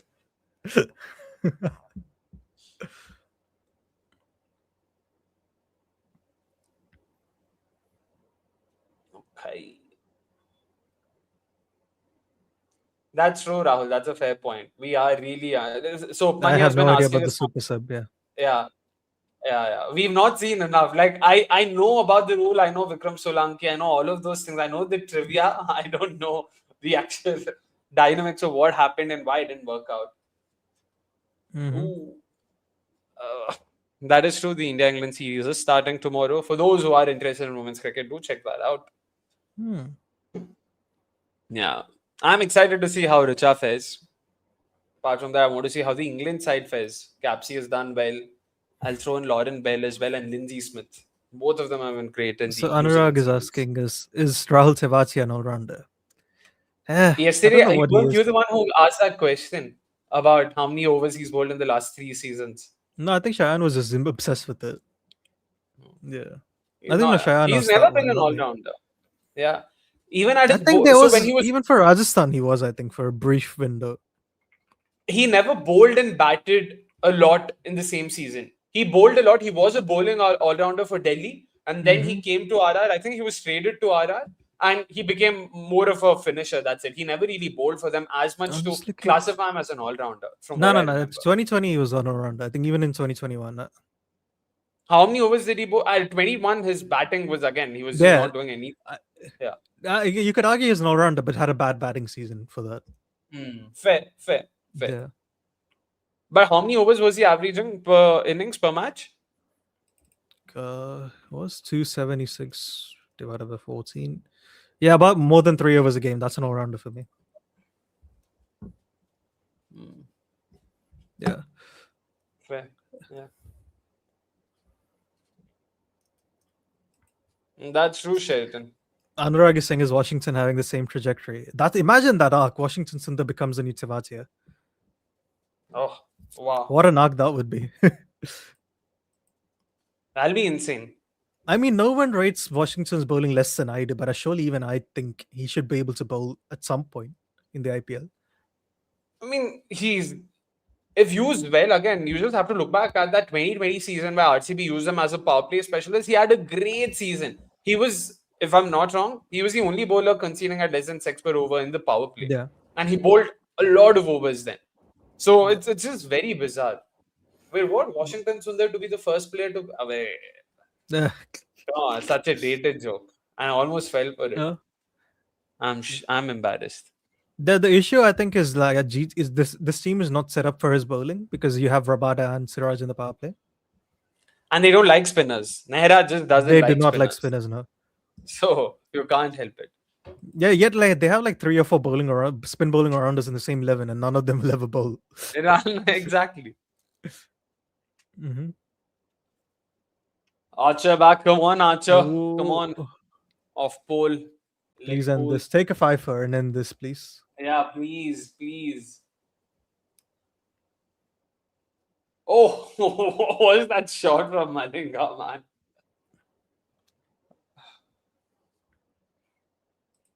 So Aisha saying people expect India teams to groom players for people expect IPL teams to groom players for Indian team in 2026. Yeah, I agree, man. I don't think the IPL teams owe it to anyone. If you said the domestic teams like the smart owes India players, I agree with you there. That's true. It's not IPL teams. Their job is just increase the brand value and win tournaments, basically, right? Yep, exactly. It's a franchise league. It's not domestic. It's money plays money. That's it. Indeed. Mr. Joff. Oh, is Dubey an all-rounder? Interesting. I've never rated him as an all-rounder. Mm-hmm. By the way, Shivang's not too bad with the bat, huh? Like, yeah, decent apparently number he can 9. bat, yeah. That's what I've heard. Yeah, we never seen him in the IPL, so I didn't know what to make of it. But he's looked comfortable against high pace and everything. He's not looked uncomfortable. So that's good. That's a good sign. Oh, really good shot again for 4. So Avnish is saying, I've been a casual watcher ever since 2003 World Cup final. 2011 World Cup was something of a watch. Imprinted on my mind, so maybe that gives emotional angle for Yuvraj as an all-rounder. It's not just you. I think almost every Indian fan thinks he's an actual all-rounder. I mean, again, your point is he wasn't for the first 100 ODIs of I think his career. It's if not you'd like he ask was- me, like looking at his career, is he an all-rounder? I'll say no. Oh, I think for periods he oh. is, but overall as a career, looking at how many wickets he's taken, how many balls per game he's bowled, he's not an all-rounder for me. I don't care about wickets, but how many balls per innings overall? I think ODIs? on average it's 3. I think it's 19 or 18 balls per innings. It's very low. Oh, yeah. Yeah. Fair. Oi! Please go to hand, go to hand, go to hand. Of course it doesn't. Of course it goes to no man's land.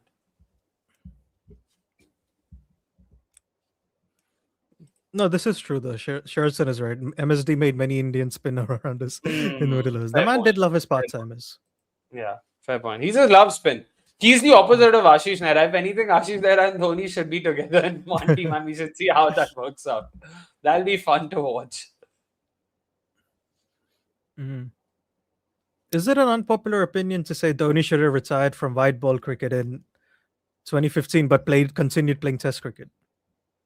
Oh, okay, yeah. That definitely is a bit. I mean, I don't know unpopular, but it is a bit of an hot take. It is a bit of a hot take. Hmm. But I do agree. I think he should have retired after the 2016 T20 World Cup. Wow, that's 10 years ago. Jeez.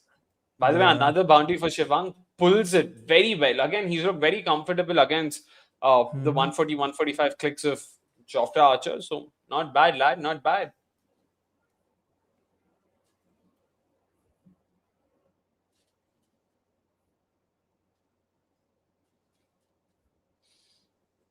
That's a wide there. Come on, Joff.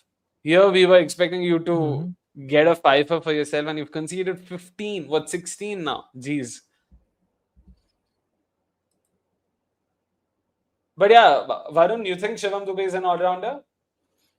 No, Thank God. absolutely not. Rudra Patel is saying this discussion reminds me of how Kohli had to bowl the final over defending against West Indies in 2016 T20 semi-finals. What an all-rounder he used to be, indeed. Yeah, 19th over to Albi Morkul. Let's not forget. Oh, yeah.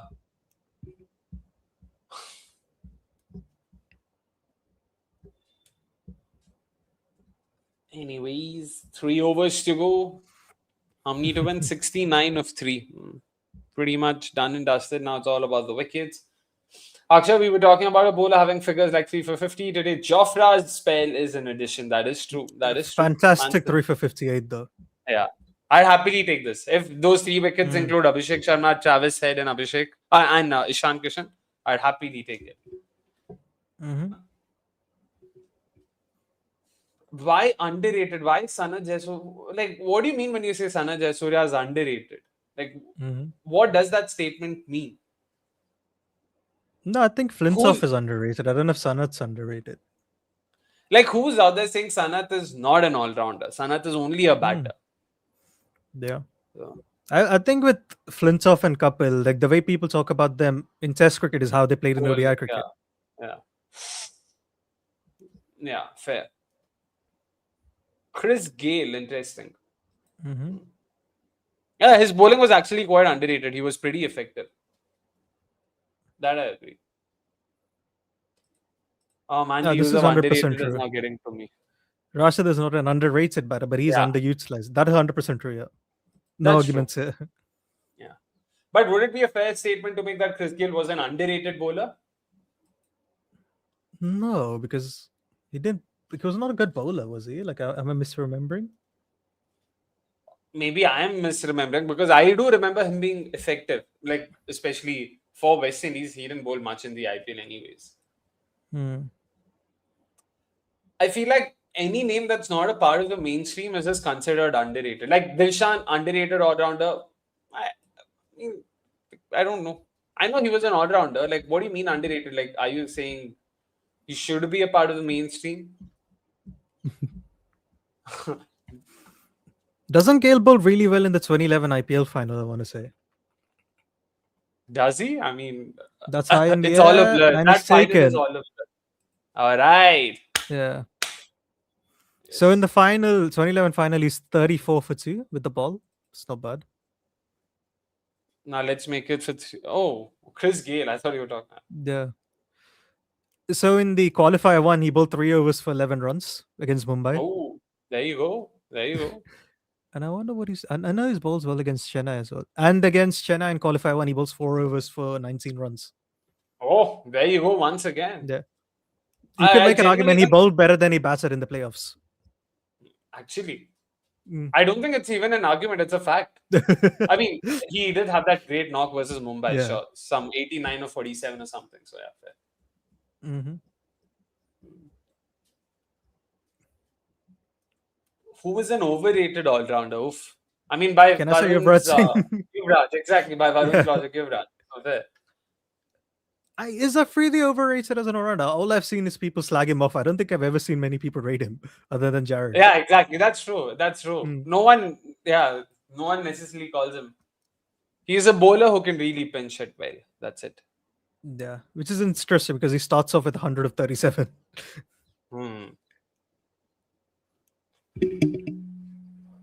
Overrated all-rounder. Interesting. That's actually an interesting question.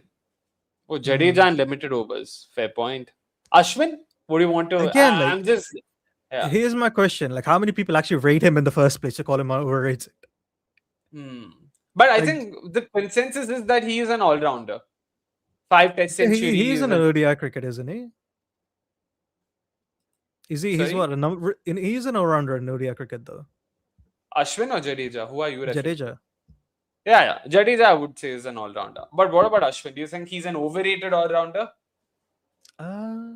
No, I think he's correctly rated. He's a bowling all-rounder, isn't he? Like he's handy batting at 8. I'm happy with it. Like I don't think anyone ever. Ben Stokes is overrated. I'm with you there. Interesting. He's Sharp, overrated in interesting. everything. He's overrated in Test cricket. He's overrated in white ball cricket as an all-rounder. Pat Cummins, of course. I'll also have to bite the bullet. Mm. Pat Cummins, clearly overrated as a test all-rounder. By the way, Jofra has taken what, 4 catches today or 3? Is it? I don't actually know. Though. So, I also, know how he's has taken- Berger ended up with better figures than Jofra so far? Vaibhav, look at the way he's pissed about that shot. Just full sends it somehow. Archer. Mhm. 4 catches. Oh my word. 4 catches and 3 wickets. Wow.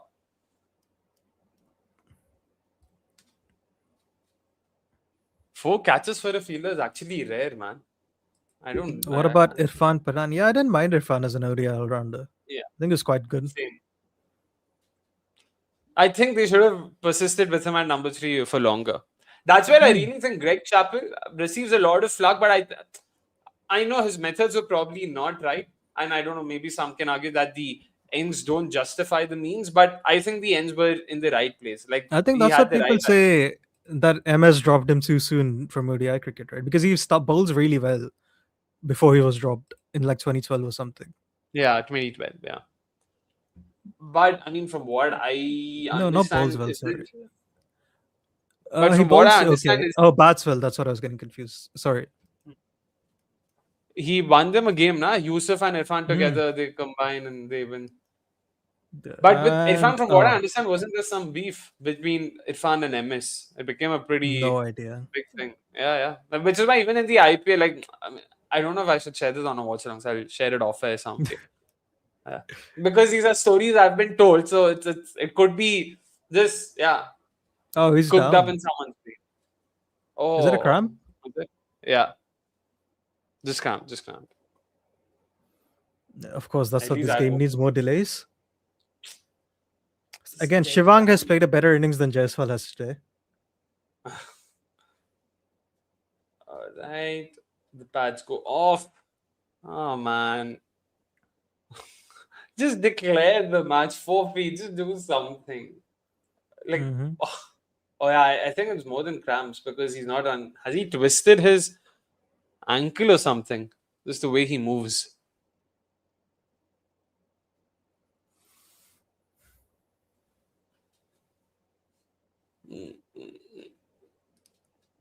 Is it the hookah story? It's not the hookah story. What? So, sorry, wrong one. Upamanyu is saying Irfan and Yusuf won the game versus Sri Lanka in C20. Yes, that was the game where Dhoni sent Yusuf at 8. Yeah. Classic.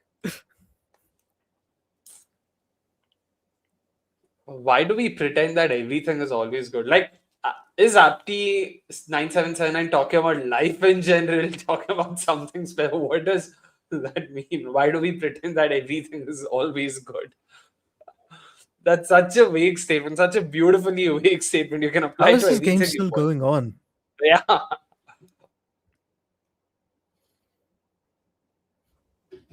You know, you have to give Jaiswal credit in making this match closer than it was. Oh man,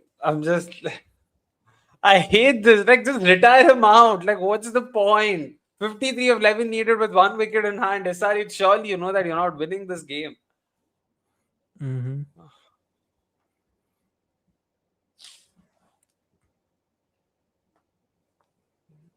Can't even tell SRH to retire Shivang out since he's the last. Array, so who cares again? Yeah, end the misery.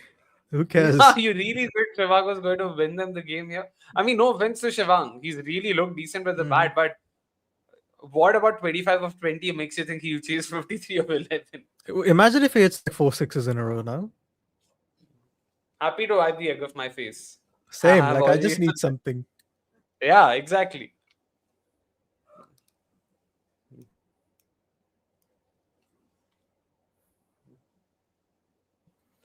Oh my.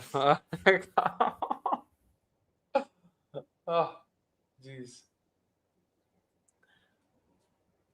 Upmanyu meanwhile asked us, did you come up with an equation that converts 2020 IPL scores to value in 2025 scores? A concave curve estimate. Ooh, I have not, but interesting. I will look into it. That sounds fun. But in what context is Upmanyu asking? Like, was I there think a discussion around? inflating error. I think that's what he means. Alright. Like if you ask me just vibes, which suggest like 180 has become like 200.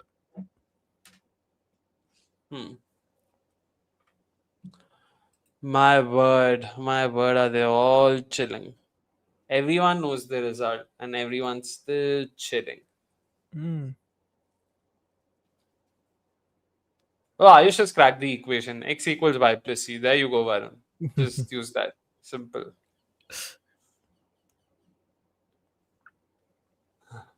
Upmanyu says, but 100 is 100 and 280 is 280, of course. Like, irrespective of how the era changes. And I don't think you can. it. What's happened here? Oh, the game's resumed.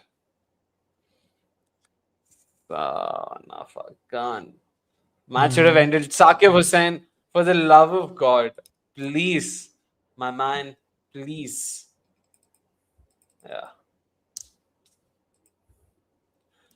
But then, okay, so Karthik says Combox is underrated. There you go. Crazy watch-alongs and real fun time. But Karthik, then rate us enough, right? So please do rate us. We don't want to be underrated. We don't want to get into the mainstream. We don't want more Exactly. people to watch us. Yeah, No I one want more wants Kohli to- fans to insult me, man. That's what we're missing. Exactly. Kabir Ali was an underrated bowler. Oh my god.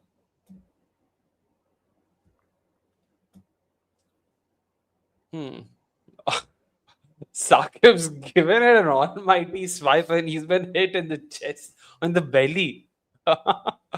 Did they say Universal Baby Boss? Yeah. He had to call it Universal Boss Baby, man. Come on, you have one job. No, you could have called it Universe. He's called Universe Boss. First of all, what the fuck Yeah, is even that. Universal? Yeah, just say Universe Boss Baby or something. Yeah, exactly. Oh, Mhm. did Shivang try asking Google AI how to chase 50? What was it? Would you say underrated is overrated and overrated is underrated? No, I think both are overrated at this point in time. I've heard. So you're saying enough. underrated is overrated and overrated is overrated. And that's Yeah. a no ball? Fuck's sake. Stop bowling. no Oh ball. my god! Of course. Yesterday also something like this happened. In the last over, I don't know what was the reason for the delay. They took 2 reviews or something happened. I'm like, Don't review why? it. Please don't review this. I don't. Oh, they're reviewing it. Oh. Oh, I hate this. They're trying everything in their capacity to ensure that this game doesn't end before 11:30.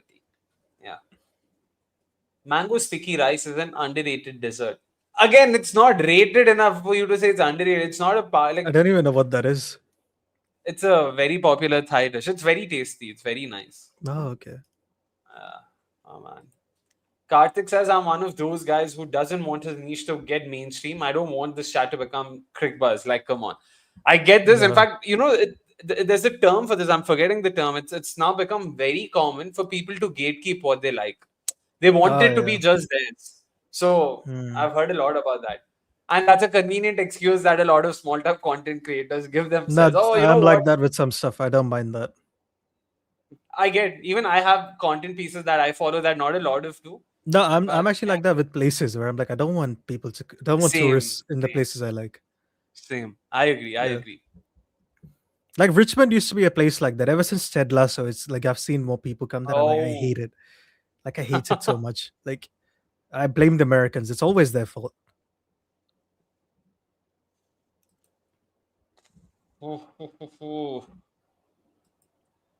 Get done, man. Get done. Oh,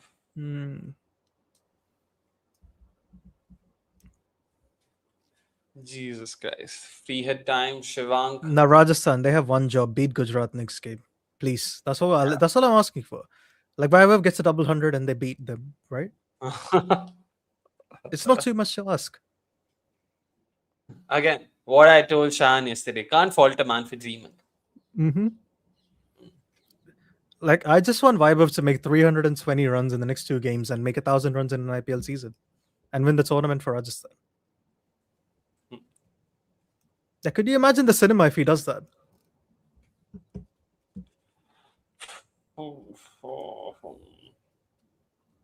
Why has Dilip Vengsarkar entered the chat? What is happening in this chat? Yeah. I think Why everyone's brain has just gone now. Yeah. All of us are checked out. Like, how do you process Vengsarkar in 83, no? And then below that is Gujarati terrorists versus lawmaker Rajasthan. He's like, what do you make of this? Oh, man. I can't.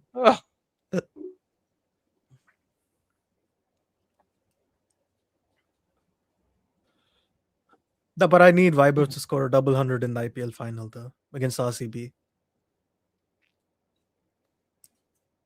Again, I think that's one of those things. I don't think RCB fans would care too much if that happened. Like, it's such an extraordinary moment.